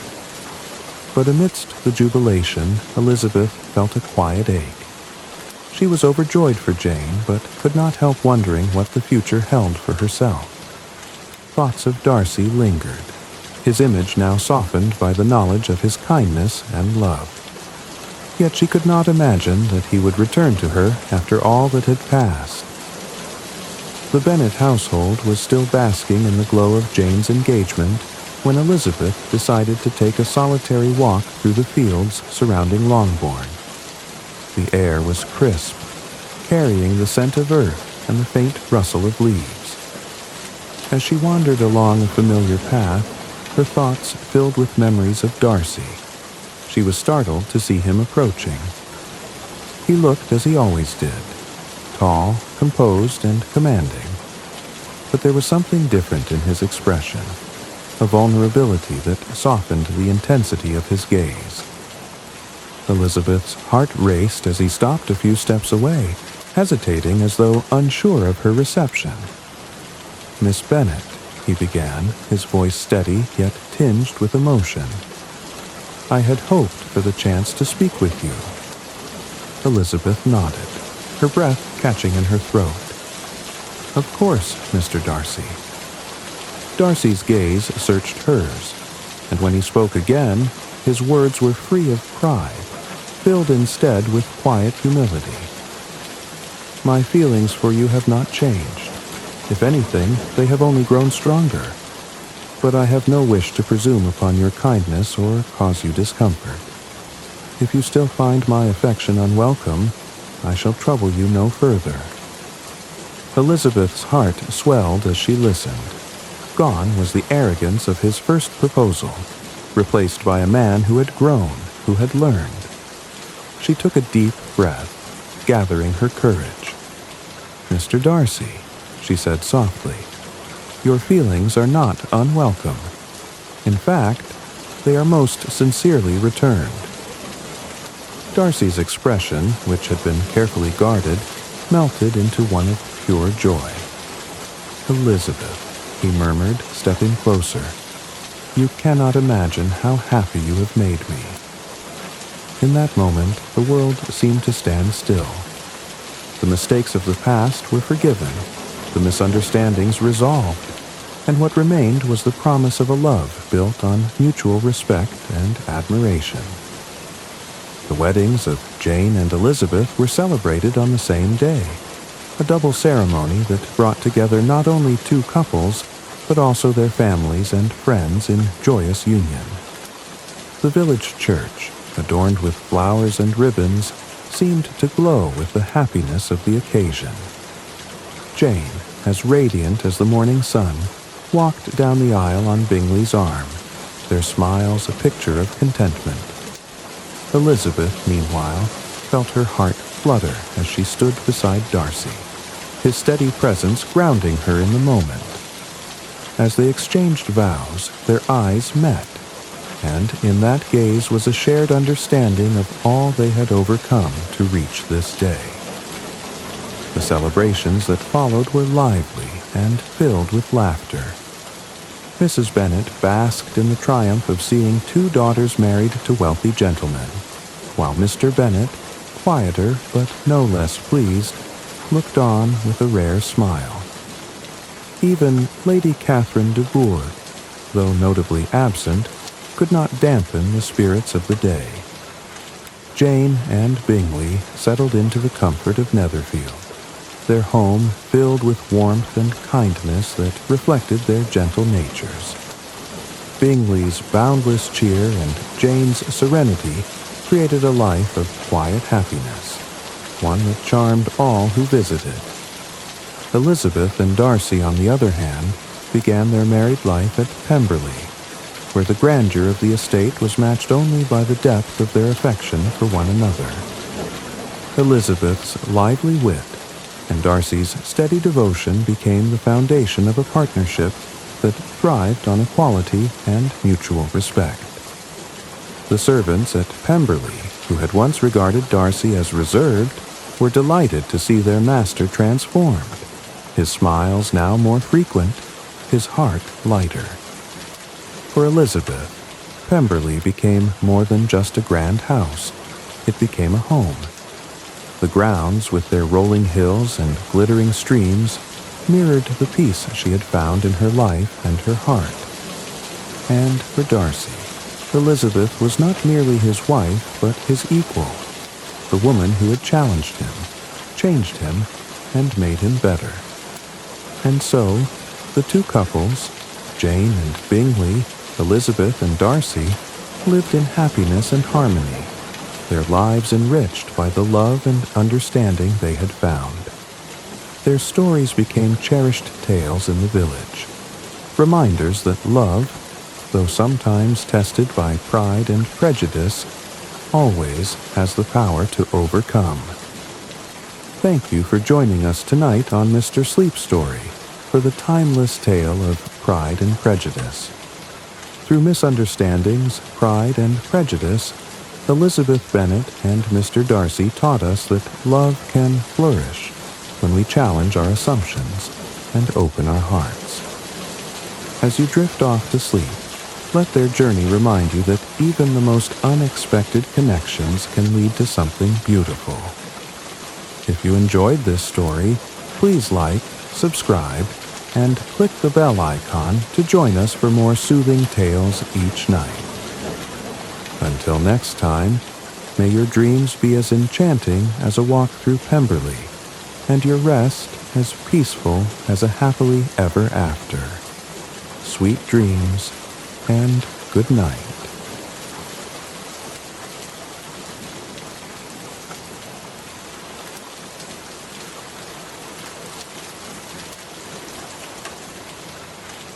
Tonight, we invite you to relax as we journey into the magical world of fairy tales with a beloved classic, The Princess and the Pea. This timeless story is filled with charm, mystery, and a touch of whimsy. Perfect for quieting your mind and letting go of the day. Once upon a time, in a beautiful and prosperous kingdom surrounded by lush green forests and sparkling rivers, there lived a young prince. He was admired by everyone in the land, not just for his handsome features and princely demeanor, but also for his kind heart and noble spirit. The prince had everything one could ever dream of: a grand castle, loyal subjects, and treasures from all corners of the world. But there was one thing he lacked: a true princess to share his life with. The prince had always dreamed of finding a wife who was not only graceful and beautiful, but also wise, compassionate, and genuinely royal in both heart and manner. He envisioned a princess who could rule beside him, understanding the weight of the crown and the needs of their people. However, as he grew older, his search for such a princess began to feel more and more impossible.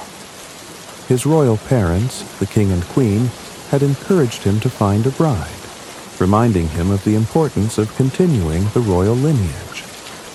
A prince must marry a true princess, his mother often said, one with a noble soul and a lineage as pure as the brightest star.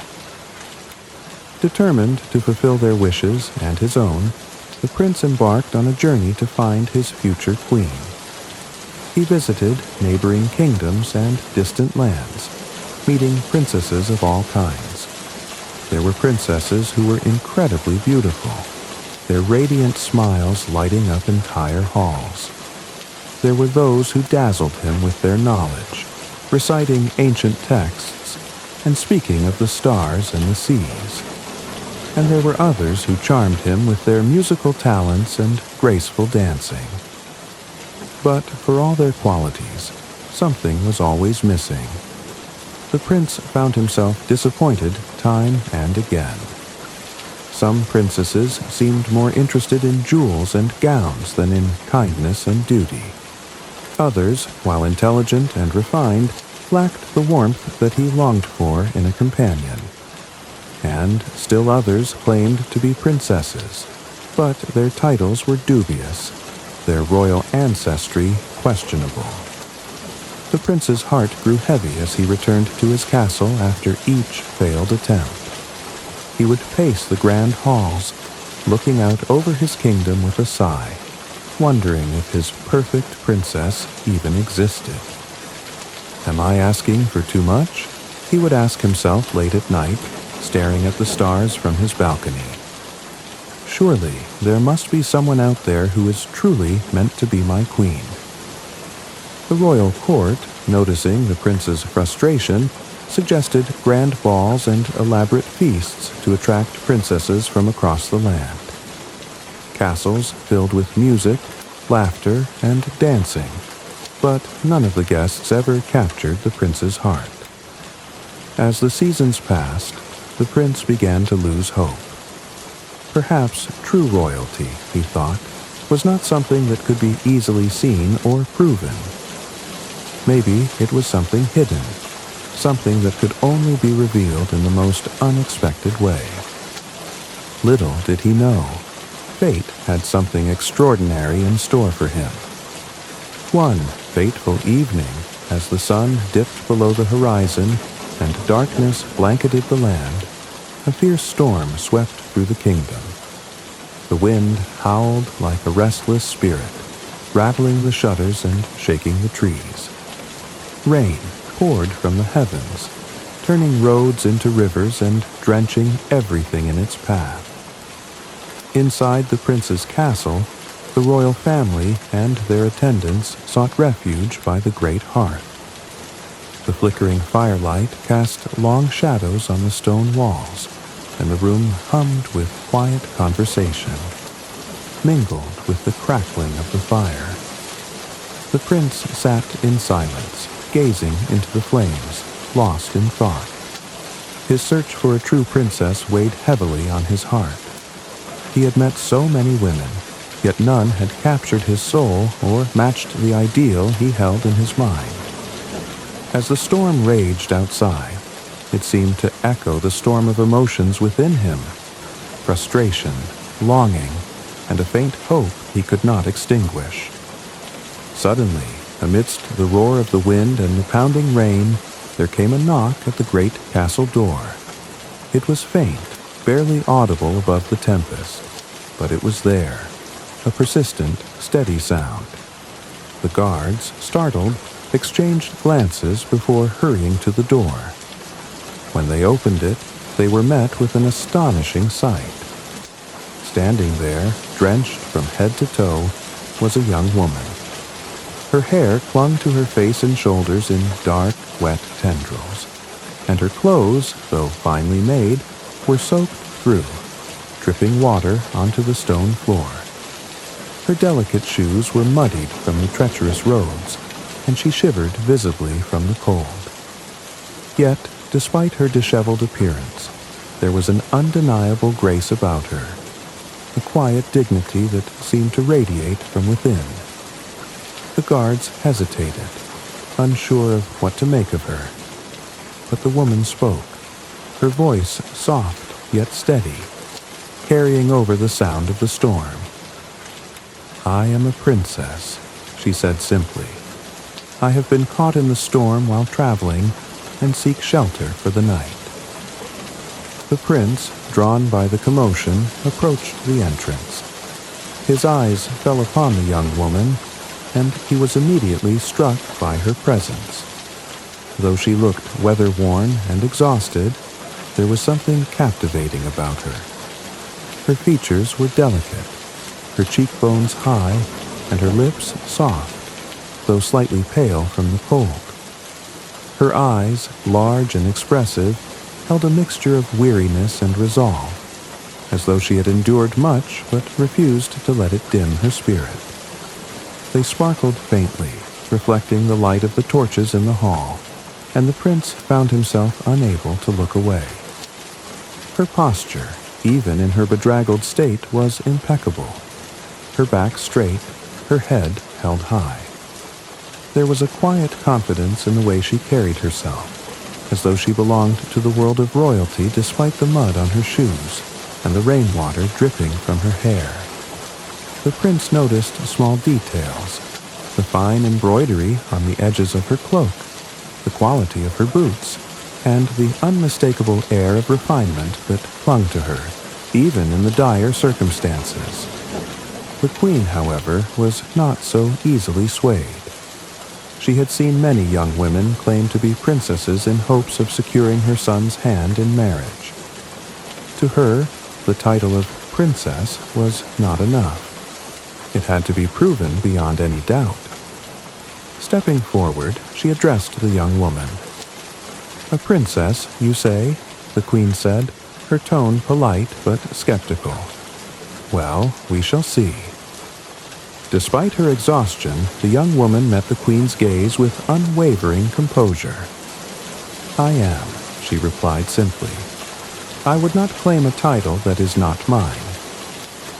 "If she truly is a princess," the queen murmured to herself, "she will feel the discomfort of the pea, for only a true princess possesses the sensitivity to notice such a small thing."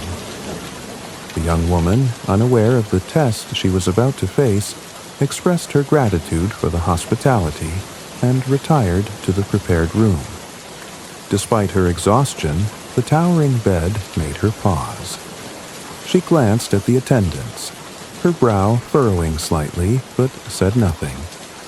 Climbing the ladder provided to reach the topmost mattress, she settled in and closed her eyes as the storm continued to rage outside. As the storm continued to howl outside, the castle settled into an expectant hush.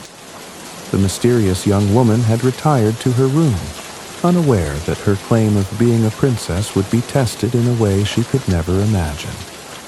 The queen, a woman of sharp intellect and unshakable tradition, was determined to uncover the truth. For her, the title of princess was not merely a matter of lineage, but one of innate sensitivity and refinement. And so, she devised a plan, a test that only a true princess could pass. In the grand guest chamber, the queen oversaw the preparation of the bed herself. She began by instructing the servants to place a single green pea, small, smooth, and seemingly insignificant, on the wooden frame of the bed. The servants exchanged puzzled glances but followed her instructions without question. "Now," the queen said, her voice calm but authoritative, "pile 20 mattresses atop the pea." The mattresses were thick and luxurious, each crafted from the finest materials in the kingdom. One by one, the servants hauled them into the room, stacking them carefully, until the pile reached an impressive height. The queen inspected their work with a critical eye before giving the next order. "On top of the mattresses, add 20 feather beds," she commanded. The feather beds were equally opulent, filled with the softest down plucked from the royal swans. They were light as clouds, yet plush and yielding, promising a sleep as comfortable as one could ever hope for. The attendants, now visibly struggling under the weight of the task, completed the towering bed with great effort. When they were done, the bed reached nearly to the ceiling, a structure so grand and unusual it seemed almost comical. The queen stepped back to admire her work, a satisfied smile playing on her lips. To anyone else, the bed appeared to be a masterpiece of luxury, designed for unparalleled comfort. But the queen knew better. Beneath it all, hidden at the very bottom, was the tiny pea, a test of sensitivity that no ordinary person could pass. If she truly is a princess, the queen murmured to herself. She will feel the presence of the pea, no matter how many layers of softness lie above it. The servants brought in a sturdy wooden ladder and leaned it against the bed. When everything was ready, the queen summoned the young woman to the room. The princess entered, her expression still composed despite her evident exhaustion. She gazed up at the towering bed with a mixture of surprise and curiosity. "This will be your bed for the night," the queen said with a warm, almost motherly smile. "We hope you find it comfortable."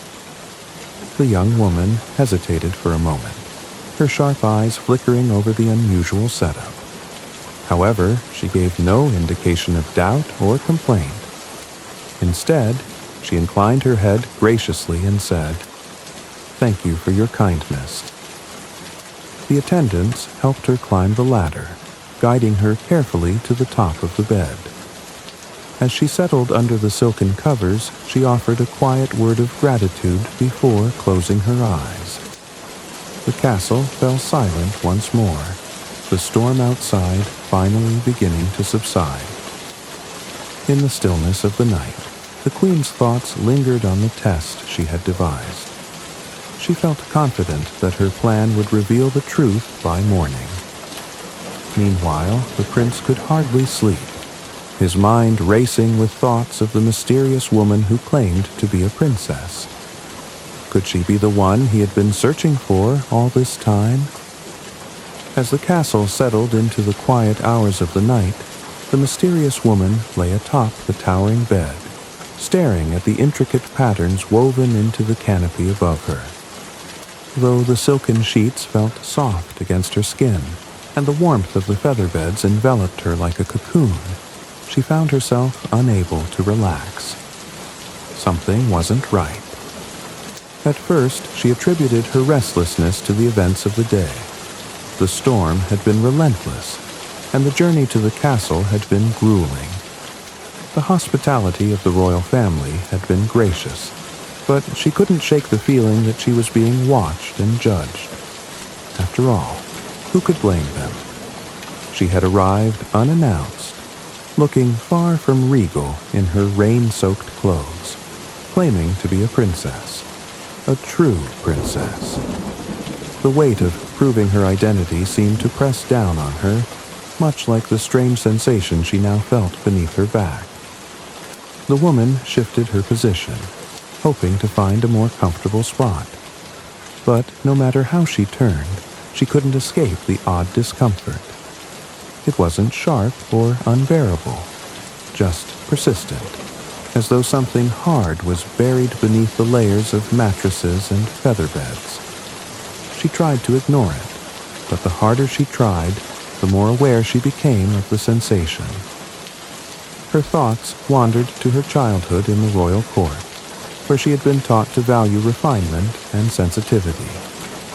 A princess, she was told, must have a delicate nature, capable of discerning even the subtlest of discomforts. It was a lesson her governess had drilled into her during long afternoons of etiquette training. Was this an ironic twist of fate, she wondered, that now she found herself struggling to sleep in a bed so grand it should have been the epitome of comfort? The hours dragged on. She tossed and turned, her movements growing more restless with each passing minute. She fluffed the pillow, adjusted the covers, and even attempted to lie perfectly still, willing herself to ignore the mysterious lump that seemed to poke at her no matter where she lay. The sound of the storm outside had faded into silence, leaving her alone with her frustration and unease. By the time dawn began to creep through the heavy curtains, the woman felt more exhausted than she had the night before. She sat up in the towering bed, running her fingers through her tousled hair, and sighed deeply. Her body ached from the night's tossing and turning, and the faint but constant pressure of the unknown object beneath the mattresses had left her feeling irritable. When the knock at her door came, she straightened her posture and composed herself as best she could.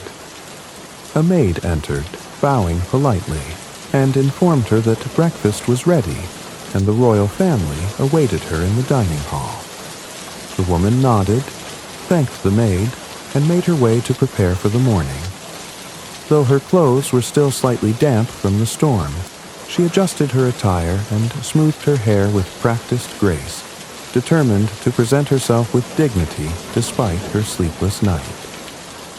In the grand dining hall, the royal family gathered around a long table adorned with golden candelabras and an array of delicious morning delicacies.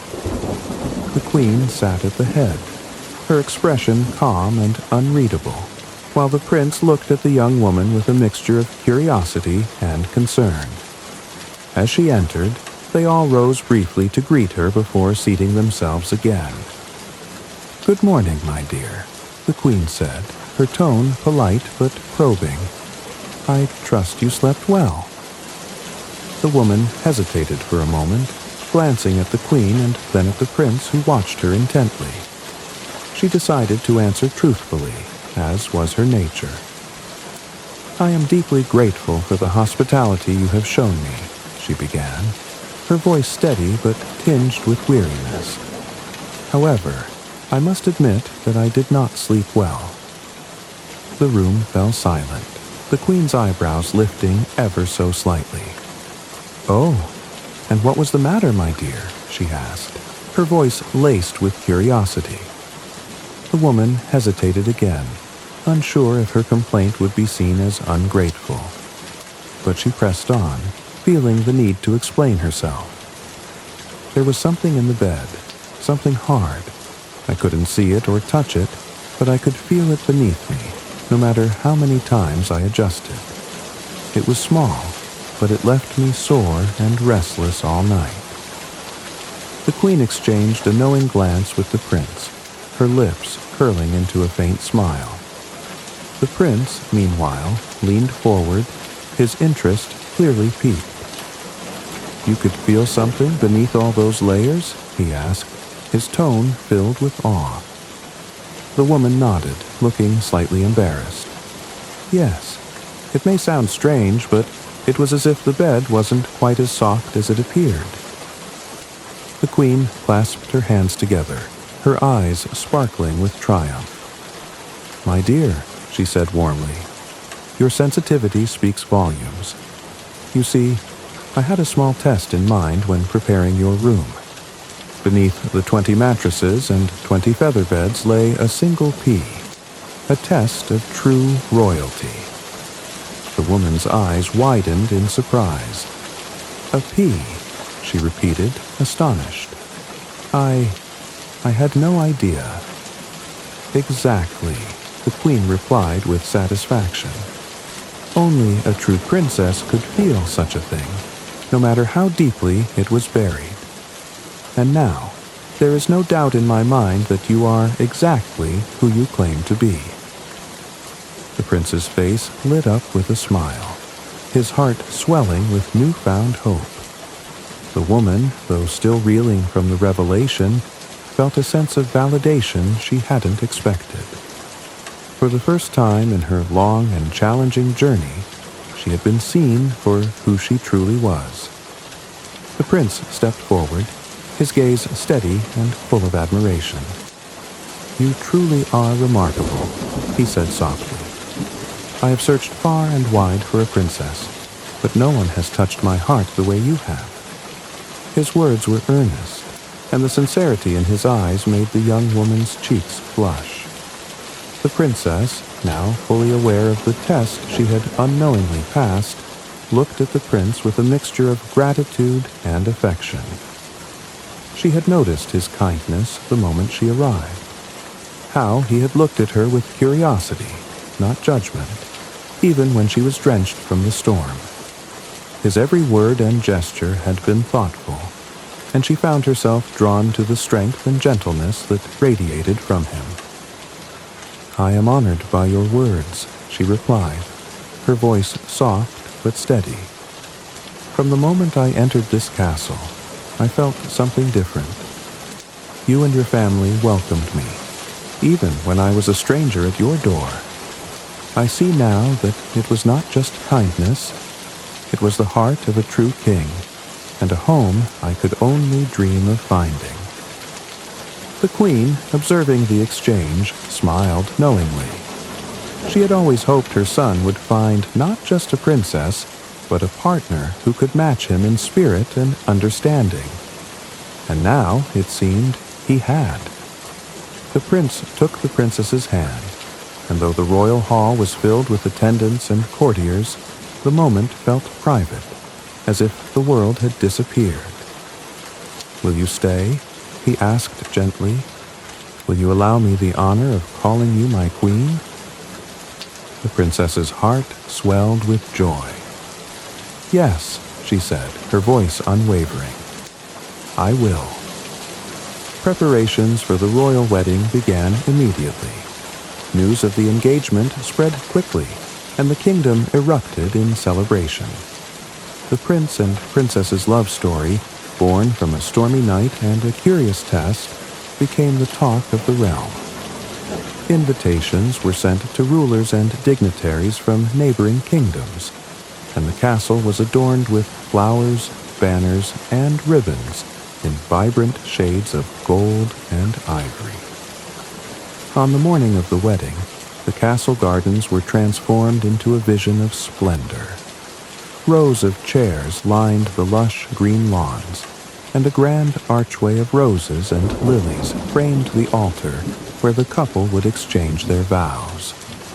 Birds sang from the trees, and the sun shone brightly, as if the heavens themselves were blessing the occasion. The prince stood tall at the altar, dressed in a regal suit of deep blue and silver, the colors of his kingdom. His heart raced with anticipation as he waited for his bride. When the princess appeared, escorted down the aisle by the queen, a collective gasp swept through the crowd. She was radiant, her gown a masterpiece of fine silk and lace that shimmered with every step. A delicate tiara adorned her hair, and her eyes sparkled with a happiness that matched the prince's own. But it was not her attire that captivated everyone. It was the love that shone in her face, a love directed entirely at the man waiting for her. As the princess reached the altar, the prince took her hand, and their eyes met in a moment of unspoken connection. The officiant began the ceremony, speaking of the strength of love, the unity of hearts, and the shared responsibility of ruling with wisdom and compassion. When it came time to exchange vows, the prince spoke first. "From the moment you stepped into my life, you have brought light to my world. I promise to stand by your side, to cherish and honor you, and to build a life together filled with love and purpose." The princess's voice was steady, though her eyes glistened with tears. "You have shown me kindness when I was vulnerable, and you have seen me for who I truly am. I promise to be your partner, your queen, and your greatest ally in all that we face together." With those words, the officiant declared them husband and wife. As they kissed, the crowd erupted in cheers, the sound of joy echoing across the gardens and beyond. The celebration that followed was grand, yet heartfelt. Tables laden with feasts stretched across the castle grounds, and music filled the air as guests danced and laughed under the stars. The prince and princess shared their first dance as a married couple, their movements graceful and filled with a tenderness that spoke of their love. As the night wore on, the couple stole a quiet moment together on the balcony, overlooking the kingdom they would now rule side by side. The stars sparkled above them, and the distant laughter of their guests floated in the air. The prince turned to his new bride, his expression soft. "It seems the storm that brought you here wasn't so terrible after all." The princess smiled, leaning into him. "It wasn't," she agreed. it led me to you. And so the prince and princess began their life together, bound by love, trust, and a shared destiny. Their story, marked by a tiny pea and a grand wedding, became a cherished legend in the kingdom, a reminder that true royalty is found not just in titles, but in the heart. With the wedding celebrations behind them, the prince and princess began their new life together as rulers of the kingdom. Their love, tested by circumstance and sealed with trust, became an inspiration to their people.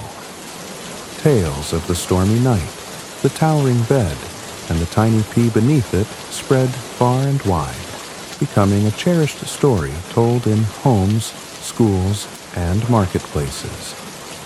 The queen, ever a woman of tradition and symbolism, saw an opportunity to preserve the memory of that extraordinary night. She retrieved the tiny green pea, still intact after being hidden beneath the layers of mattresses and feather beds.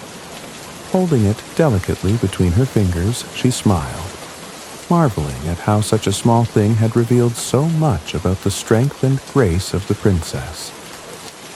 This pea, the queen declared to the royal court, is more than just an object. It is a symbol of truth, sensitivity, and the journey that led to our prince finding his true love. It shall not be forgotten. And so, the queen ordered that the pea be placed in the royal museum, displayed in a beautiful glass case atop a velvet cushion. Beneath it, a plaque was engraved with the story of how the princess arrived at the castle on a stormy night and proved her royal nature through the most curious test. The museum itself became a place of wonder, attracting visitors from all corners of the kingdom and beyond. Children marveled at the tiny pea, their eyes wide with amazement as they listened to the tale. Couples stood hand in hand, inspired by the love that had brought the prince and princess together. Scholars and poets penned verses and essays about the symbolic power of the story, reflecting on the idea that even the smallest things can hold great meaning. The princess, now queen, would occasionally visit the museum herself. She would stand before the glass case, her reflection merging with the tiny object that had unknowingly changed her life. Though she had once viewed the test with mild amusement, she had come to see the pea as a reminder of her journey, not just to the castle, but to finding her true self and her place in the world. The prince often joined her on these visits, his arm wrapped gently around her waist. "It's strange, isn't it?" he would muse with a smile. "Such a small thing, yet it brought us together." The princess would nod, her eyes sparkling with warmth. "It reminds me that even in the most unexpected moments, destiny has a way of finding us." And so, the pea remained in its place, a treasured relic of a love story that transcended time. Generations came and went, and the story of the prince, the princess, and the tiny pea became legend, woven into the very fabric of the kingdom's history. Even today, if you visit that distant land, you might find the Royal Museum and the tiny pea preserved under glass. And, as you stand before it, you'll remember the lesson it carries, that true royalty is not found in grandeur or titles, but in the heart, the soul, and the sensitivity to recognize the extraordinary in the smallest of things. And they all lived happily ever after. Thank you for joining us tonight on Mr. Sleep Story for the enchanting tale of the princess and the pea. This timeless story reminds us that even the smallest things can hold great significance, and that true worth is found within. As you drift off to sleep, let the gentle magic of this story carry you into sweet dreams. If you enjoyed this bedtime tale, don't forget to like this video, subscribe to Mr. Sleep Story, and click the bell icon so you never miss a night of soothing stories. Until next time, may your dreams be as magical as a fairy tale, and your sleep as peaceful as a royal night. Sweet dreams, and good night.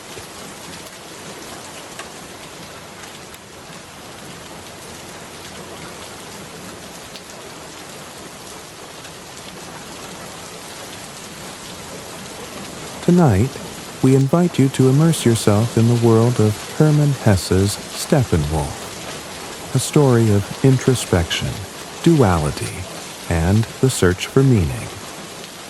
In this timeless tale, we follow Harry Haller, a man caught between the constraints of society and the wild, untamed nature within him, like a lone wolf.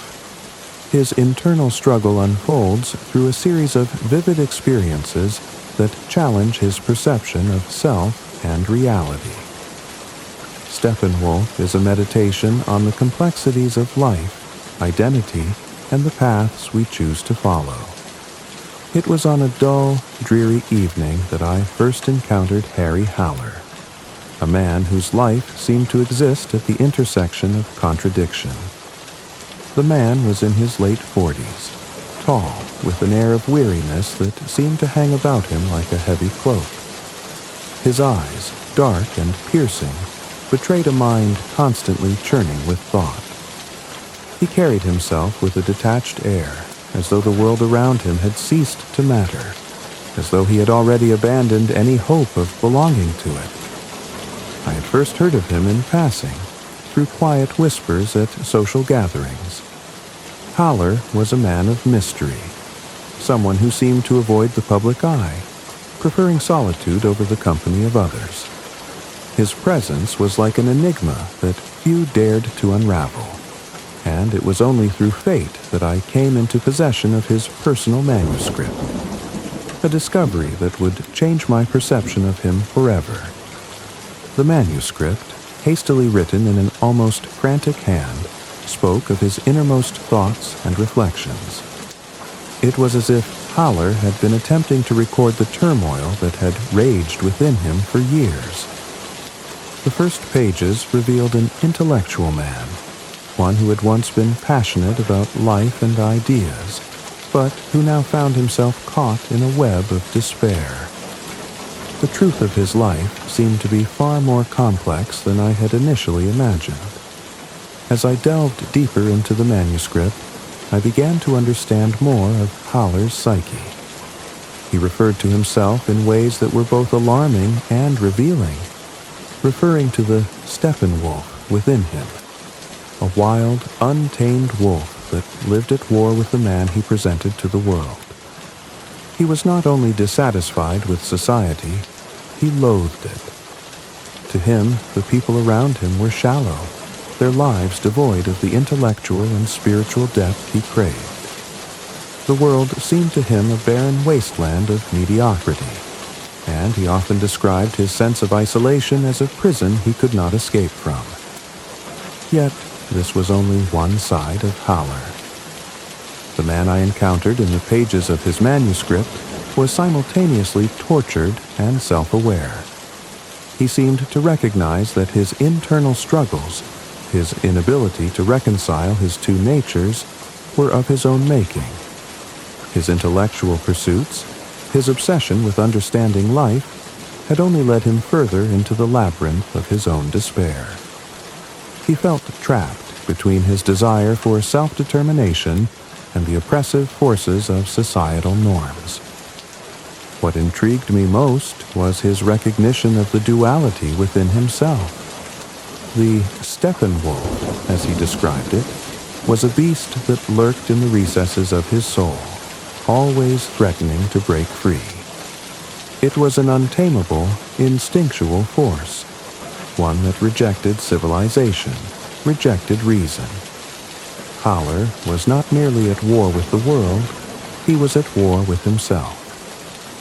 As I read on, I began to grasp the true depth of his alienation. Haller was not merely a man suffering from loneliness, he was a man suffering from a deep existential crisis, caught between two worlds, the rational and the primal, the human and the beast. This internal conflict had rendered him incapable of finding peace or purpose in life. His writing was poetic, almost tragic in its honesty, and it spoke of a profound struggle to find meaning in a world that seemed to offer none. Haller was desperate to reconcile his intellectual, civilized nature with the wild instincts that stirred within him. Yet, despite his insight into his own nature, he was lost, unable to find a way to bring harmony to the forces that tore at him. And so, I sat, absorbed in the words of a man who had constructed his own prison, a man whose soul seemed to be locked in eternal conflict. What had become of Harry Haller? And what would become of him? The answer, I would soon discover, lay in the strange and mystical journey that Haller was about to undertake. A journey that would not only reveal the true nature of the Steppenwolf, but also unveil the path to his salvation. The manuscript I had stumbled upon began to take a darker, more intense turn as I read on. As I continued to pore over Haller's anguished writings, I felt as though I were peering into the very depths of his soul. A soul twisted by despair and longing. It was clear that Haller had come to see himself as something both noble and cursed, trapped within a web of his own making, unable to find his place in the world. In the pages that followed, Haller spoke of the pamphlet he had discovered in his own life. A simple, unremarkable piece of paper titled The Treatise on the Steppenwolf. It had caught his eye one fateful day, much like how it had caught mine. The tract was a strange and almost prophetic document, a manifesto of sorts, describing a creature within him that could neither be tamed nor fully understood. It defined him, the Steppenwolf, a wolf of the steppe, fierce and untamable, lurking in the very core of his being. Haller's mind raced as he read the words of the tract, feeling as though they were describing him with uncanny accuracy.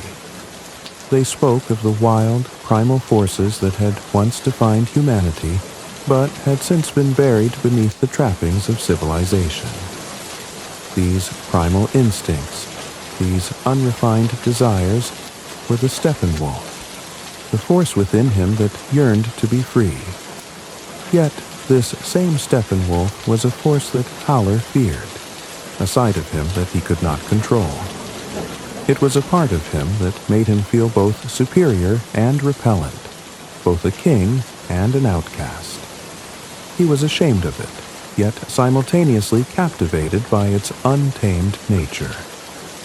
The pamphlet had not only provided Haller with a new understanding of his internal struggle, but had also confirmed his deepest fears. The Steppenwolf, as the treatise explained, was not merely a metaphor for his inner wildness, but was a reflection of a more dangerous and unrelenting side of human nature. The idea of reconciling his intellectual pursuits with the wildness that resided within him had become an obsession. How could a man who yearned for meaning and enlightenment coexist with the beast that lurked inside him? As Haller continued to reflect on the words of the pamphlet, he was plunged deeper into despair. The tract's suggestion that one could never truly escape the pull of the Steppenwolf, that one could never truly silence its hunger, struck him like a blow. He felt as though his own humanity was in constant jeopardy, caught between the seemingly irreconcilable forces within him, the intellectual, civilized man and the savage beast, two warring sides that could never find peace. Yet, despite the pain and fear the pamphlet stirred within him, Haller found a strange comfort in it as well. The words seemed to offer an explanation for his life, for his ongoing struggle. He had always felt like an outsider, like an alien in a world that made no sense. Now, with the Steppenwolf's concept laid bare before him, He could finally put a name to the part of himself he had long denied, the dark, rebellious side that had always haunted him. But this discovery came with a price. Howler grew more withdrawn. He could not rid himself of the feeling that he was trapped, locked in a cage of his own making. He became obsessed with the idea of freeing himself from the Steppenwolf, of somehow managing to silence the voice that told him to embrace his instincts, his urges, his animal nature. But each attempt at rationalizing or controlling it only seemed to make it stronger. The more he tried to suppress the beast, the more it clawed at him, demanding attention, demanding release. As Howler reflected on his growing isolation and torment, I could feel the intensity of his internal battle. His intellectual mind would argue one thing, his animal instincts would pull him in another direction, and he stood at the center, unable to make sense of it all. The conflict between his desire for peace and the relentless drive of his passions was destroying him from within. In the late hours of the night, when the weight of his thoughts became unbearable, Howler would walk the streets of the city, feeling utterly disconnected from everything around him. The people he passed seemed like mere shadows, figures who existed in a world that he could never truly belong to. He had become a prisoner to his own mind, to his own fragmented sense of self. And all the while, the Steppenwolf inside him howled for freedom, for release. At the same time, Howler began to realize that his battle was not one of physical force, but of a deeper nature. The battle between his mind and his heart, between the man he had been and the beast he feared he might become. His quest for understanding had led him to a place of profound loneliness, and he could not see a way out. The treatise on the Steppenwolf had only deepened the abyss in which he found himself. Yet, as he walked through the streets of the city, he could not help but wonder if there might be a way to reconcile the two sides of his nature. Perhaps the answer lay not in escaping the Steppenwolf, but in understanding it. Could he, Harry Howler, ever find peace with both his human side and his wolf-like nature? The questions haunted him, as they would continue to haunt him for much longer than he could ever anticipate. While Harry Howler wandered aimlessly through the streets, that he encountered her mind. At first glance, she seemed to be nothing more than another figure passing by, just another face in the crowd. But there was something unusual about her, something that immediately caught his attention. Her presence was magnetic, as though she had a certain understanding of him, of his turmoil, even though they had never met. It was as if she had seen beneath the surface of his troubled soul and recognized the struggle that had been consuming him for so long.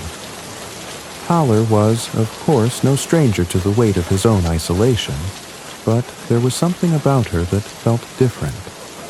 Her appearance was striking, blonde, with eyes that held both playfulness and depth. She exuded a sense of calm that Howler could not help but find both unsettling and oddly comforting. She was young, yet there was a wisdom in her gaze that suggested she had lived much more than her years might imply. "You're Harry Howler, aren't you?"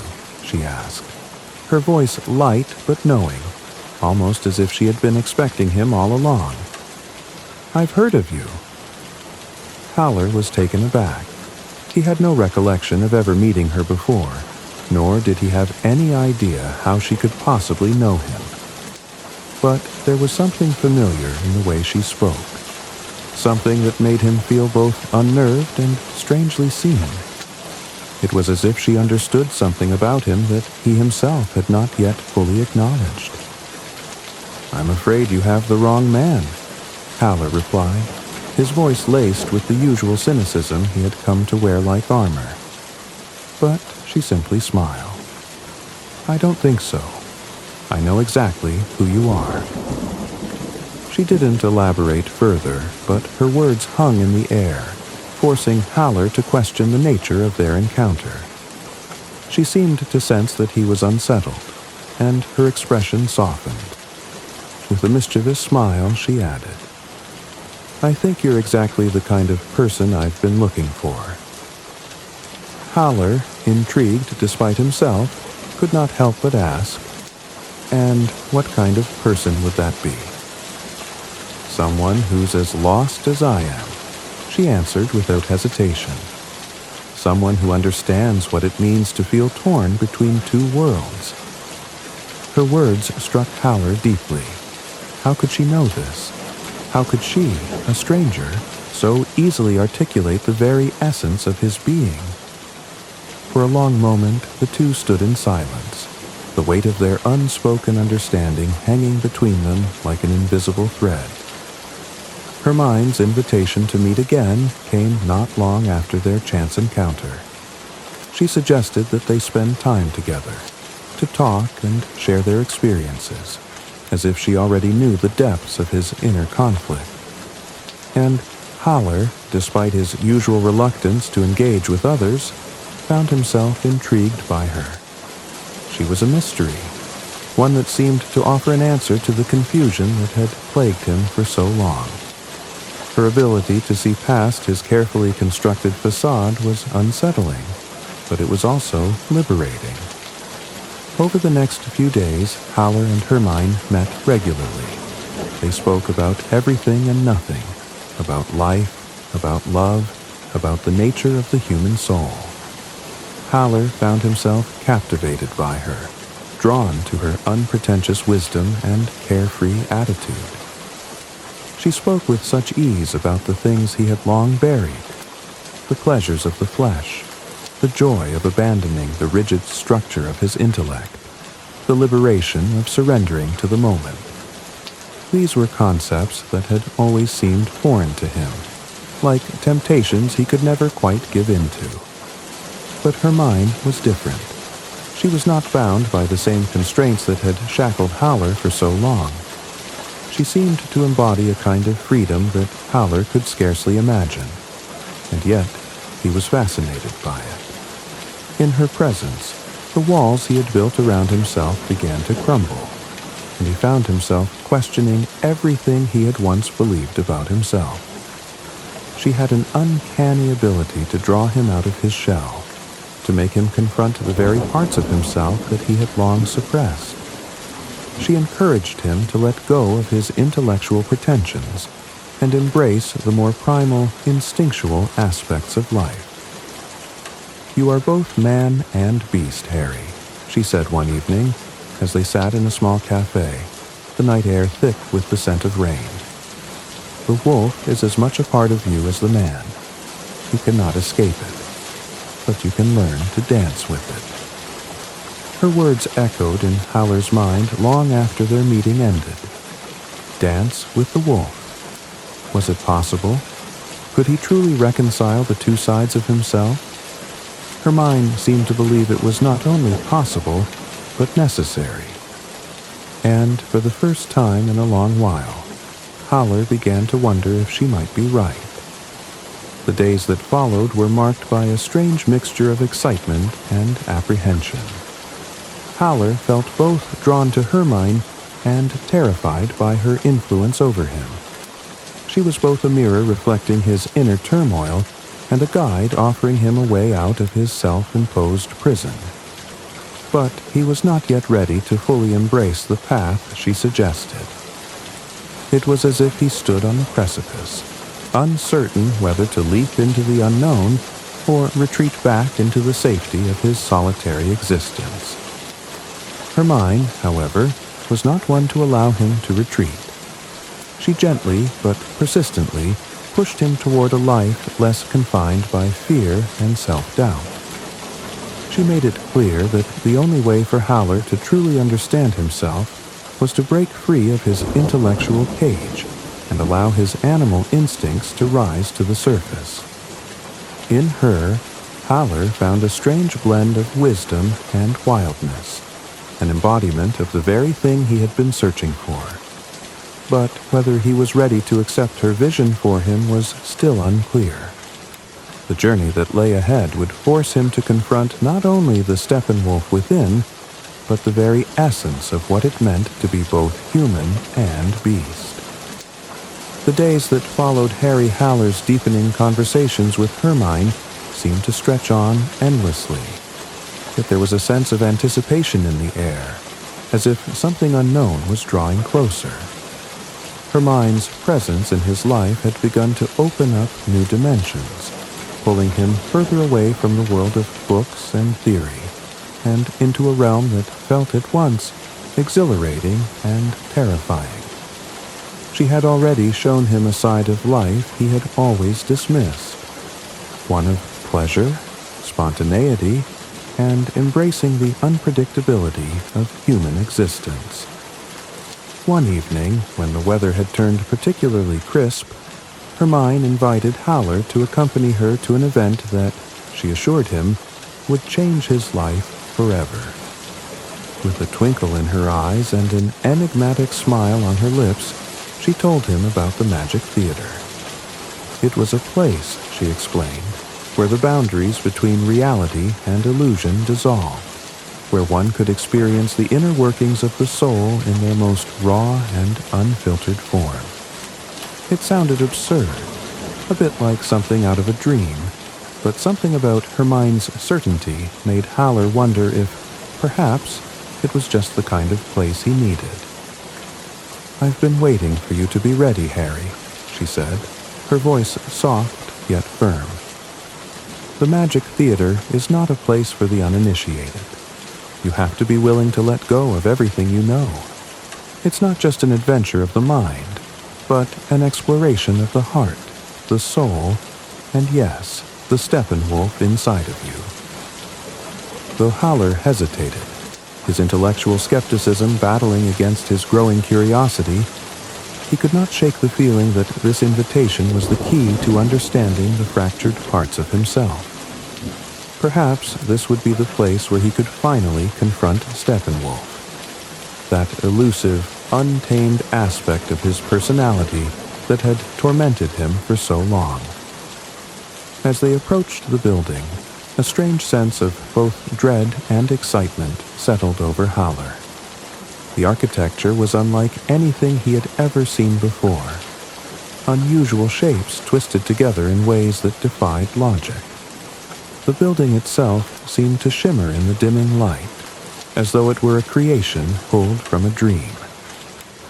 Hermione led him to a set of doors that seemed impossibly large and heavy, yet they opened effortlessly with a soft push. Inside, Haller was immediately struck by the surreal atmosphere. It was a space that seemed to exist outside of time, a place where the ordinary laws of reality no longer applied.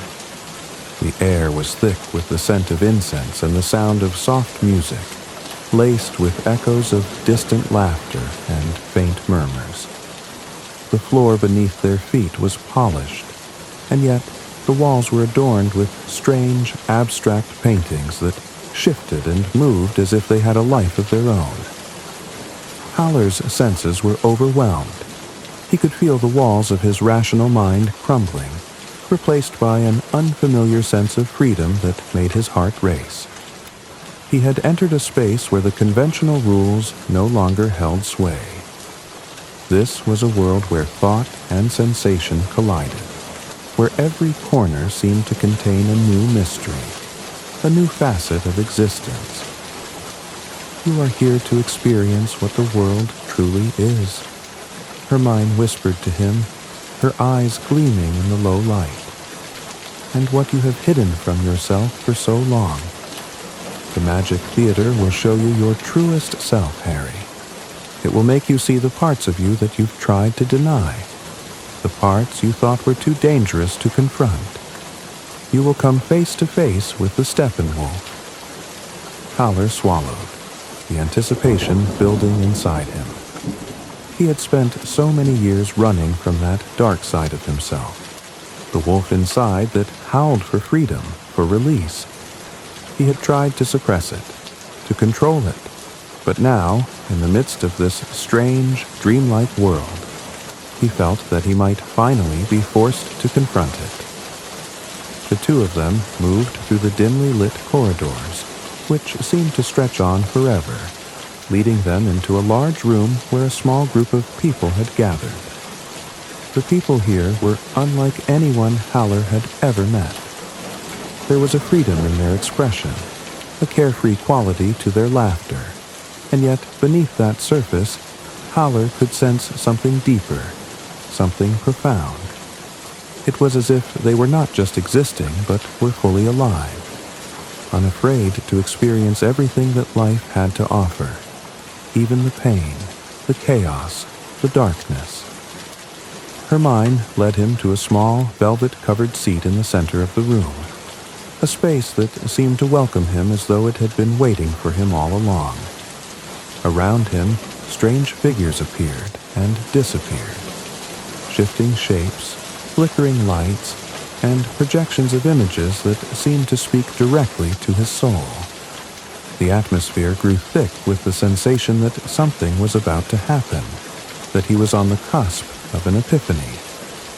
Then a figure appeared before him, an old man, his face obscured by shadows, his voice both soothing and unsettling. The figure spoke, though his words were not entirely clear.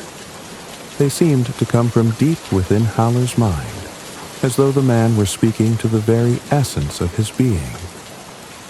"You have been running from the wolf, Harry," the voice said. "But the wolf is not something you can outrun. The wolf is a part of you, just as the man is. You must embrace both to truly be free." Haller's heart pounded in his chest as the figure's words rang through him. It was as though the Steppenwolf itself had spoken directly to him. For the first time, he felt the weight of his inner struggle in a way that was visceral, immediate, and undeniable. The old man's face flickered before Haller's eyes, disappearing into the shadows as the world around him seemed to shift once again. Images and sensations flooded his consciousness, of running through fields, of howling at the moon, of tearing away the chains that had bound him for so long. In that moment, Haller understood something he had never grasped before, that the man and the wolf could coexist, that by embracing both, he could finally find peace. The room grew quiet, the music fading, the images dissipating into the ether. Haller sat there in silence, his mind racing. The experience had left him shaken, but it had also opened a door, one that had been closed for so long. He felt as though he had seen a glimpse of something beyond the veil, something profound and liberating. Hermione's voice broke through the silence, soft and reassuring. "You've seen it, haven't you, Harry?" she asked. He could only nod, his mind still reeling from the intensity of what he had just experienced. The Magic Theater had not just been a place of illusion. It had been a doorway to his own soul. Haller's immersion into the bizarre world of the Magic Theater were clouded with a kind of surreal intensity. He could no longer tell where the theater's illusions ended and his reality began. It was as though a veil had been lifted, revealing a world he had never truly seen before. One of blurred lines, shifting shadows, and unexpected freedom. After the haunting experience with the old figure in the Magic Theater, Harry Haller found himself grappling with an intense emotional upheaval. The figure's words had struck deep, stirring something primal within him. The wolf is not something you can outrun. The wolf is a part of you. These words reverberated in his mind, echoing through every corner of his existence. He had always kept his inner darkness, his wild side, locked away, fearing it would consume him if unleashed. He had tried to live as a man of reason, an intellectual in a world that seemed more chaotic than ever. But now, after his encounter in the Magic Theater, he understood that the man and the wolf were not opposites. They were two halves of the same being, two faces of the same coin. Howler had been living his life as though he could control one side while suppressing the other. But it was clear now that both parts must be embraced if he were ever to experience true liberation. Hermione, with her knowing gaze and her magnetic presence, had seen something in him from the beginning.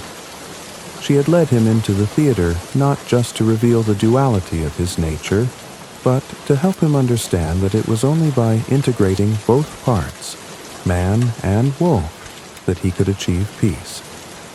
But this was no simple task. It required not only a shift in perception, but an active, deliberate choice to surrender to the chaos within. One evening, Howler met Hermione again, though this time their conversation was different. There was a sense of urgency in her voice, a glimmer of something more profound in her words. "You've seen the wolf, Harry," she said softly, her voice almost a whisper. "Now you must dance with it." The metaphor struck him with unexpected clarity. Dance with it. He had always been running from the wolf, avoiding its dark, wild nature, believing that by denying it, he could keep his life under control. But now, Hermione was telling him to do the unthinkable, to embrace the wolf, to dance with it. Was it possible? Could he truly give himself over to this chaotic force without losing himself entirely? Her eyes shone with an almost mischievous light as she continued. "The wolf is not your enemy, Harry. It's a part of who you are, and until you accept it, you'll never be truly free." This revelation, this acceptance of his duality, was not a gentle one. It was a wild, untamed call to action. Howler felt a surge of energy, a rush of adrenaline that made his pulse quicken. He was standing at the edge of a precipice, staring down into the abyss that was both terrifying and alluring. "You don't understand," Howler said, his voice barely a whisper. "I'm not sure I can control it. What if the wolf takes over and destroys everything I've built?" Hermione's smile was knowing, calm.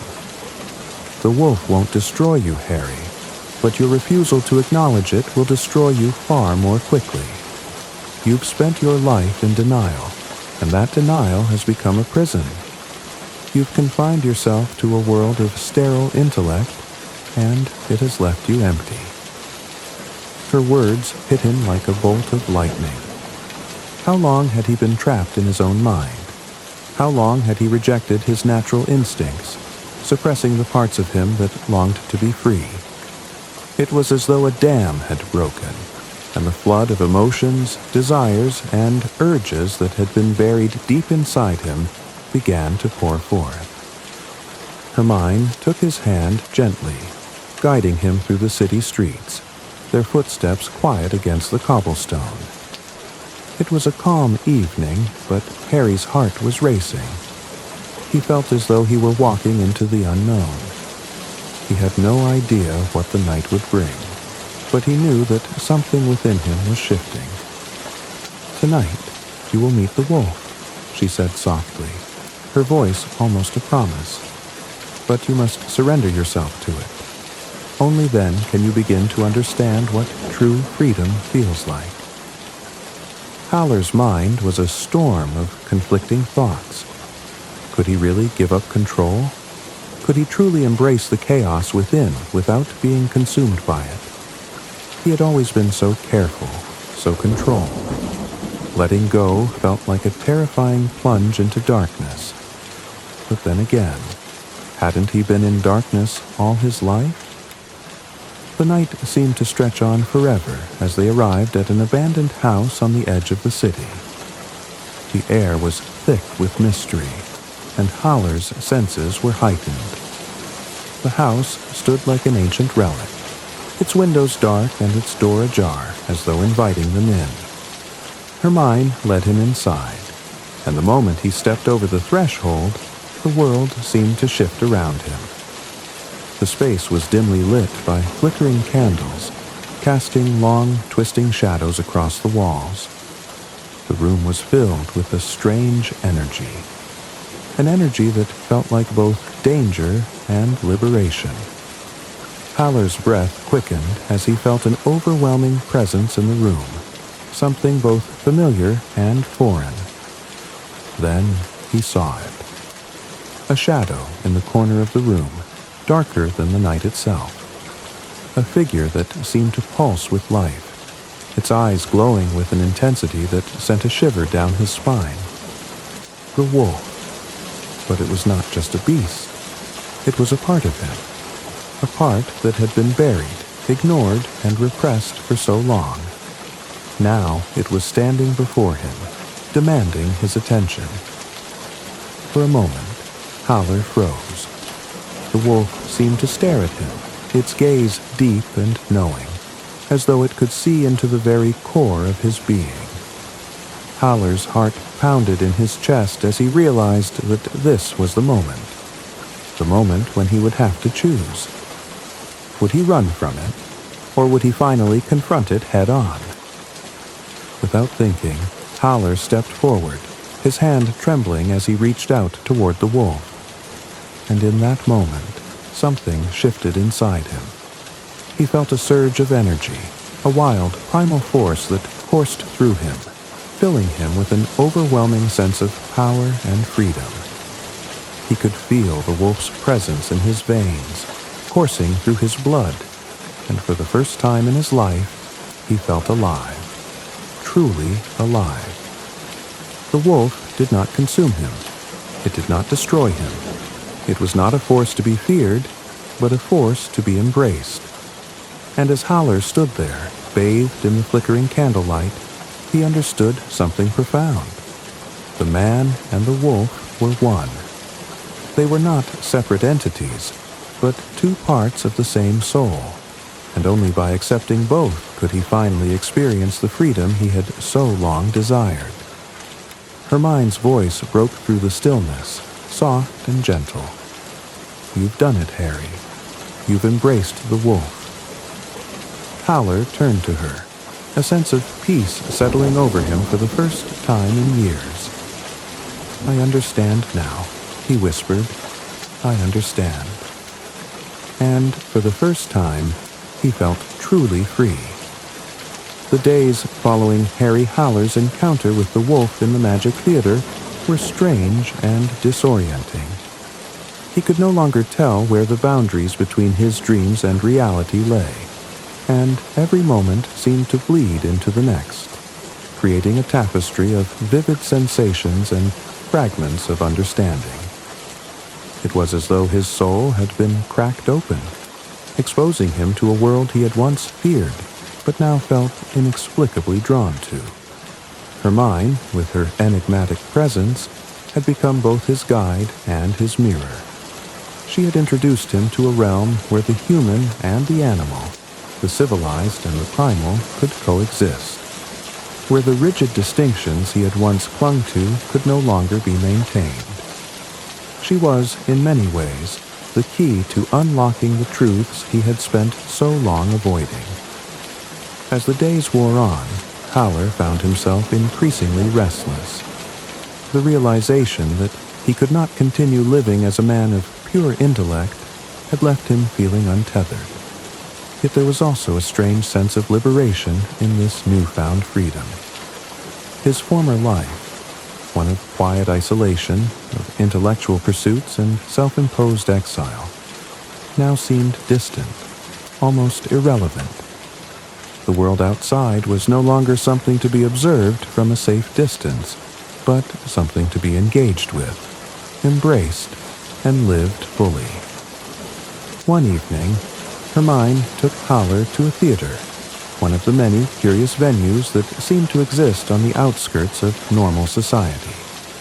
This theater was unlike any Haller had ever seen, a place where boundaries between actors and audience disappeared, and where the very act of watching seemed to alter the nature of reality itself. The air in the theater was thick with anticipation, and as they settled into their seats, Howler could feel the hum of energy around him, as though the building itself were alive with possibility. The play began, but it was unlike any performance Howler had ever encountered. The actors seemed to move with an animalistic grace, their movements fluid and unpredictable, as though they were not merely performing a script, but engaging in an ancient ritual.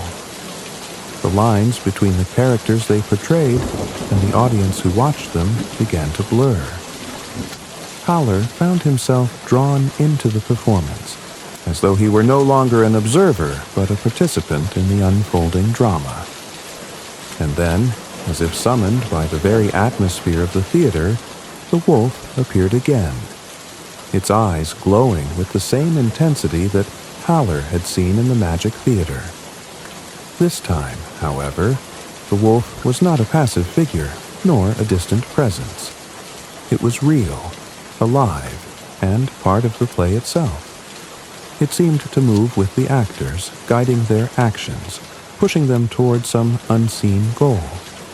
The energy in the room grew more palpable, the air thick with the sense that something was about to happen, something transformative. As the play reached its climax, Howler felt himself being pulled into the action. The lines between the actors and the audience had completely dissolved, and for a brief moment, he was no longer a spectator, but an active participant in the unfolding drama. His heart raced, his breath quickened, and he felt the surge of adrenaline that came with surrendering to the chaos of the moment. The wolf's presence became more intense, and for a moment, Howler felt as though it were speaking directly to him. The wild, primal energy he had felt earlier in the Magic Theater now pulsed through his veins, and he was aware of the deep connection between himself and the wolf. It was not a creature to be feared, as he had once believed. It was not a force of destruction, but a force of creation, a symbol of his own untamed spirit, one that had been buried for so long beneath layers of repression and denial. As the final act of the play unfolded, Howler felt the walls of his old self begin to crumble.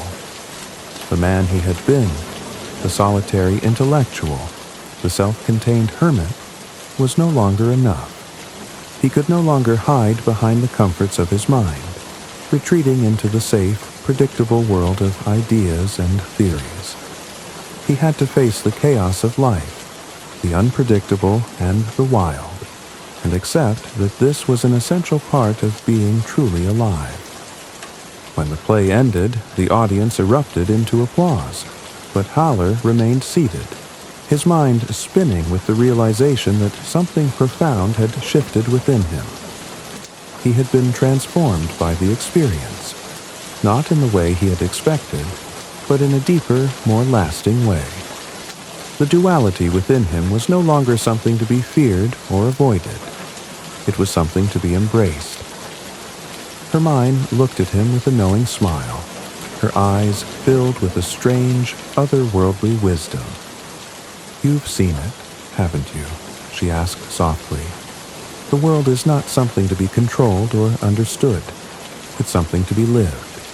And the wolf, your wolf, is a part of that life." Howler nodded slowly, feeling a weight lift from his shoulders. The fear that had once gripped him, fear of the wolf, fear of losing control, was no longer present. For the first time in years, he felt as though he had stepped out of the darkness and into the light. But there was still a long road ahead. Howler knew that he had only just begun to understand the full extent of his journey. The path ahead was uncertain, filled with both beauty and danger. But he was no longer afraid. The wolf was not something to be feared. It was something to be integrated into his being, something to guide him as he walked the fine line between the human and the animal, the rational and the irrational. Hermione's voice broke through his reverie. "Come, Harry," she said softly, her hand on his arm. "There is more to see, more to experience. The journey is only beginning." With a deep breath, Haller stood, feeling the weight of the moment settle over him. He had embraced the wolf, and in doing so, he had embraced himself. The road ahead would not be easy, but for the first time, he felt ready to face whatever came next. Harry Haller awoke the following morning with a sense of disorientation, a swirling feeling in his chest as though his very essence had been reconfigured. The night had passed in strange flashes, as if reality and dream had melded into a single, surreal experience. The theater, the wolf, the intensity of the performance, all these sensations clung to him like a second skin. He could not shake the vivid images or the deep stirrings within his heart. He felt both free and lost, liberated and uncertain. He had tasted something profound the night before, something that defied his long-held beliefs about life, about humanity, and most importantly, about himself. He had touched the wild and untamed side of his nature, and though it had shaken him to his core, it also left him with a yearning to understand more. He knew he could no longer live as a mere spectator of life, detached from its raw energy. He had been a passive observer for too long, trying to mold himself into a figure of reason and intellect, when, in truth, he had been neglecting the parts of himself that were untamable, fierce, and utterly human. He was neither just a man nor just a wolf. He was both, and the dance between these two selves was his to navigate. But how? The answer came in the form of Hermione, who arrived with a knowing smile, as though she had been expecting this transformation all along. She had seen the struggle within him, had understood the conflict between his intellectual self and his untamed side. And now, she was there to guide him, to help him take the next steps on the path of integration. "You felt it, Harry, haven't you?" she asked, her voice a gentle invitation. "The freedom, the chaos, the wonder of it all." Haller nodded, his thoughts tangled in the emotions that surged within him. "Yes," he whispered, "but I feel like I am on the edge of something. I don't know where this will lead. Will I lose myself completely? Will I be swallowed by this chaos?" Hermione's smile deepened, her gaze steady and calm. "You won't lose yourself, Harry. You'll find yourself. The only way to truly live is to embrace every part of you. You've known this for a long time, but now you must act upon it." She extended her hand to him, and he hesitated for only a moment before taking it. He was no longer afraid. He was no longer the man who feared his own desires, his own instincts. He was stepping into a new version of himself, one that could no longer be contained by the walls of the intellect or by the cages of his own making. The city outside was alive with movement, its streets bustling with energy and noise. But Harry felt detached from it all, as if he were walking through a dream. He no longer had a clear sense of where he was going, but for the first time in his life, he didn't feel the need to know. He was simply being, and that was enough. Hermione led him to a secluded garden hidden behind a tall iron gate. The flowers here were wild, untamed, growing in all directions without regard for the structure of man-made order. The air smelled of earth and freedom, and Haller felt a deep sense of connection to this place, a reflection of his own inner world. This garden was a space where the chaos of life could exist alongside its beauty. It was a place where contradictions could coexist peacefully. In the center of the garden, there was a small pond, its surface still and reflective like a mirror. Hermione gestured for him to approach, and as he did, he saw his own reflection, But it was not just his face staring back at him. It was a face that seemed to change, shifting between that of a man, a wolf, and something altogether otherworldly. He could feel the presence of both his human and animal nature, side by side, both equally valid, both equally a part of him. "You see, Harry," Hermione's voice was soft but insistent, "the reflection you see is not a fixed thing. It's always shifting, always changing, because you are not one thing, but many. You are not just a man, nor just a wolf. You are both, and it is in the synthesis of these two aspects that your true freedom lies." Howler stared at his reflection, a sense of awe washing over him. For the first time, he saw himself as a whole, as a complete being, rather than a fragmented, conflicted self. He had spent so many years fighting against the darker aspects of his nature, trying to suppress them, to mold himself into a more acceptable form. But now, he saw that the struggle had been unnecessary. His wild side, the wolf, was not his enemy. It was simply another expression of his own existence, one that he had been denying for too long. "This is who I am," he murmured, his voice filled with wonder. "Yes," Hermione said, her eyes filled with understanding. "And now you can begin to live fully, not as a divided being, but as a whole one. You've freed yourself from the prison of your own making. The wolf is no longer something you need to fear. It is a part of your spirit, and it will guide you on your journey." Howler looked down at his hands, feeling the pulse of life coursing through his veins. He had spent so many years searching for meaning, trying to understand the complexities of the world and the self. But now, in this moment, he realized that the answers had always been within him. It was not a question of intellect, but of acceptance. Acceptance of the contradictions within him, acceptance of the chaos, and acceptance of the beauty that came with surrendering to it. He turned to Hermione, his heart full. "Thank you," he whispered. "I don't know how to express it, but thank you." She smiled, her gaze kind and knowing. "The journey is never over, Harry. There is always more to learn, more to experience. But you are ready now. You are ready to walk the path of freedom." As they stood in the garden, the world around them seemed to shift. The line between the self and the world outside began to blur.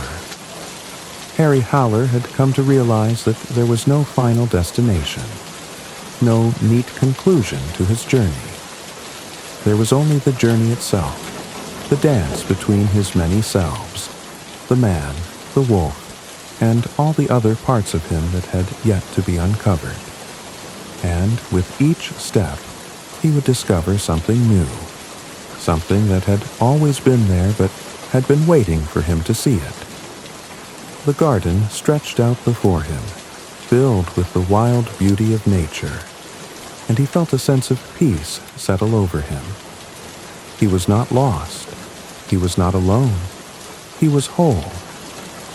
Harry Howler had reached a point of profound stillness, a point where the conflicts within him had ceased to rage, at least for the moment. He stood at the edge of the garden, gazing into the distance, his mind and heart in a state of quiet contemplation. The sun was setting, casting a warm glow over the wild flowers and tall grasses, and the air was thick with the sweet scent of evening. For the first time in years, he felt a sense of peace. Peace not from understanding or control, but from acceptance. The reflections in the pond no longer appeared strange or fragmented. They were simply a part of him, as natural as his heartbeat, as inevitable as the changing seasons. He saw the man he had always known, but now he saw the wolf beside him, both sharing the same space, the same life. There was no longer a war between these two halves. They had found their harmony. Hermione's words echoed in his mind. The journey is never over, Harry. There is always more to learn, more to experience. And for the first time, he understood what she meant. The path ahead was not a linear one, not one with an end or a resolution. It was a dance, a never-ending rhythm between the many parts of himself. Each moment a new step, a new discovery. But there was something else, something still unsettled within him, like a lingering shadow. It was the memory of the wolf that had been both a guide and a mirror, showing him not only the parts of himself he had tried to ignore, but also the parts he had feared. The wildness within him, which had once seemed terrifying, now felt familiar, even comforting. The duality of his nature had ceased to be a paradox. He had come to accept that he was both man and beast, that these two natures could coexist without diminishing one another. And yet, there was still the question. What next? Hermione's presence was like a soft, constant anchor to his thoughts, and when she appeared beside him in the garden once again, he felt a deep sense of gratitude. She had shown him a world of possibility, a world where he no longer had to choose between the intellectual and the primal, the human and the animal. But now, as they stood together, he wondered if she had also shown him something more, something he hadn't yet fully understood. "You've come so far, Harry," she said, her voice gentle and knowing. "But there's still more to discover." He turned to her, searching her face for the answers that had eluded him for so long. "I feel whole for the first time," he said, his voice almost a whisper. "But still, there's this feeling that something is missing. Am I done? Is this it?" Hermione smiled, her eyes soft but full of wisdom. "No, Harry, it's not over. This is just the beginning. Life is not a destination. It's a journey, a continual process of becoming. You are whole, but you are also always changing, always evolving. The man and the wolf will always be a part of you, but so too will every other facet of your being. You will continue to transform, just as the world does around you." Fowler's gaze drifted again to the pond, his reflection now clearer than ever. He could see both the man and the wolf standing side by side, not as opposites, but as complementary forces. The wild, primal side of him no longer felt like a threat, but a source of strength, a reminder that the life within him was not something to be controlled, but something to be embraced, in all its complexity. It was then that he realized the depth of what Hermione had been teaching him all along. She had not merely been a guide through his personal darkness. She had been a mirror, showing him not only the sides of himself that he had repressed, but also the parts he had yet to discover. His journey had been about more than simply reconciling his intellect with his instincts. It had been about learning to live fully, without the constraints of fear, shame, or self-imposed limitation. It had been about embracing the fullness of existence, the beauty and the chaos that came with it. Hermione took a step closer to him, her presence calm and steady. "Now," she said, "you are ready. Ready to live. Not as a fragmented man, but as a whole one. Ready to embrace the contradictions, the complexities, and the wonders of life." For a moment, Harry felt a surge of emotion rise within him, both joy and sadness, as though something precious was slipping away even as it was being fully realized. He had fought so long to understand himself, to fix the broken pieces. But now, in this quiet moment of surrender, he realized that he had never been broken. He had only been incomplete, and now he was whole. A soft wind stirred the leaves in the garden, and Harry closed his eyes for a moment, letting the breeze wash over him, feeling it carry away the last remnants of his old self. The self that had clung to intellect, to order, to control. That self was gone now, replaced by a new version of Harry Haller, one who was no longer afraid to feel, to live, to be wild. He turned to Hermione, his heart full of gratitude. "Thank you," he said quietly, "for everything." She smiled, her expression gentle and full of understanding. "You've always had it within you, Harry. I merely helped you see it. Now, you are free to walk your own path. And remember, the journey is never over. Life is always waiting, and the wolf will always be there to guide you." As Haller walked away from the garden, he felt the world around him open up in new and unexpected ways. There was no longer a division between himself and the world. He had embraced his wildness, his humanity, and everything in between. The journey was never over, and he was ready for whatever came next. And with that, we reach the end of Harry Haller's profound journey in Steppenwolf. We've walked with him through the deepest corners of his soul, embracing the complexity and contradictions of life itself. Just as Harry found peace within his own duality, may we all come to understand that we are more than the sum of our parts, and that true freedom lies in embracing every aspect of ourselves. Thank you for joining us on this journey through Hermann Hesse's masterpiece. If you've enjoyed this exploration of self-discovery, be sure to subscribe to Mr. Sleep Story for more literary adventures and soothing tales to guide you into the quiet moments of reflection. Until next time, sleep well, dream deeply, and remember that the journey within is never truly over. Good night.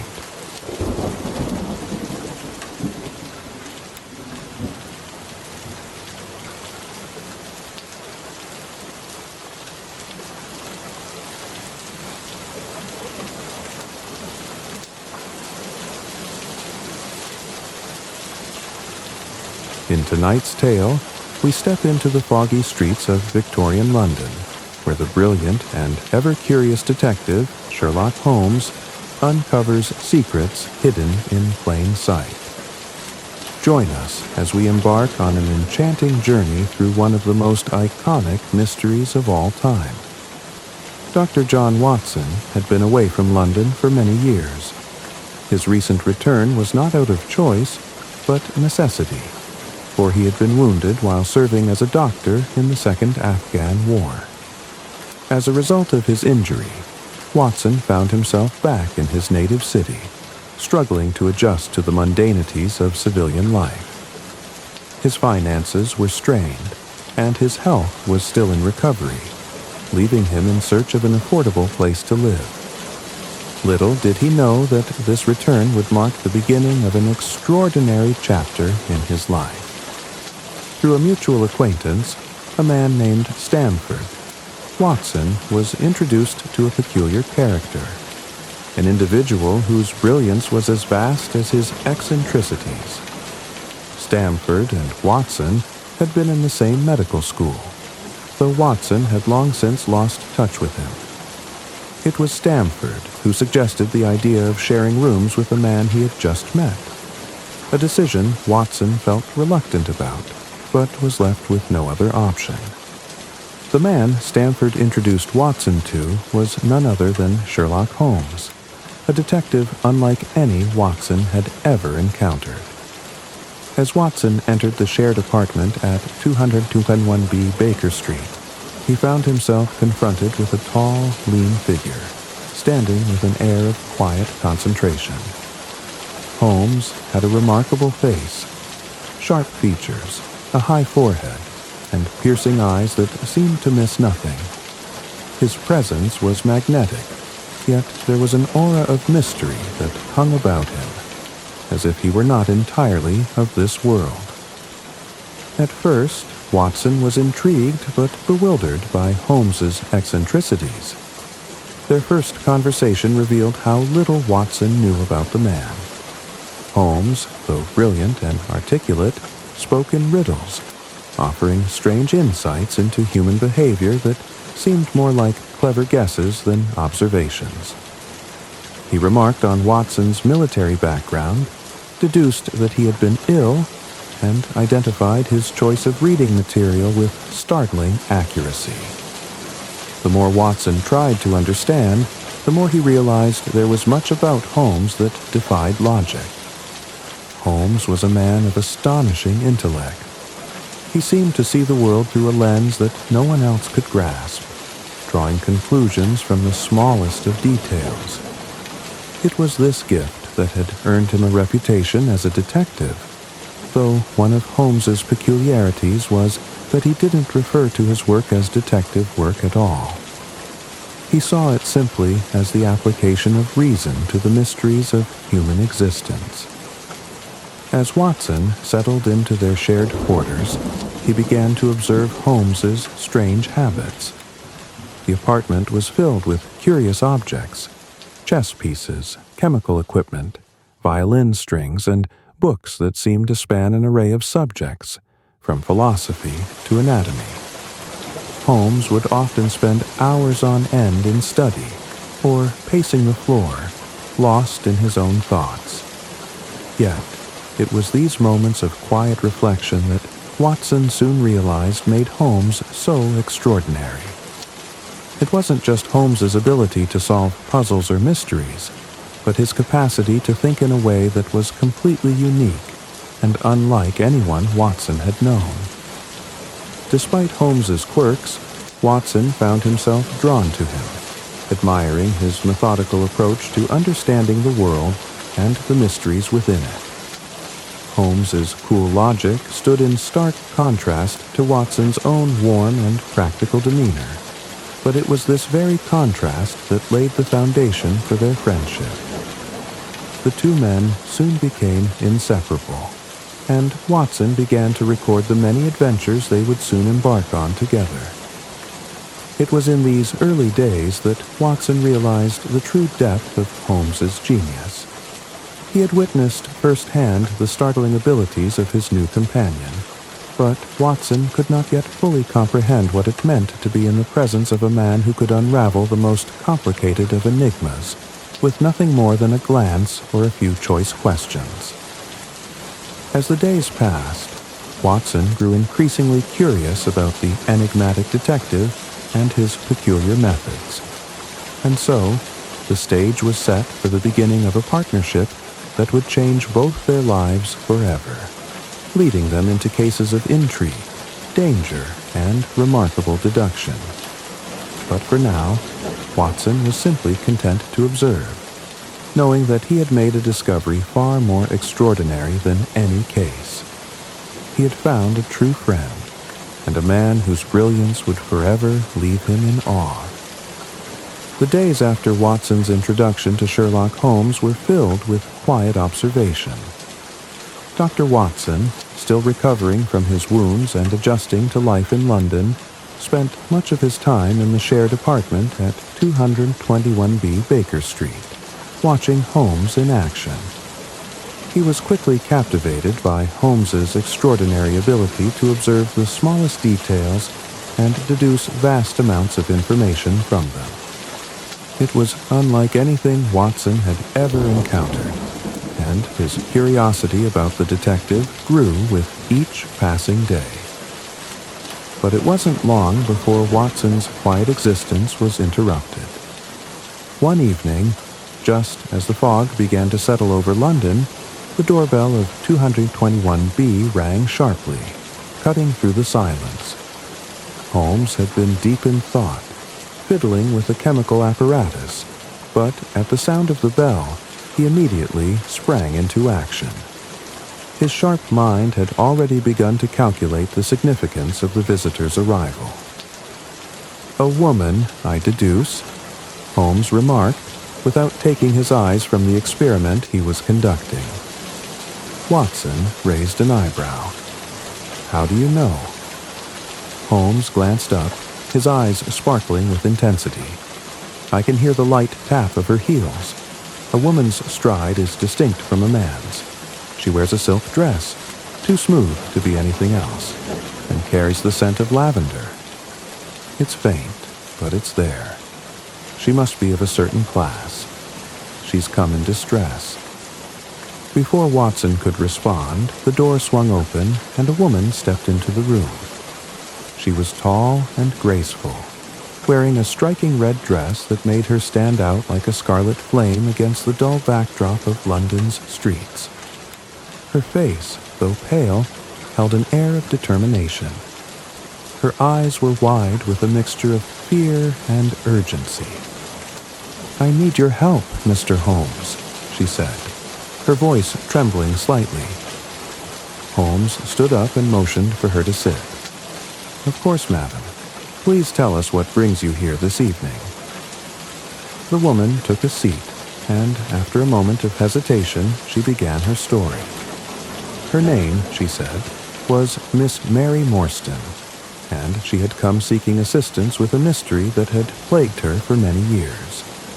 Her father, a sea captain, had disappeared many years ago under mysterious circumstances, and since then, she had been receiving a series of anonymous letters and small gifts. But now, the situation had taken a dark turn, and she feared for her life. Holmes listened intently, his piercing gaze never leaving her face as she spoke. The more she told him, the more intrigued he became.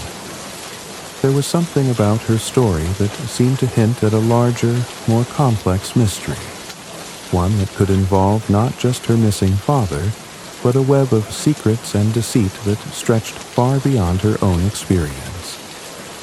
The letter that had arrived that morning was the most troubling of all. It contained a cryptic message, accompanied by a single pearl, a gift she had received before but never understood the meaning of. The message in the letter was simple. "The game is afoot." The phrase was familiar to Holmes, but he made no immediate comment, choosing instead to focus on the woman's appearance and behavior. She was calm, but there was an underlying tension that Holmes could easily detect. He could see that she was frightened, but whether it was from the letters or something else, he was unsure. "I've been receiving these gifts for years," Miss Morstan continued, her eyes fixed on the letter. "But now, I fear something terrible will happen. The pearls. They are connected to my father's disappearance, but I don't know how. I don't know who is behind it." Holmes's eyes glinted with excitement. "I believe we have a case to investigate," he said, his voice calm but filled with determination. "We will need to examine all the evidence carefully. Those pearls, the letters, and any other clue that might shed light on the mystery." As he spoke, Watson could sense Holmes's mind already working at full speed, sifting through possibilities and analyzing every word Miss Morstan had said. To Holmes, this case was more than just a simple inquiry. It was a puzzle that needed to be solved. He had already begun to piece together a theory, though he kept it to himself for the moment. Miss Morstan left them with the promise to return the following day with more details, and Holmes wasted no time in turning his attention to the case. He instructed Watson to accompany him the next morning as they began their investigation into the strange disappearance of Mary Morstan's father. Watson had watched as Holmes worked, amazed at the detective's speed and focus. The pieces of the case began to fall into place in Holmes's mind, though Watson could not yet see the full picture. The woman's story, the pearls, the cryptic letters, all of it was leading somewhere, but Holmes was content to follow the trail, waiting for the right moment to make his move. "Tomorrow, Watson," Holmes said, as they prepared to leave for the day. "We shall begin our search for the truth. The game, as it were, is indeed afoot." Watson, intrigued and captivated by the unfolding mystery, followed Holmes, knowing that this was only the beginning of an adventure that would test both their wits and their courage. As Sherlock Holmes and Dr. Watson delved deeper into the mystery surrounding the disappearance of Captain Morstan, they began to piece together a narrative that was far more complex and ominous than they had initially expected. Miss Morstan's plight, her mysterious inheritance of pearls, and her father's strange disappearance were the threads that Holmes was pulling on, each clue leading them down a more winding and shadowy path. The detective's first step was to gather more information from the police, so he arranged a meeting with Inspector Lestrade of Scotland Yard. Holmes's interactions with the inspector were always tinged with a mixture of professional admiration and gentle disdain. Lestrade, though competent, lacked the keen observational skills and razor-sharp intellect that Holmes brought to the table. However, Holmes had no qualms about accepting the help of the police when necessary, and the inspector's access to resources and records would be useful in uncovering the truth. The meeting took place in a small, dimly lit office at Scotland Yard. Holmes sat across from Lestrade, who seemed somewhat more weary than usual, as though the weight of his latest investigations had taken a toll on him. The inspector was aware of the peculiar nature of the case Holmes had taken on, and he had seen the mysterious woman who had come to seek Holmes's assistance.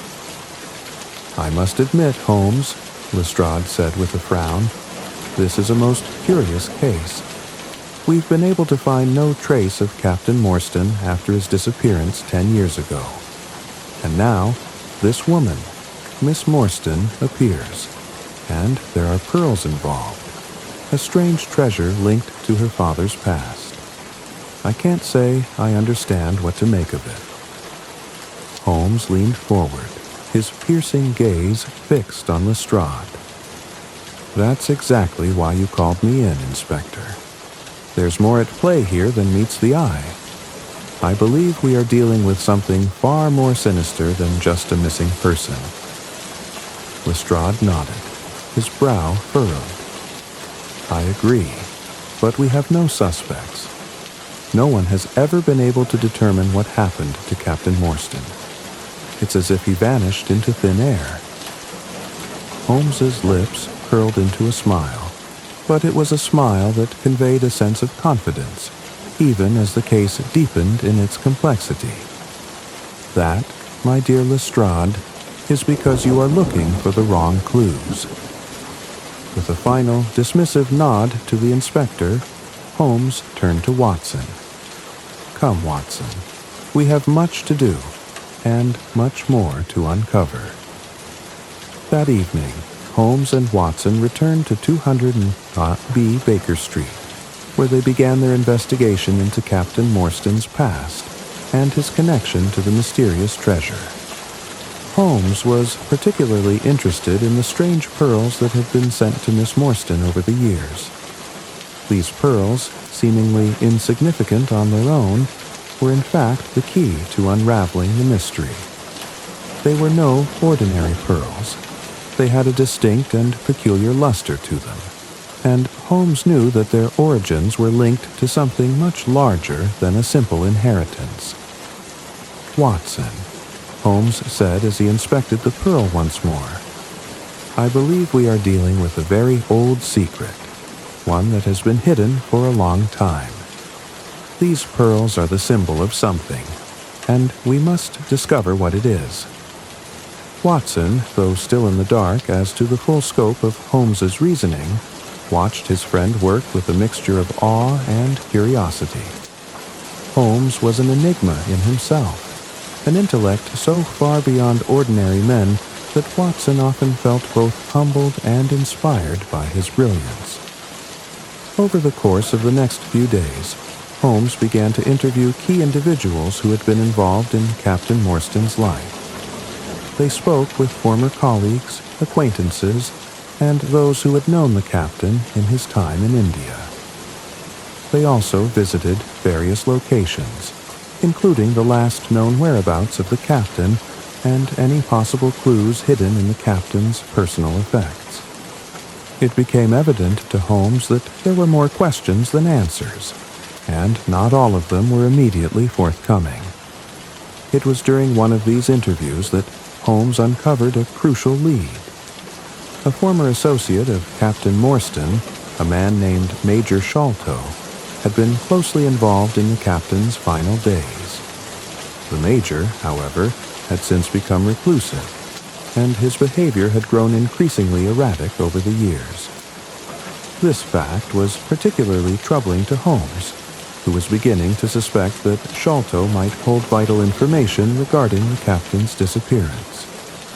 With this new lead in hand, Holmes and Watson set off to confront Major Sholto, who lived in a large, secluded house on the outskirts of London. Holmes had a distinct intuition about the man.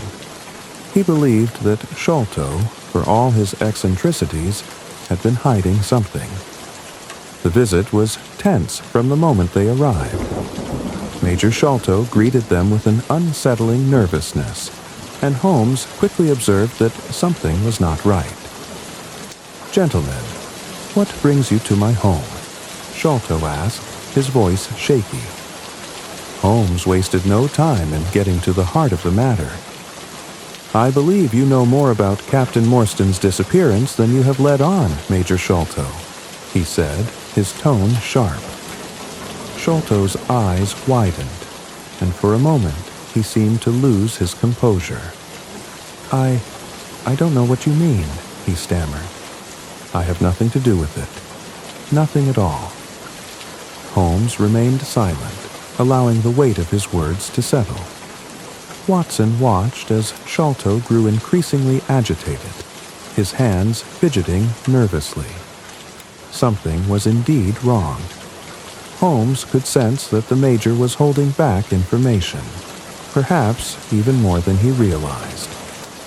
As the conversation unfolded, Holmes continued to press Sholto, asking him about his relationship with Captain Morstan, his connection to the pearls, and his possible knowledge of any treasure or secrets hidden by the captain. Sholto's answers were evasive, and at times contradictory. The more Holmes asked, the more it became clear that the Major knew something that could solve the entire mystery. In the end, Holmes left Major Sholto with a warning.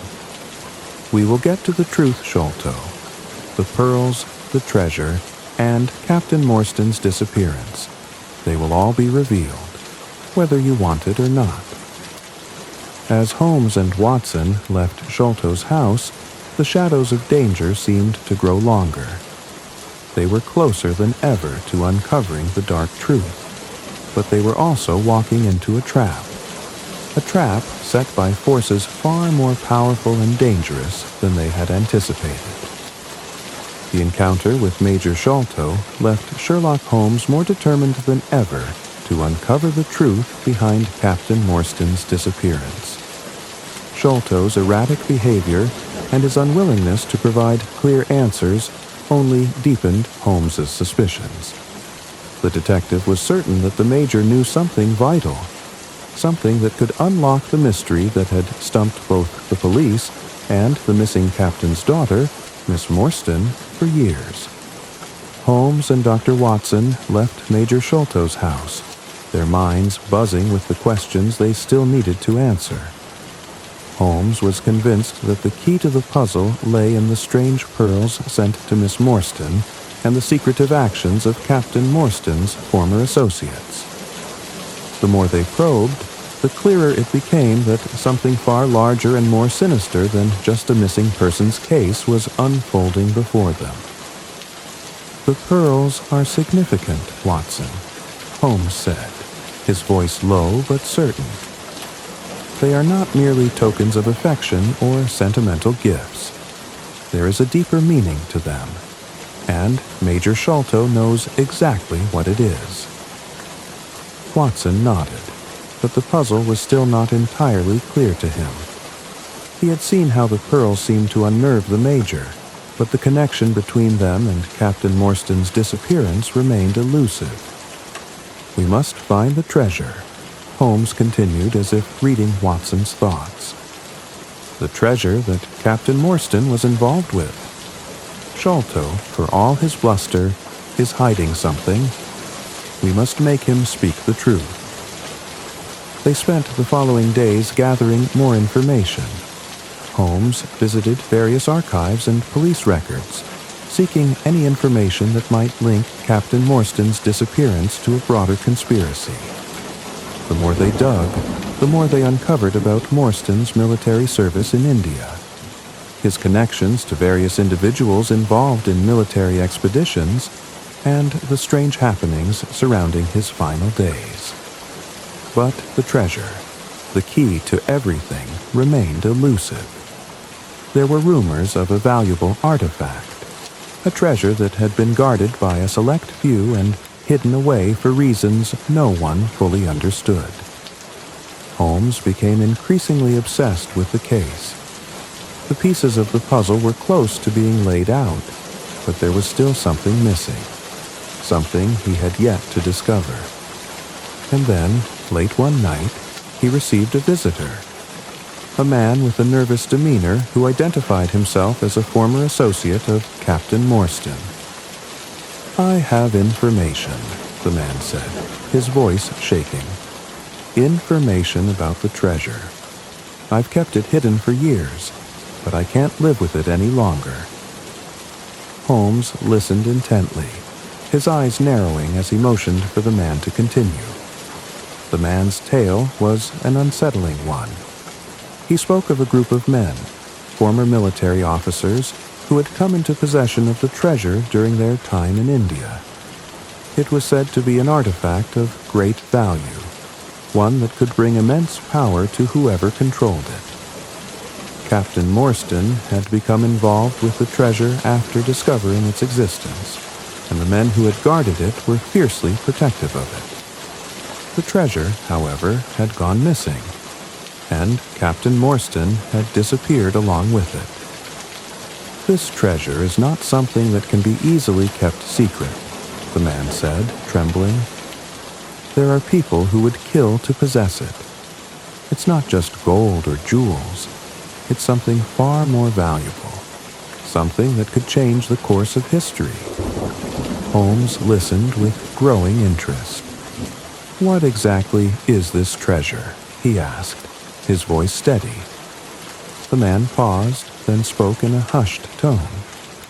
"It's a map that leads to an ancient burial site, a place where untold riches have been hidden for centuries. The treasure is a secret, but the map, those who hold it are destined to find what was lost." Watson, who had been listening silently, was shocked by the revelation. A map, an ancient map that could lead to a treasure of unimaginable value. It was a discovery that seemed to answer many of the questions Holmes had been grappling with. "We must find the map," Holmes said firmly, his voice full of purpose. "That is the key to solving this entire mystery." The man seemed to relax slightly, though the fear in his eyes was still evident. "You must understand, Holmes," he warned. "There are people out there who would stop at nothing to prevent this treasure from being found. I fear for my life just by speaking to you about it. You must be careful." Holmes nodded, his expression thoughtful. "We are always careful," he said.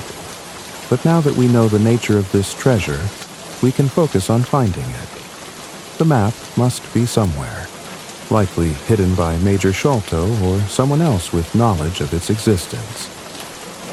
With that, the man left, and Holmes immediately began to formulate his next steps. The investigation had taken a darker turn. This was no longer just a case of a missing person. It was a race to find a treasure that had the potential to change the lives of those who possessed it. And, more importantly, there were powerful forces at work who would stop at nothing to ensure it remained hidden. Holmes turned to Watson. "We need to visit Major Sholto again," he said. "I believe he is hiding more than just the truth of Captain Morstan's disappearance. I believe he holds the key to the treasure." The detective was already lost in thought, formulating a strategy. Watson, though still unsure of the full picture, could see the fire in Holmes's eyes.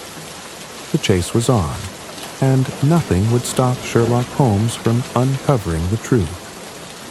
Sherlock Holmes, ever keen on uncovering the truth, wasted no time after his meeting with the terrified man who had revealed the existence of the treasure map. The puzzle had taken a thrilling turn, and Holmes could sense that the pieces were falling into place, albeit more slowly than he would have liked. Now, with the treasure's nature known and its ties to an ancient burial site, Holmes had set his sights squarely on Major Sholto. The case had become more than just a missing persons investigation. It was now a race against time, as Holmes was convinced that Major Sholto held crucial information that could bring the mystery to a close. The Major, it seemed, had not only been involved in Captain Morstan's disappearance, but also held the key to the treasure that could alter the course of history. Sholto's reluctance to divulge information had only solidified Holmes's belief that he was hiding something monumental. Holmes and Watson arrived at Major Sholto's secluded estate early the next morning. The house was an imposing structure, set on a quiet, winding road, its stone walls rising high against the dreary sky. It was an atmosphere that seemed to fit the gravity of the situation. There was something dark and foreboding about the place, and Holmes couldn't help but wonder what secrets the Major had buried within it. They were greeted at the door by a servant who led them through the long hallways and into a large drawing room, where Major Sholto was waiting. His nervous demeanor was still as palpable as ever, but now there was a certain anxiety in his eyes. He seemed to know that Holmes was closing in on something crucial. The tension between them was thick, as though a secret had been hanging in the air for years, waiting to be exposed. Holmes wasted no time with pleasantries. He fixed his sharp gaze on Sholto and spoke in his usual matter-of-fact tone. "Major Sholto, I trust you know why we are here. Captain Morstan's disappearance, the treasure, the map. It is all connected. I know you have the key to unraveling this mystery." The Major's face tightened, and his fingers drummed nervously on the arm of his chair. "I've already told you everything I know, Holmes," he replied, his voice strained. "I have no involvement in this, and I know nothing about any treasure." Holmes leaned forward slightly, his eyes narrowing. "That, Major, is where you are mistaken. You do know something. You knew Captain Morstan, and you knew the treasure he sought. The pearls that were sent to Miss Morstan, they are the symbol of something much greater. A map, hidden and lost for many years. I believe you are the last person who has seen it." Sholto shifted uncomfortably in his seat, a bead of sweat forming on his brow. "I can't," he began, but Holmes cut him off. "You can," Holmes insisted.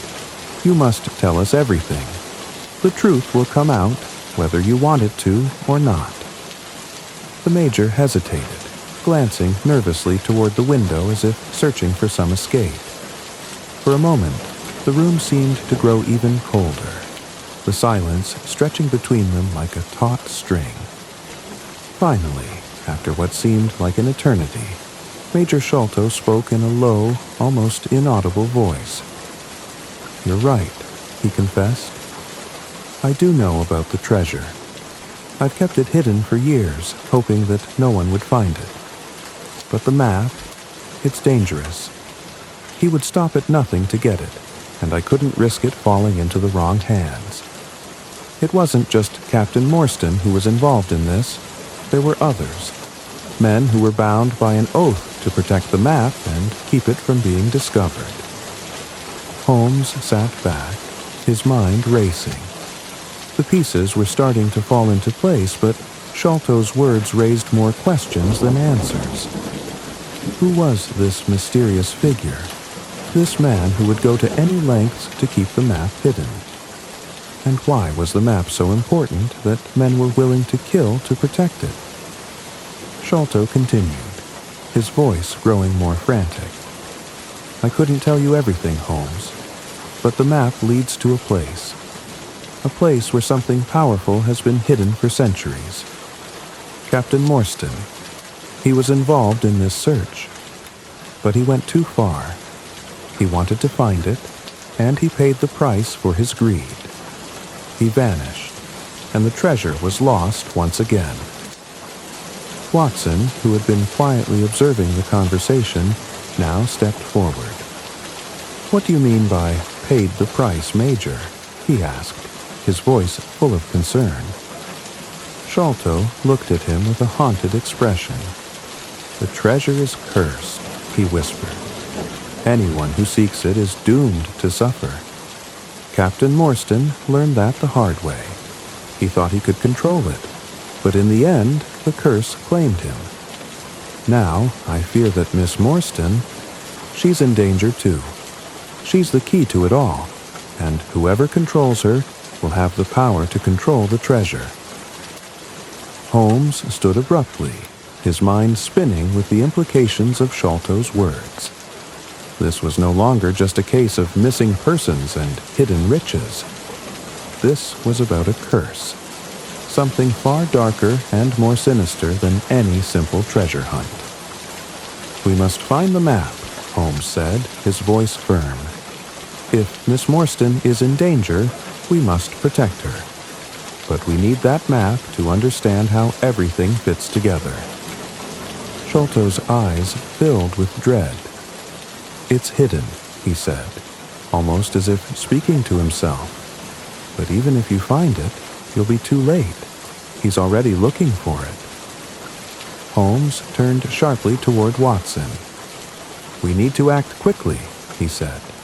The race to find the treasure and the truth has only just begun. With a final, lingering glance at Sholto, Holmes and Watson left the Major's estate. As they walked through the estate's iron gates, Holmes's mind was already working at full speed, piecing together the information they had gathered. The map was hidden, and the danger was real. Whoever sought the treasure would stop at nothing to possess it, and Miss Morstan's life was at risk.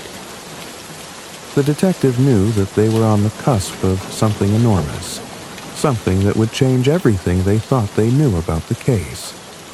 And with every step they took, the shadow of the mystery loomed ever larger. Sherlock Holmes and Dr. Watson left Major Sholto's estate with more questions than answers, but one thing had become abundantly clear.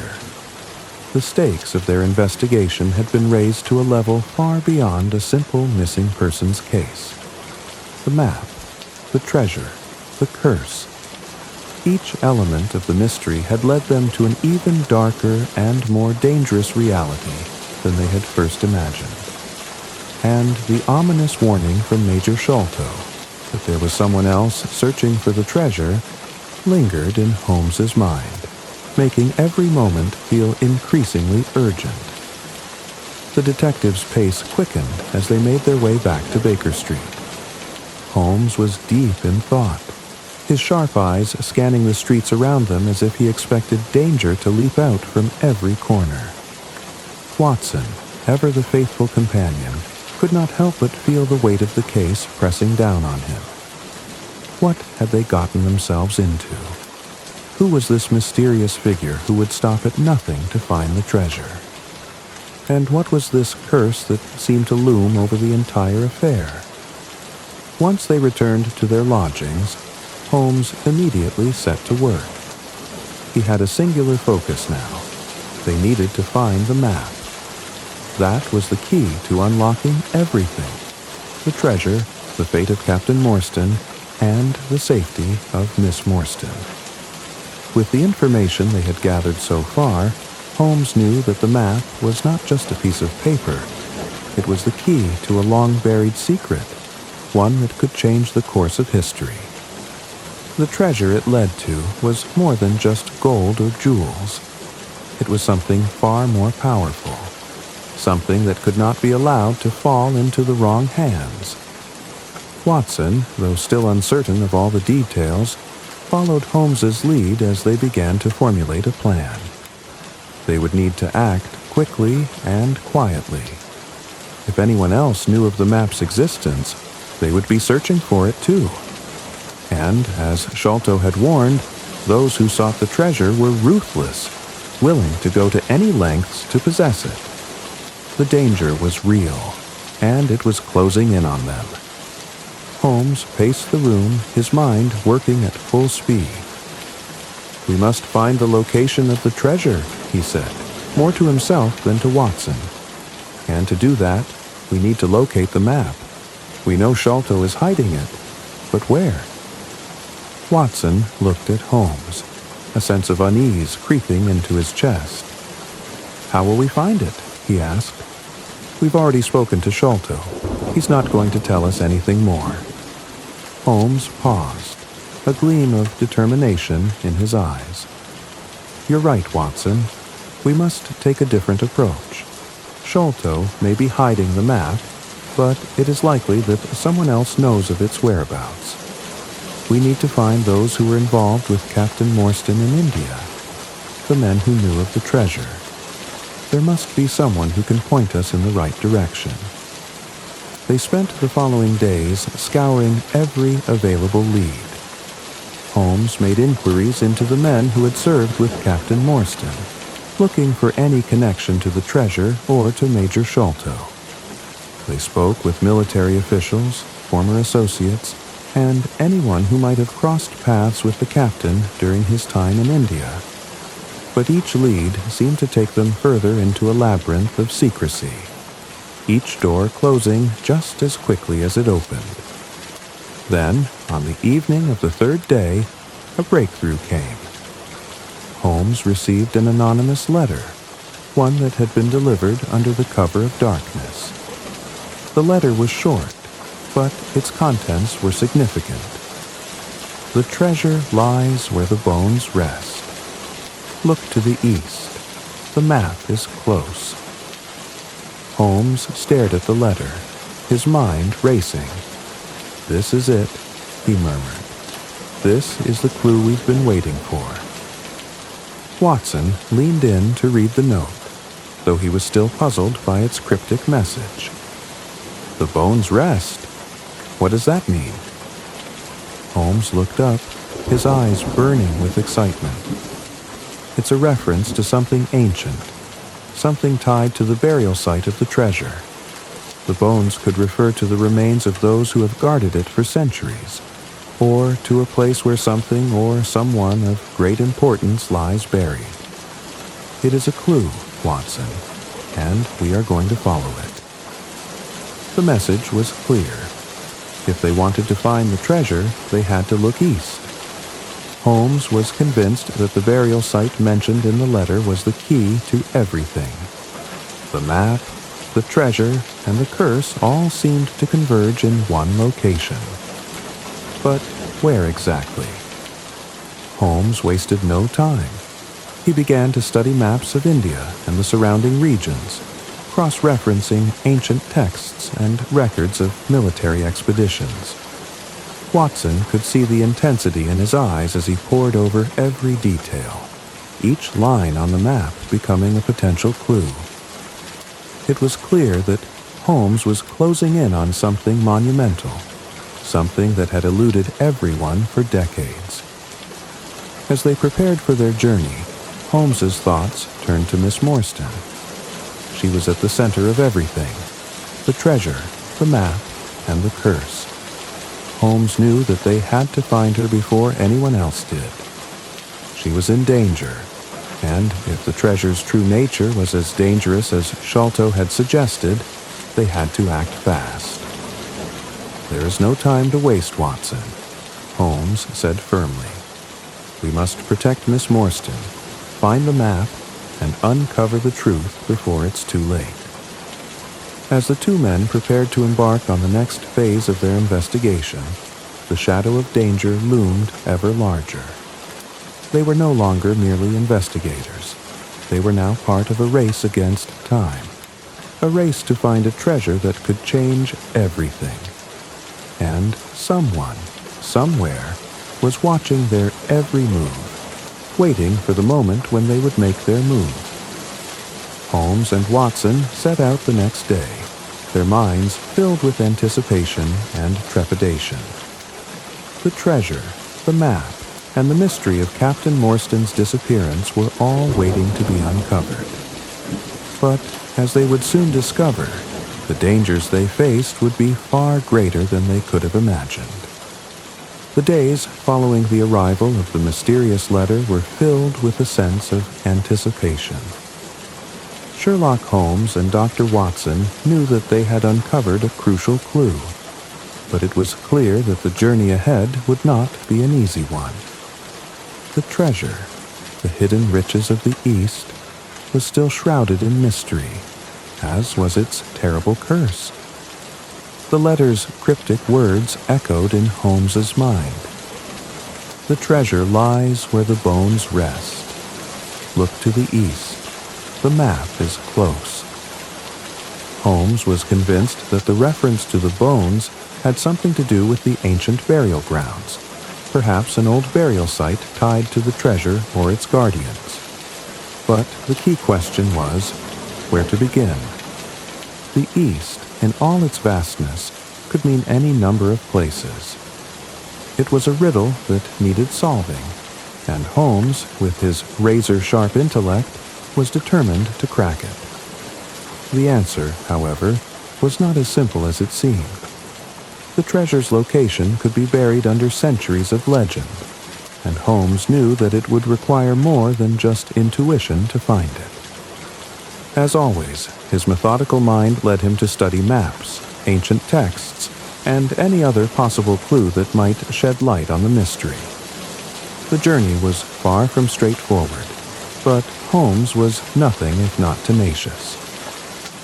"Watson," Holmes said one evening, his brow furrowed as he examined a map of the East. "The bones the letter speaks of. What if it refers not to human remains, but to something else? Perhaps it's a place associated with a historic event, a battlefield, or a site of significance from an ancient civilization." Watson, who had been quietly reading by the fire, glanced up. He was still coming to terms with the intricacies of the case, but he trusted Holmes's brilliance implicitly. "Are you suggesting that the treasure might be tied to a location with historical significance?" Holmes nodded, his eyes narrowing as if he were solving an intricate puzzle. "Precisely. The curse, the treasure, it all points to something more ancient than we initially thought. We need to focus on the places that have significance in the history of India and the surrounding regions. Something old, something buried, something forgotten." Holmes went to work immediately, consulting a variety of sources, ancient texts, old military records, and travel accounts from explorers who had ventured into the East in centuries past. The puzzle was vast, but Holmes's mind seemed to absorb it all. As the days passed, Watson began to see the brilliance of Holmes's reasoning. Each clue, each line of history, was a piece of the puzzle that was slowly falling into place. And then, on the fourth day after receiving the letter, Holmes made a discovery. He looked up from his research, his face alight with triumph. "Watson, I have it," he said. The bones referred to in the letter, they are the remains of an ancient temple guardian. There's a place in India, near the Himalayas, where a legendary figure was said to have been buried. A place where an ancient treasure was hidden, guarded by those who swore an oath to protect it. Watson leaned forward eagerly. "Where is it? Can we find it?" Holmes's eyes gleamed with excitement. "The location is called the Temple of the Bones. It's a site known only to a few, and even fewer have seen it. But the treasure, it is said to be hidden there. And if the map we seek is the key to locating it, then it is here that we must go." Holmes wasted no time in preparing for their journey. Watson, ever loyal and ready for adventure, packed his things without hesitation. The trek to India would be long, dangerous, and filled with unknown risks. But they had no choice. They were closer than ever to uncovering the treasure, and the truth about Captain Morstan's disappearance. Miss Morstan, too, remained at the heart of the mystery, and Holmes knew they could not afford to wait any longer. The journey to the east was a grueling one, and for several days, Holmes and Watson traversed the cold, dusty roads and rugged terrain. They passed through dense forests, across mountains, and through villages, where the locals spoke of strange happenings in hushed tones. Everywhere they went, it seemed the shadow of the treasure was drawing closer, like a dark presence, always lurking just beyond their reach. The nearer they came to the fabled Temple of the Bones, the more palpable the sense of danger became. There was something eerie about the place, a deep, unsettling feeling that gnawed at Watson's mind. Strange dreams began to plague his nights, dreams of shadows and whispers, of an unseen presence that seemed to follow them wherever they went. One evening, as the sun dipped below the horizon and the mountains loomed in the distance, Holmes paused and turned to Watson with a grave expression. "We are close now, Watson. Very close. But I fear that we are not the only ones who seek the treasure." Watson felt a chill run down his spine. "What do you mean?" Holmes's gaze hardened. "There are others who know of the treasure and the map. They will stop at nothing to find it before we do." As if on cue, a sound broke the stillness of the night. The distant sound of footsteps, slow and deliberate, reached their ears. Holmes held up a hand, signaling Watson to remain silent. The two of them pressed back into the shadows, watching as figures appeared in the distance, their movements stealthy and calculated. "They've found us," Holmes whispered, his voice barely audible. "We must be careful. The game is no longer just a matter of finding the treasure. It's a matter of survival."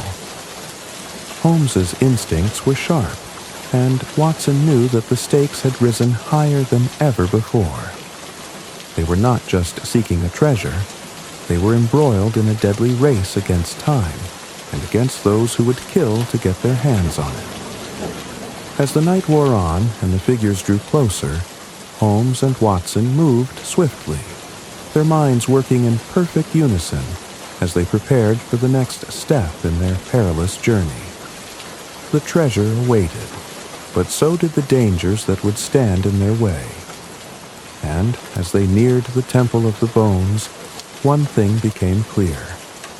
No one was going to walk away from this mystery unscathed. The darkness of the night seemed to grow thicker as Holmes and Watson crouched in the shadows, watching the figures in the distance.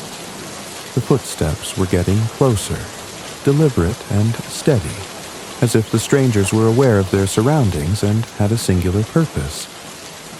Holmes's face was set in a grim expression, his keen mind already working through the possibilities of how to confront this new threat.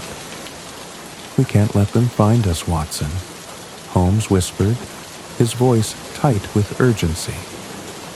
"We are nearing the Temple of the Bones, and these men, they are not here by accident.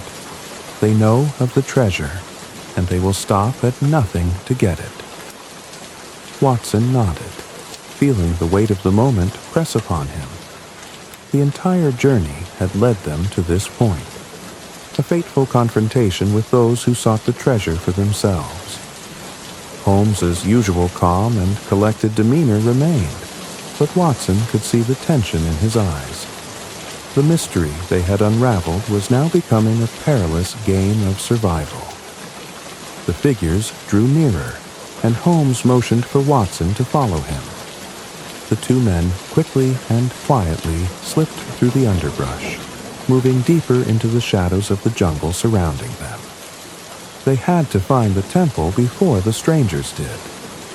It was a race against time, but Holmes seemed to know exactly where he was going. After what felt like hours, they finally reached a clearing, where the outline of an ancient structure loomed before them. The Temple of the Bones stood in eerie silence, an ancient monument to a long-forgotten past. Its massive stone columns were partially crumbled, but the sheer magnitude of the structure was still impressive. The air around the temple seemed heavy, as if it carried the weight of centuries of history and secrets. Holmes approached cautiously, his eyes scanning the surroundings for any signs of danger. Watson followed closely behind, his hand resting on the grip of his revolver. The tension between them was palpable. They were on the brink of discovery, but they also knew that the path ahead would not be without peril. "There it is," Holmes murmured as he motioned toward the entrance of the temple. "The treasure is within, but we must be careful. The curse of the treasure is not just a superstition. There are forces at play here that we cannot fully understand." As they stepped closer to the entrance, the air grew colder, and Watson felt an unsettling chill creep up his spine. The stone doorway loomed before them, a dark passageway leading into the heart of the temple. Holmes moved forward, but then he paused, looking back at Watson. "I believe we are not alone," Holmes said quietly. Before Watson could respond, a voice rang out from the shadows. "So, you've finally found it." Holmes and Watson both froze, their eyes darting around, trying to locate the source of the voice. From the darkness emerged a man, tall and imposing, his face partially obscured by a wide-brimmed hat. It was one of the men they had seen earlier, the strangers who had been trailing them. "You," Holmes said, his voice cold and sharp. "You've been following us. Why?" The man smirked, stepping forward into the moonlight. "Because I knew you would lead me to it. I've been hunting this treasure for years, and now it's finally within my grasp." Watson's hand tightened on the revolver, but Holmes stopped him with a swift gesture. The detective's eyes were locked on the man in front of them, his mind working quickly to assess the situation. He was calculating the threat, weighing his options. "We won't let you take it," Holmes said firmly. The man laughed, a low, menacing sound that echoed off the stone walls of the temple. "You don't have a choice. I've already seen the map. I know where it's hidden. And you, well, you're just in my way." Holmes's eyes narrowed, his expression hardening. "That map belongs to Captain Morstan's daughter. You are nothing but a thief." The man's smile faltered for a moment, a flicker of something dark passing over his features. "You still don't understand, do you? It's not just about the treasure. It's about power. The treasure is the key to something much greater, something that can change the world. You've unwittingly become part of something much bigger than yourselves." Holmes took a step forward, his mind racing. "The curse you speak of. What is it really? What is the treasure hiding?" The man's eyes gleamed with a dark satisfaction. "It's not gold or jewels, Holmes. It's knowledge. The power to control, to reshape history. And now, I'm going to claim it." before the man could make another move, Holmes acted swiftly. With a sudden motion, he pulled out a small device from his coat pocket, a flare gun. He fired it into the sky, sending a bright, fiery streak into the air. The noise echoed across the jungle, signaling their position. The man's face twisted with fury. "You fool!" he spat, reaching for his weapon. But in the moment of chaos, Holmes and Watson seized the opportunity. They rushed forward, knocking the man off balance, and with a well-placed strike, Holmes disarmed him. As the stranger fell to the ground, groaning in defeat, Watson stepped back, still watching for any other threats. But in that moment, they knew they had won. The treasure, the map, and the secrets of the Temple of the Bones were no longer in the hands of the enemy. The curse, it seemed, would not claim them. Holmes turned to Watson, his expression serious but with a gleam of triumph in his eyes. "We've done it, Watson. The mystery is solved." But just as Holmes began to approach the entrance of the temple, a sudden noise caused them both to freeze. From the depths of the temple, an eerie, low sound echoed, as though the earth itself were responding to their intrusion. Holmes's gaze hardened once more. It seems there are still some secrets left to uncover. And so, the mystery of the treasure, and the forces that guarded it, remained unresolved. But for Holmes and Watson, this was merely another case solved, another adventure in the life of the greatest detective who ever lived. The mystery has been unraveled, and though many questions were answered, a few shadows still linger, leaving us to wonder about the secrets that remain hidden. We hope you enjoyed this journey into the world of intrigue, deduction, and adventure. If you've found yourself captivated by Holmes's unmatched intellect and Watson's steadfast companionship, be sure to join us next time for another thrilling tale. Until then, may your nights be peaceful, your dreams be full of mystery, and your curiosity never cease. Thank you for listening, and sweet dreams.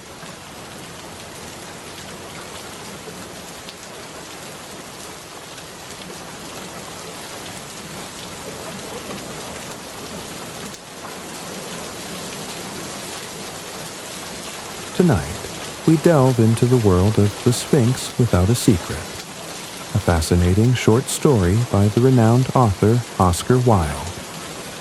In this intriguing tale, Wilde explores the mysteries of love, identity, and the allure of the unknown, with his signature wit and depth. There are moments in life when we encounter something so extraordinary, so tantalizingly out of reach, that it lingers in our minds long after the experience has passed.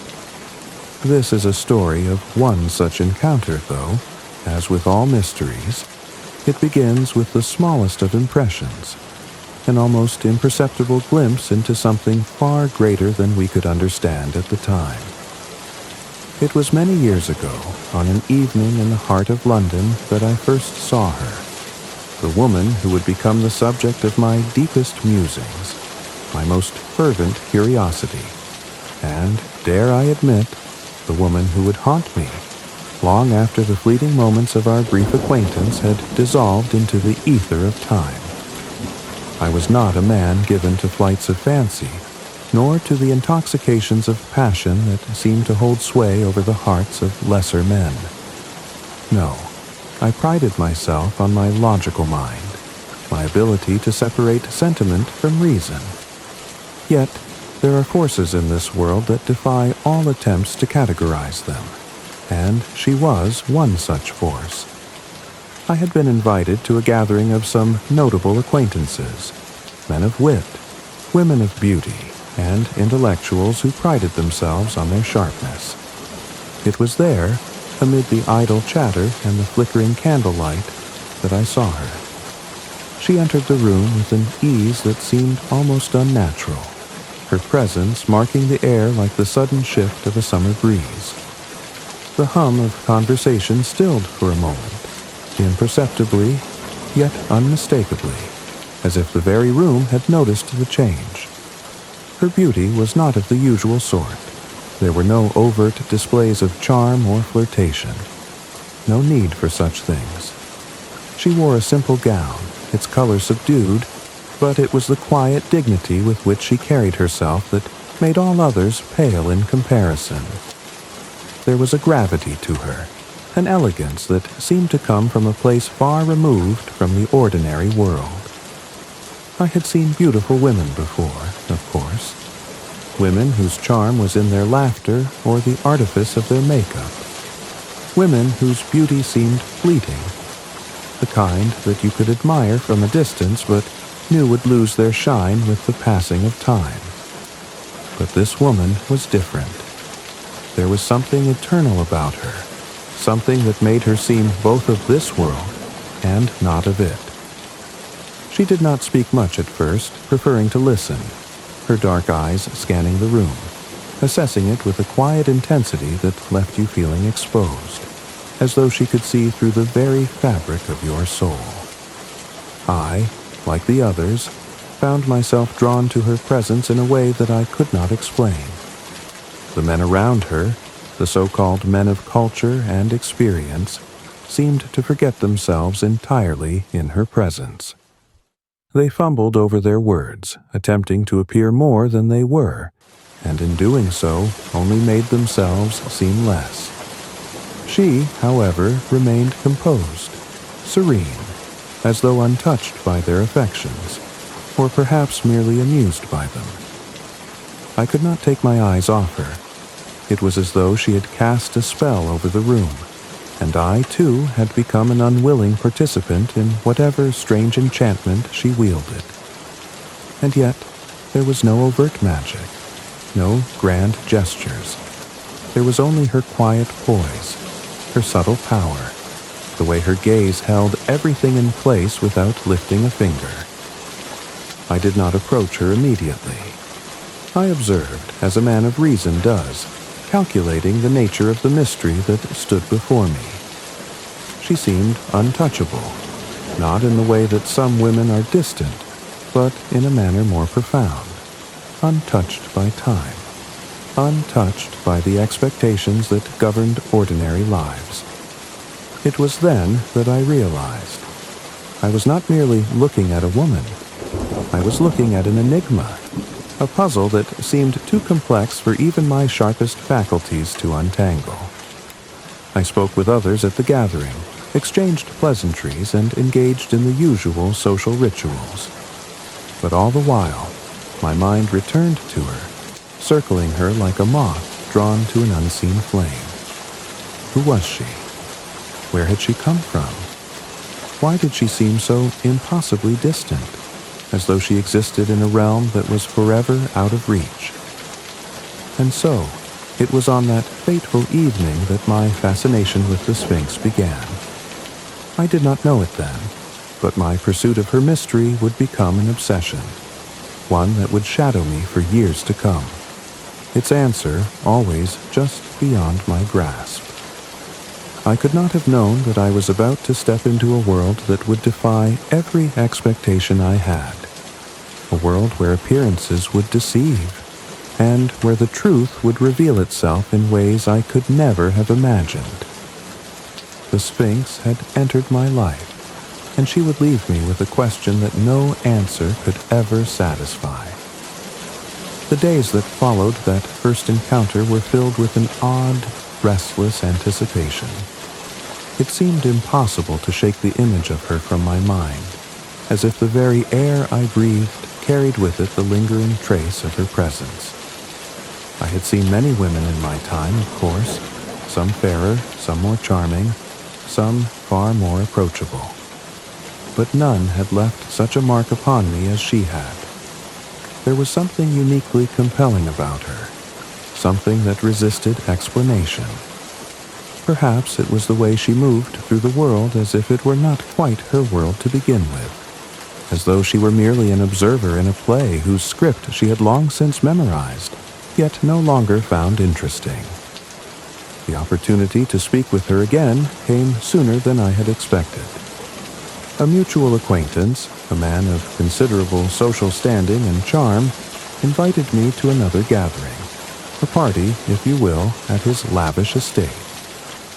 I did not attend these gatherings often. I preferred the company of books and solitary thought. But the pull of the enigma, the lure of what I had begun to suspect was a secret, proved too great. I could not resist. I told myself it was mere curiosity, nothing more, and certainly nothing that could lead to an obsession. After all, I was a man of reason. What could possibly be so intriguing about a woman whose only real characteristic seemed to be an aura of mystery? As I arrived at the host's grand house, I was greeted by the usual trappings of such events. Laughter, the soft clink of crystal glasses, and the rustle of fine fabrics as guests maneuvered through the rooms, exchanging pleasantries and polite conversation. Yet, amidst all this, my attention was immediately drawn to her. She stood in the far corner of the room, almost as if she were intentionally distant from the buzz of the gathering. Her posture was impeccable, and though her face remained serene, there was a certain unreadable quality in her eyes.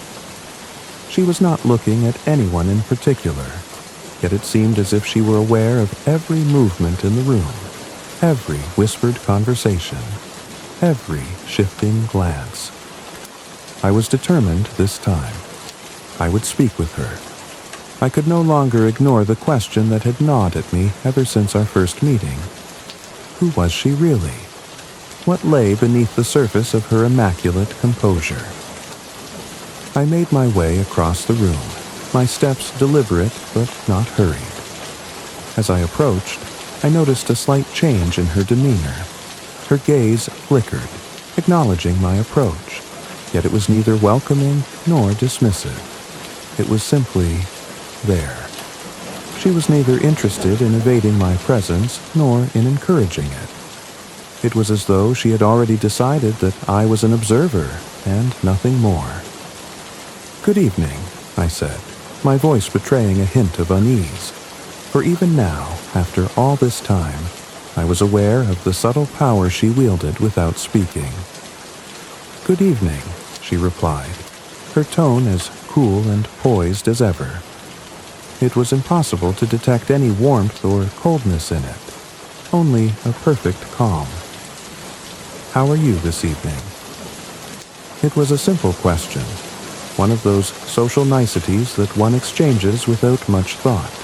Yet, when she asked it, it felt weighty, as if she were truly waiting for an answer, as though she already knew the answer before I even spoke it. "I am well, thank you," I replied, my voice carrying more confidence than I truly felt. The words were polite enough, but I could not help but sense that this conversation would not be like the others I had with people here. There was something more to her, something hidden just out of reach, like a puzzle where the pieces did not yet fit. "I must say," I continued, unable to resist, "there is something about you that feels familiar, though I cannot quite place it."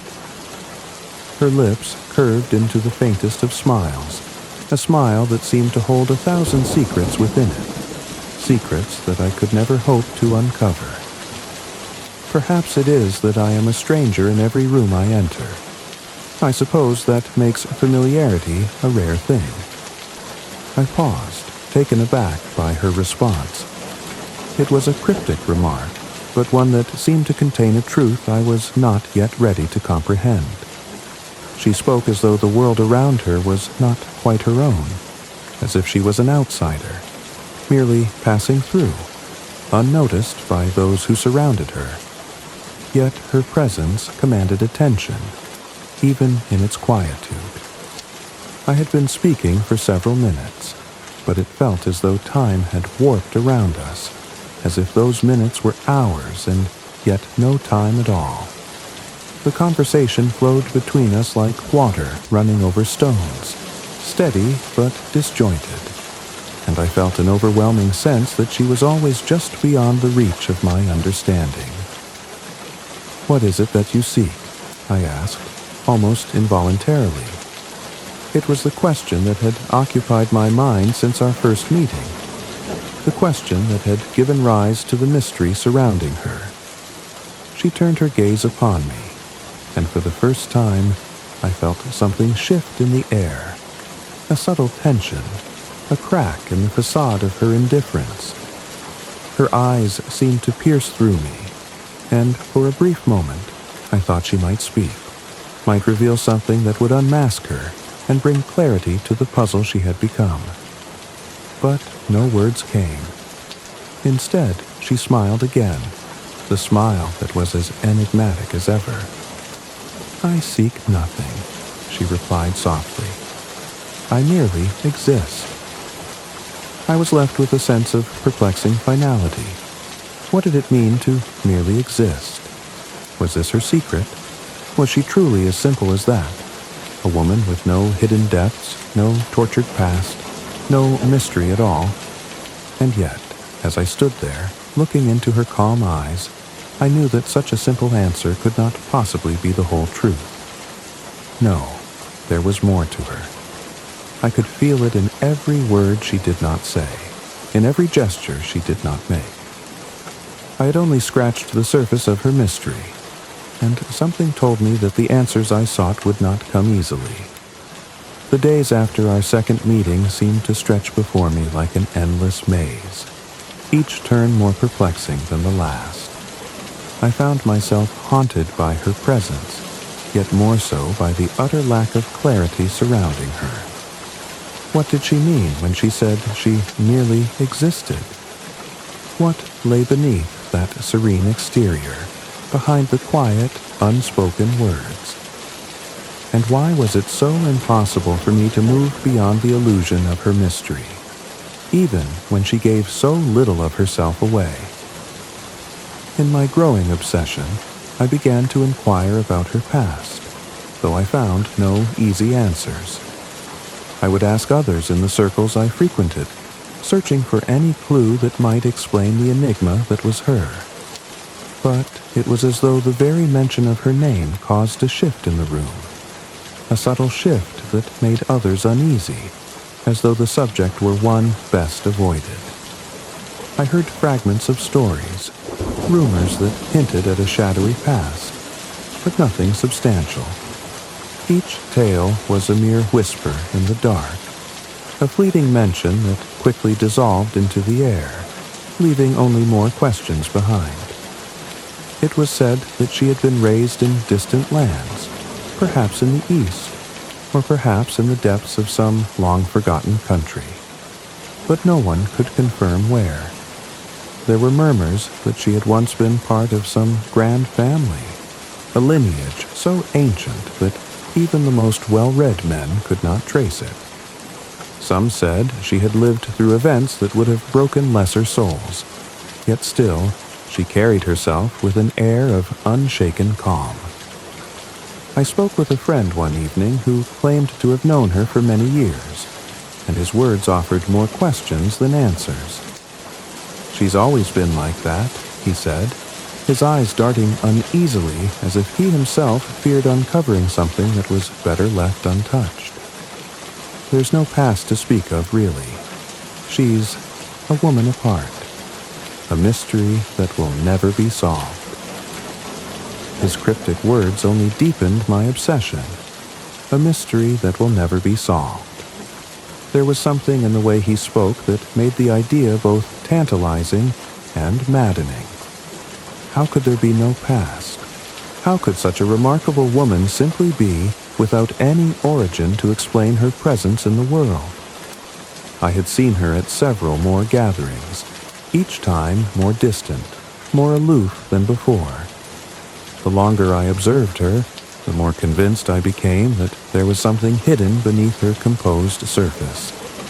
A secret, a truth, a past that had yet to be revealed.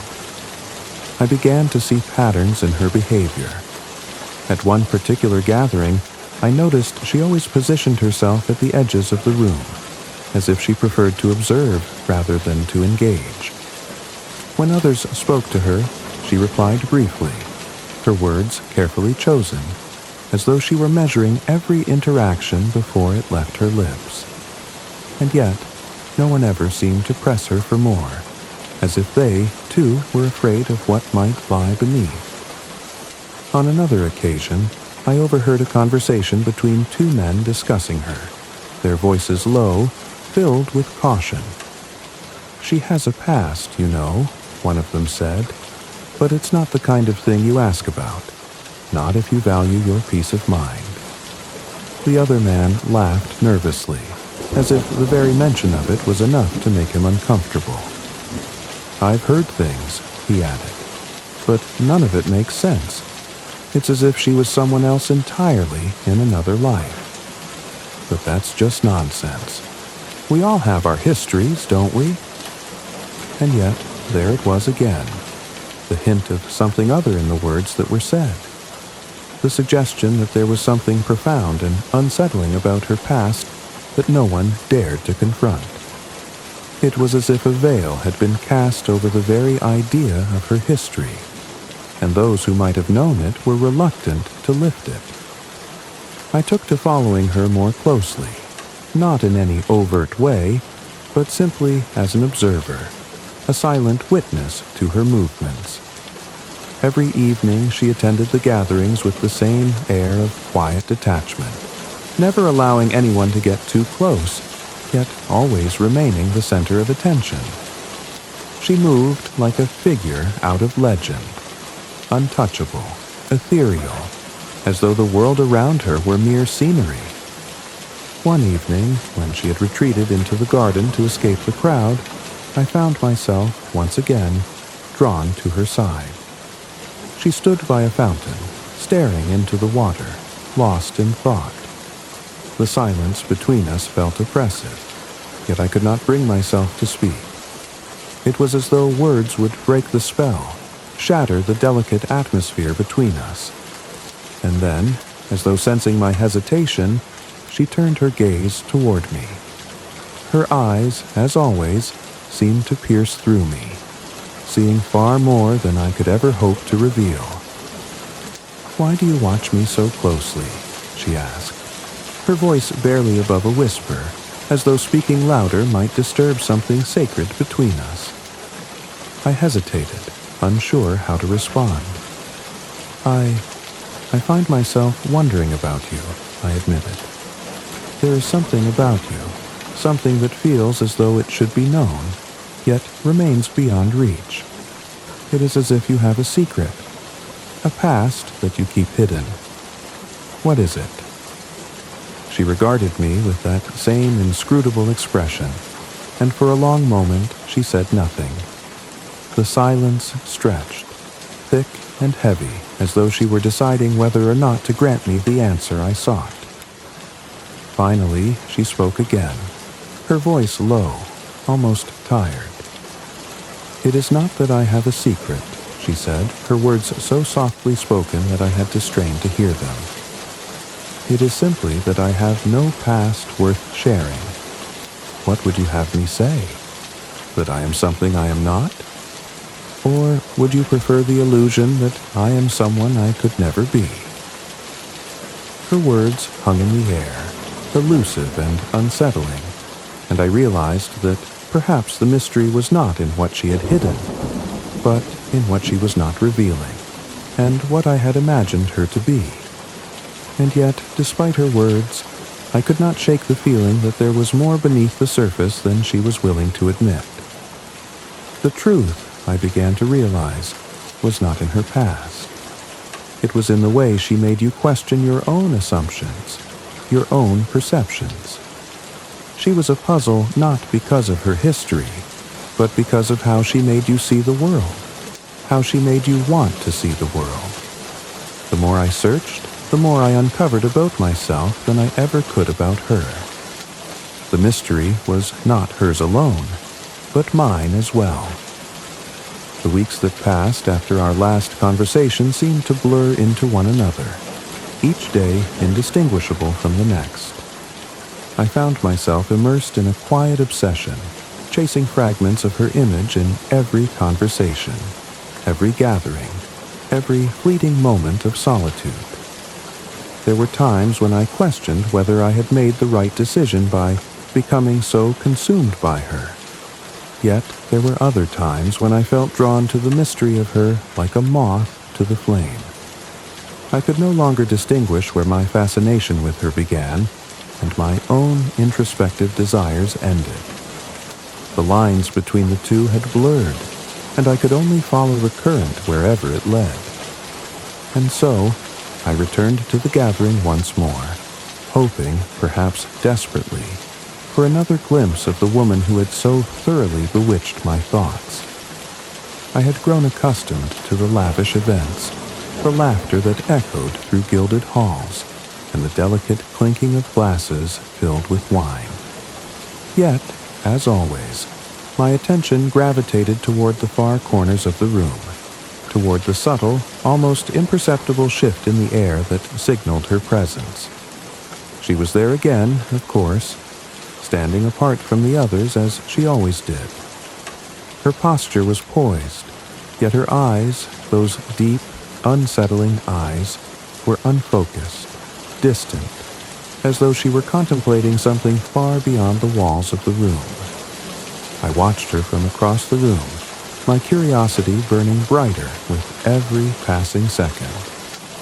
It had become a ritual, this silent study of her movements, this quiet longing to unlock the secrets that she so carefully guarded. The conversation around her was lively, as it always was. There were men who attempted to win her attention with extravagant stories, women who whispered behind their fans, pretending not to notice her gaze. Yet no one, it seemed, could truly penetrate the calm, serene shell she had so carefully constructed. Everyone treated her with a kind of reverence, an unspoken agreement that, though she existed among them, she was something beyond their reach. I found myself moving closer, unable to resist. As I approached, I noticed a slight shift in her demeanor. Her head turned ever so slightly, as if she had known I was coming long before I had even made the decision to walk toward her. She looked at me, her gaze steady but unreadable, and for a moment I felt an overwhelming sense of inevitability. Like the closing of a door that had never been open, and yet, once closed, it was as though it had never been anything but shut. "You're watching me again," she said softly, the words like a feather brushing against my skin. Her voice was a whisper, barely audible over the murmurs of the room, yet it seemed to resonate deep within me, in places I had never before acknowledged. I nodded, unable to speak, my heart beating faster than it should. I cannot help myself. There is something about you, something I cannot understand." She tilted her head ever so slightly, a gesture that seemed to carry with it 1,000 meanings, none of which I could fully grasp. "I have nothing to offer you," she said, her tone now laced with an eerie calm. "No story to tell, no secret to reveal. I am only what you see before you." Her words, so simple, should have satisfied my thirst for answers, but instead, they left me with even more questions. Was this really all there was to her? No hidden past, no mystery to unravel? Or was she simply toying with me, playing the role of the inscrutable woman who could never be understood, forever just beyond my grasp? I took a step forward, compelled by something I could neither name nor resist. "But there must be something more," I insisted. "I have heard things, rumors, stories. I know there is something you are hiding, something I am meant to find." She gave a small, almost imperceptible smile, the kind of smile that could mean 1,000 things, none of which were easily understood. It was a smile that spoke of knowledge, of secrets held close, and of the utter futility of my pursuit. "What if I told you," she said, her voice barely a murmur, "that the truth is far more mundane than you think? What if I told you that the very thing you seek is nothing more than an illusion?" My mind raced, desperate to make sense of her words, but she offered no more explanation. Instead, she turned her gaze back toward the crowd, as if I had never spoken, as if I were a mere shadow in the background of her life. For a moment, I stood frozen, as if the words had carved their way into my soul, leaving me with nothing but the emptiness of their meaning. I could not let it go. I could not accept that the answer was so simple. I had to know more, had to pierce the veil that she had wrapped around herself, had to understand why she insisted on remaining so distant, so unreachable.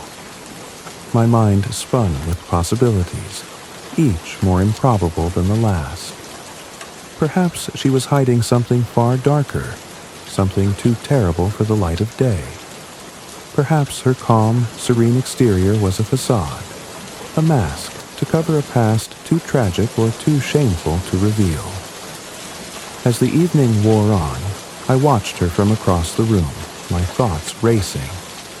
There were moments when I thought I saw something flicker behind her eyes, an emotion, a memory, that betrayed her composed exterior, but it was always gone before I could grasp it. And, as the night drew to a close, I realized that the truth, whatever it was, remained as elusive as ever. Perhaps, I thought, it was not the past that I was meant to uncover, but something far more important. Perhaps the mystery of the woman was not in the history she kept hidden, but in the way she made everyone around her question what they thought they knew. Perhaps the secret was not in what had happened, but in what could never be known. As I left the gathering that night, the questions continued to swirl in my mind, unanswered and unsettling.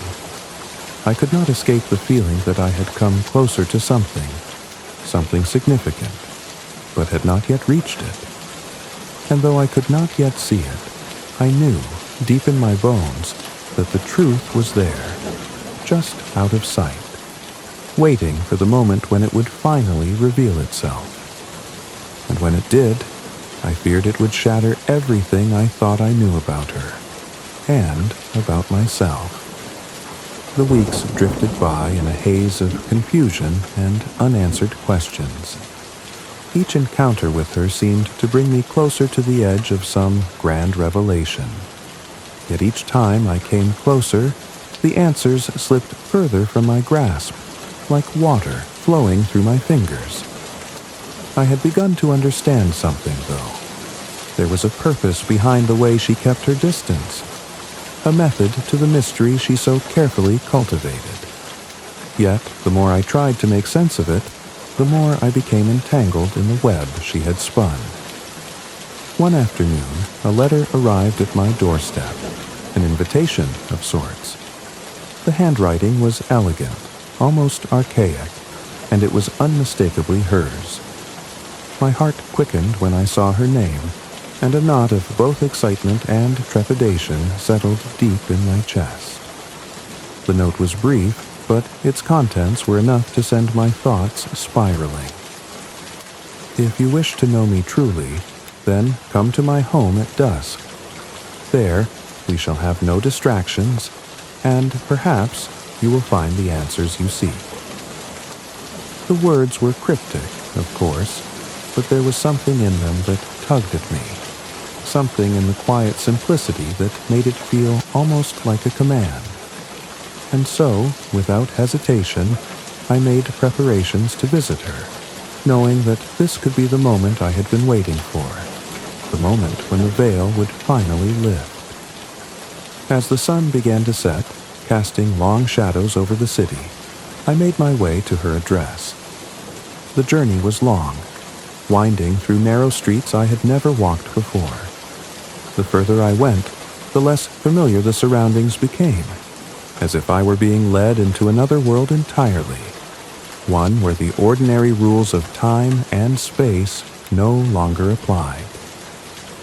Her house stood at the end of a forgotten lane, tucked away behind high, ivy-clad walls that seemed to reach for the sky. It was a large, imposing structure, not the kind of place you would expect someone like her to inhabit. The house had an air of neglect, as though it had once been grand but had long since fallen into disrepair. The windows were dark, and the front door, when I knocked, seemed to take an eternity to open. When it finally did, the woman herself appeared, as serene as ever, her expression unreadable. "Come in," she said, stepping aside to allow me entry. Her voice was soft, yet firm, and the way she spoke left no room for refusal. I stepped across the threshold, and instantly I felt a shift in the air. The house was cool, almost unnaturally so, and there was an unsettling stillness that hung over everything. The walls were lined with heavy tapestries, their rich colors faded with age, and the furniture, though expensive, appeared unused, as if it had been arranged for an audience rather than for living. It was a place frozen in time, untouched by the hands of those who might have once inhabited it. "Please, make yourself comfortable," she said, gesturing toward a chair in the dimly lit sitting room. As I sat, I could not help but feel that every object in the room was deliberately placed to keep me from seeing something, as though it were hiding a truth I was not yet ready to understand. "You wanted answers," she continued, settling into a chair across from me. "And now you will have them. But be warned, sometimes the answers we seek are not what we expect." Her gaze, as always, was steady, but there was something different about her tonight. It was as though she were standing on the edge of something vast and unknowable, and she was daring me to step closer. I could not resist. "What is it that you are hiding?" I asked, my voice barely above a whisper. I felt as though I were speaking aloud only to myself, the walls of the room closing in, pushing me toward an understanding I could not yet reach. For a long moment, she said nothing. She simply looked at me, her eyes unblinking as though weighing my very soul. Then, with a sigh that seemed to carry the weight of years, she spoke. "Everything you have heard is true, and yet it is all a lie," she said softly. Her words were as quiet as the shadows that stretched across the room, but they held a truth that made my blood run cold. "I am not who you think I am. My past is not what you believe it to be. And yet, I have never lied to you. I have only shown you what you have been willing to see." Her voice faltered slightly, and for the first time, I sensed a crack in the impenetrable facade she had so carefully constructed.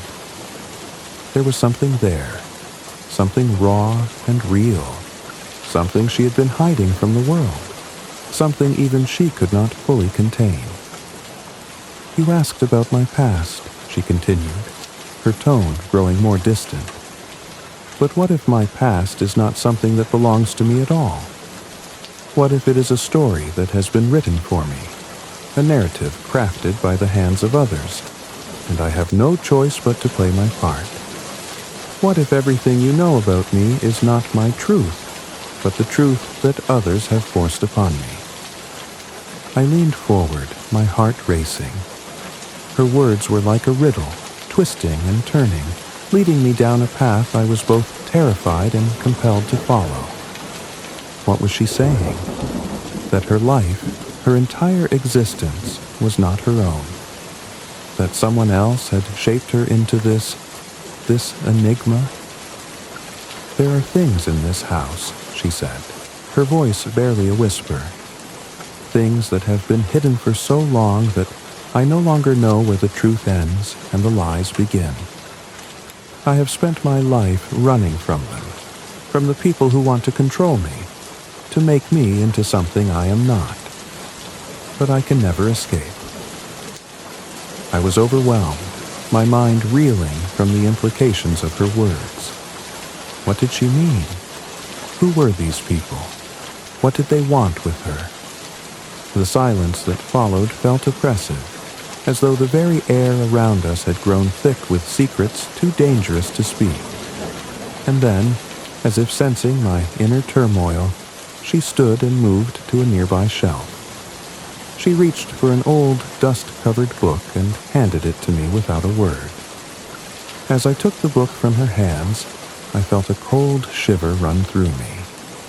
The leather was aged, the pages yellowed with time, and there was something almost forbidden about the way it seemed to pulse with hidden energy.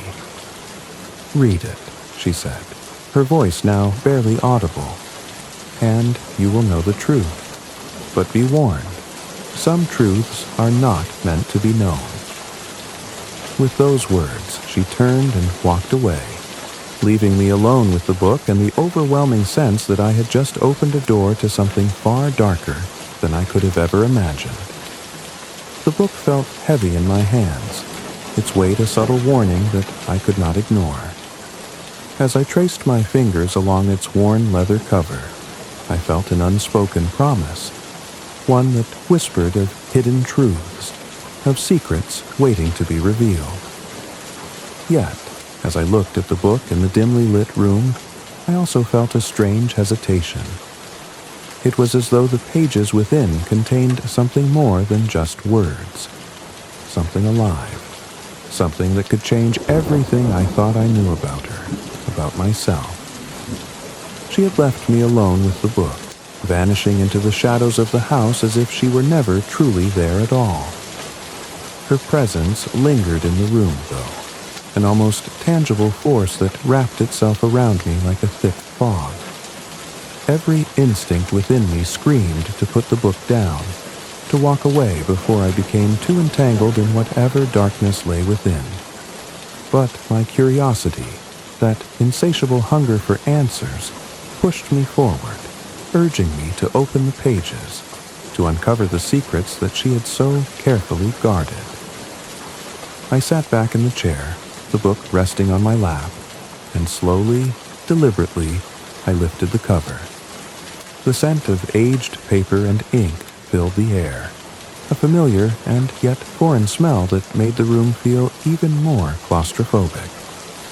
As I turned the first page, the words began to dance before my eyes, their meaning just out of reach, as though they were slipping away from me even as I tried to grasp them.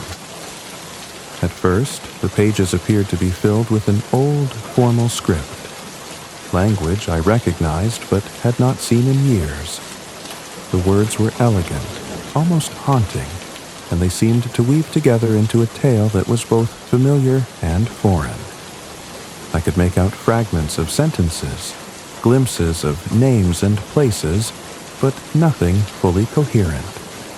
It was as if the book were deliberately resisting my attempts to understand it. I turned more pages, growing more desperate, my fingers trembling with the need to uncover what lay within. Then, as if in response to my growing frustration, the words began to change. The ink seemed to shift before my eyes, becoming bolder, more distinct, and the text transformed into something clearer, more understandable. The writing took on a darker tone, and I felt a chill sweep through the room as the book seemed to come alive in my hands. The words began to describe a story, one that felt disturbingly familiar. It was a tale of a woman who had been caught in the web of fate, a woman who had been shaped by the hands of those who sought to control her. The name that appeared on the page sent a jolt through my body. Her name. I read on, my heart pounding in my chest as the story unfolded. It spoke of her childhood, of a life marked by secrets and shadows, of people who had pulled the strings of her existence from the very beginning. There were mentions of her family, her upbringing, and of an event that had changed the course of her life forever. But the details were vague, clouded by layers of obfuscation, as though someone had intentionally sought to bury the truth. The deeper I read, the more unsettling the story became. There were passages that spoke of manipulation, of betrayals too deep to comprehend, and of a past that had been buried so thoroughly that even she seemed unaware of its true nature. It was as though the very fabric of her life had been woven with lies, and now these lies were beginning to unravel, exposing a truth she had never known. But then, just as I thought I was on the verge of understanding, the words shifted again, this time into a strange, cryptic language. Symbols and characters appeared on the pages, ones I did not recognize, as if the book were speaking to me in a tongue I could not decipher. A sense of dread crept over me, and for a moment I felt as though the room itself were closing in, as though the book were drawing me into its web. I closed it quickly, snapping the cover shut, but not before I had glimpsed the final line, an inscription that burned itself into my memory. The Sphinx will remain silent, but the truth shall be heard by those who dare listen. I sat there in stunned silence, my mind racing with the implications of what I had just read. The book had revealed enough to leave me both shaken and confused, but it had also left me with more questions than answers. Who had written this? Was it meant for me to find? And what did this cryptic message about the Sphinx truly mean? It was at that moment that I heard footsteps approaching from the hallway. I looked up, my heart pounding as I realized she was coming back. The door to the sitting room creaked open, and she appeared once more, as composed and serene as ever. But there was something different about her now, an aura of knowing, a quiet confidence that hadn't been there before. It was as though the woman before me had become someone else entirely, someone who had been shaped by the very secrets I had uncovered. "You've read it, haven't you?" she said softly, her eyes locking with mine. There was no accusation in her voice, only a strange sense of acceptance. I nodded, unable to speak, my thoughts still tangled in the pages of the book, still reeling from the revelations it had offered. "Good," she continued, her voice taking on a strange, almost detached quality. "You have seen a part of my story, but what you do with that knowledge is up to you."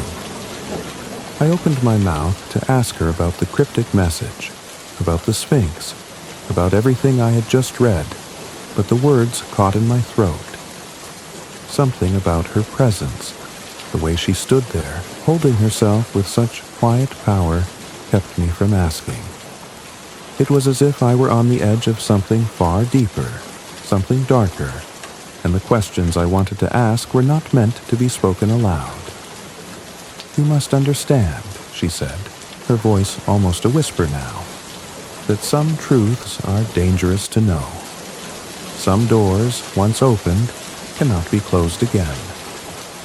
She turned away from me then, her figure retreating into the shadows of the house, leaving me alone with my thoughts and the weight of what I had just learned. The book had offered me a glimpse into her world, but it had also warned me that some knowledge is not meant to be possessed. As I sat there in the fading light, I realized that I had crossed a threshold I could never return from. The truth, whatever it might be, was no longer a distant concept. It was something I had touched, something that now lingered in the corners of my mind, waiting to reveal itself in ways I could not yet comprehend. And though I knew the path ahead would be treacherous, I also knew that there was no turning back. The Sphinx, it seemed, would remain silent. But I had heard its riddle, and I knew that my journey had only just begun. The silence in the room was suffocating. Even the air seemed thick with the weight of unspoken things, hanging like a mist just out of reach. The door had clicked shut behind her with a finality that echoed through the house, leaving me alone, yet not truly alone. The house itself seemed to pulse with an unseen presence, as if it were a living thing, watching me, waiting for something. I sat motionless, the book still resting in my lap, its leather cover cool against my fingers. The cryptic message I had read burned in my mind. The Sphinx will remain silent, but the truth shall be heard by those who dare listen. I tried to make sense of it, to fit the pieces of this puzzle together, but the more I thought about it, the more elusive the answers became. What was the Sphinx? What truth was she hiding? And why had she led me here, to this place, where the line between reality and something else seemed to blur? The questions piled on top of each other, suffocating me with their weight, and yet I could not stop myself from seeking the answers, even if they would tear me apart. I stood up, the book still clutched tightly in my hands. The room seemed to shift around me as I moved, the shadows in the corners deepening, the air growing colder. I could not shake the feeling that I was being watched, that something, or someone, was waiting for me to make a move. But what move was left to make? The hall beyond the sitting room was long, narrow, and dimly lit, the faint glow of candlelight flickering along the walls. I had only ventured this far once before, when I had first arrived at the house. But tonight, something felt different. There was an unfamiliar heaviness in the air, an almost tangible sense of anticipation. I walked slowly, my footsteps soft on the wooden floors, each one echoing in the silence that surrounded me. At the end of the hall, there was a door, an old, weathered door that seemed to hum with some unseen energy. It was the kind of door that one might pass by without a second thought, but now, as I stood before it, I could feel its significance pressing down on me. Something inside me told me that I was meant to open it, that behind that door lay the answers I had been searching for. My hand reached for the doorknob, and as I touched it, I felt a jolt of electricity run through me, a pulse that seemed to resonate deep within my bones. The air grew even colder, and for a moment I hesitated. But then a voice whispered through my mind, "Open it. The truth is waiting." I twisted the doorknob, and the door creaked open with an unsettling slowness, revealing a small room beyond. The room was dimly lit, but the light that flickered within seemed to come from nowhere. It cast strange, elongated shadows on the walls, twisting and distorting the space around me. The room was filled with bookshelves, but these shelves were different from the others I had seen in the house. They were lined with old, weathered tomes, their spines cracked and faded with age. There was a faint, musty smell in the air, as though these books had not been touched in years. But it wasn't the books that caught my attention. It was the object in the center of the room. A pedestal, old and carved with intricate designs, stood in the middle of the room. Upon it rested a stone figure, a small, lifelike sphinx. It was an object of undeniable beauty, yet it exuded an aura of menace, as though it were not meant to be touched, not meant to be examined. The figure was exquisitely detailed, with eyes that seemed to follow me as I moved, as though it were alive, aware of my every action. I approached it cautiously, my heart pounding in my chest. The closer I got, the more I could feel the weight of its presence, as though the Sphinx were watching me, waiting for me to do something. The closer I came to it, the more I felt as though I were being drawn into its mystery, as though it were calling to me, urging me to uncover the secret it held. I stood before it, unsure of what to do next. I could feel the power of the Sphinx radiating from it, a quiet strength that seemed to hold the room in its grasp. I reached out tentatively, my fingers brushing against the smooth stone surface. It was cold to the touch, but as soon as I made contact, something shifted in the room. The air thickened, the shadows lengthened, and I felt the ground beneath me tremble ever so slightly. The Sphinx's eyes seemed to glow in the dim light, and then, to my astonishment, its lips parted slightly, as if it were about to speak. I took a step back, my breath caught in my throat, as I wondered if I had truly seen what I thought I had. Could this statue, could it truly be alive? Or was it something more, a manifestation of the very mystery I had been chasing? The room grew eerily quiet, and then, from deep within the walls of the house, came a low, distant sound, almost like a sigh. It was as though the house itself were exhaling, releasing a breath it had been holding for centuries. And then, before I could even react, the Sphinx spoke. It was a soft, almost melodic voice, one that seemed to echo from every corner of the room, reverberating in my mind. The words were strange, and yet they felt familiar, as though I had heard them before in some distant dream. The truth you seek is buried beneath the sands of time, lost to the world for reasons that none may know. But those who search with open hearts and clear minds will find it, and the cost of that knowledge will be great. The Sphinx may remain silent, but the truth is a key, and those who possess it may unlock doors no mortal should ever enter. The voice faded, leaving only the lingering echo of its warning in the air. My hand was still resting on the stone Sphinx, and I could feel the weight of its words pressing down on me.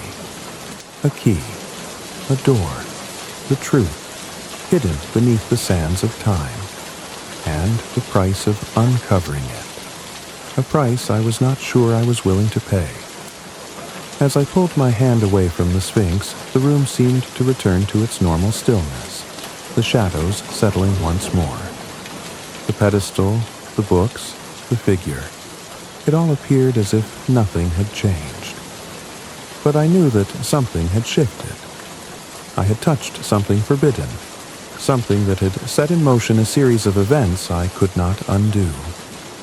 The Sphinx had spoken, and now there was no turning back. The air had thickened around me, charged with an energy I could not describe. The words of the Sphinx still echoed in my mind, repeating over and over like a warning bell. The truth is a key, and those who possess it may unlock doors no mortal should ever enter. I had been warned. There was no denying it. And yet, despite the dread that settled in my chest, despite the weight of the revelation pressing down on me, I could not tear myself away. The truth had been placed before me, and it was impossible to resist the allure of discovery. I stepped back from the pedestal, my mind racing with the implications of what I had just learned. The room was silent again, almost too silent, the absence of sound now suffocating. The Sphinx, with its inscrutable gaze and carved smile, stood motionless in the center of the room, as though it were awaiting my next move. It felt as though time had stopped altogether, as though I were caught in a moment that stretched endlessly into nothingness. But even in the stillness, I knew I couldn't remain here forever. The house itself seemed to pulse, the walls shifting subtly as if they were aware of my hesitation, aware that I was standing on the brink of something profound. The truth was out of reach, just beyond my grasp, but it had already begun to change me. I could feel the pull of it, the desire to know, to understand, to unlock the mystery that had been buried for so long. I turned away from the Sphinx, my feet moving automatically toward the door. But as I crossed the threshold, something within the house shifted again. The shadows along the walls seemed to stretch longer, more menacing, and the floor creaked under my weight as though the house itself was groaning, protesting my departure. My hand reached for the door, but before I could open it, a voice, her voice, sounded from behind me. "You think you understand, don't you?" she asked, her words calm, but there was an edge to them, a dark undertone that I had not noticed before. She stood at the entrance to the room, her presence somehow more intense than before, as if the very air around her was charged with something ancient. "You think you've uncovered the truth, but there is more to this than you know. Much more." I turned to face her, my heart hammering in my chest.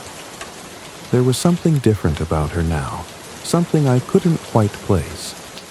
The woman I had come to know in fragments, whose secrets had always seemed just out of reach, now felt like a shadow herself. She was no longer the enigma she had been when I first arrived. Now, she was the key, the answer, the one who held the final piece of the puzzle. "I've seen the Sphinx," I said, my voice unsteady, unsure of what to ask or how to phrase the questions that consumed me. "I've touched it. I've heard its words. What does it mean? What does all of this mean?" Her eyes softened slightly, but the air around her grew colder. "The Sphinx spoke the truth, yes, but the truth is not always a gift, and the key it offers is not one you can turn lightly." I felt a shiver run down my spine as the weight of her words settled in. "What price will I pay for the knowledge?" I asked, my voice barely more than a whisper. "The price is not always what you expect," she replied, her gaze unwavering. "The key may open doors, but it will also close others, and once you cross that threshold, you cannot return." A chill swept through the room, as though the very walls were closing in on me. I could feel the pull of the house, the pull of the truth that lay just beyond reach, beckoning me to continue, to move forward, to face the darkness that awaited. But there was something in her eyes now, something that warned me of the dangers of going too far. "You're not ready," she said, her voice barely audible, the words hanging between us like a cloud of inevitability. "But you will be, in time." She moved closer, and for the first time, I felt something like pity in her eyes. She reached out and placed a hand on my shoulder, a touch that sent a jolt of warmth through my body. But it was fleeting, as if she were offering me a moment of comfort before the storm. "The truth," she continued, "is not something that can be owned. It is something that owns you. It consumes you, changes you in ways you cannot understand until it is too late." I stood frozen, the weight of her words pressing down on me like a suffocating force. The room seemed to spin, the walls narrowing, the ceiling descending. The truth, the key, the Sphinx, they had all led me here, to this moment of reckoning, and I realized with a deep sense of clarity that there was no turning back. In a final, almost imperceptible movement, she turned away from me, walking toward the door without looking back. "Remember," she said softly, "not all truths are meant to be known." And with that, she was gone. I stood alone in the room once more, the silence pressing in from all sides, the book still resting on the pedestal where I had left it. The Sphinx's eyes seemed to follow me, its smile unchanging, as if it were aware that I had reached the end of my journey. And yet, in some ways, it was only just beginning. I walked to the door, my hand reaching for the handle with a mixture of trepidation and resolve. As I stepped into the hallway, I felt the house settle around me, the energy of the place shifting once again. The truth I had sought, the truth that had both beckoned and warned me, was now a part of me, a part I could never escape, no matter how hard I tried. The key had been turned, the door had been opened, and now there was no going back. As I left the house that night, the stars above me seemed distant and cold, the moon a pale witness to my departure. I had uncovered the truth, but it had come at a cost, one that I could not yet comprehend. The Sphinx had remained silent, but I knew the truth would not let me go so easily. I would carry its weight with me forever. As the final words of the Sphinx linger in the air, we are left to ponder the cost of knowledge and the secrets we choose to uncover. The house, the woman, the Sphinx, all of it now part of a greater mystery, one that will continue to haunt the corridors of our minds long after the tale has ended. Thank you for joining us on this enigmatic journey into the unknown. As always, remember to tread carefully when seeking truths that may be better left untouched. If you enjoyed this story, don't forget to subscribe to Mr. Sleep Story for more tales that will leave you questioning what's real and what's only a shadow of reality. Until next time, may your dreams be as mysterious as the stories we share. Good night.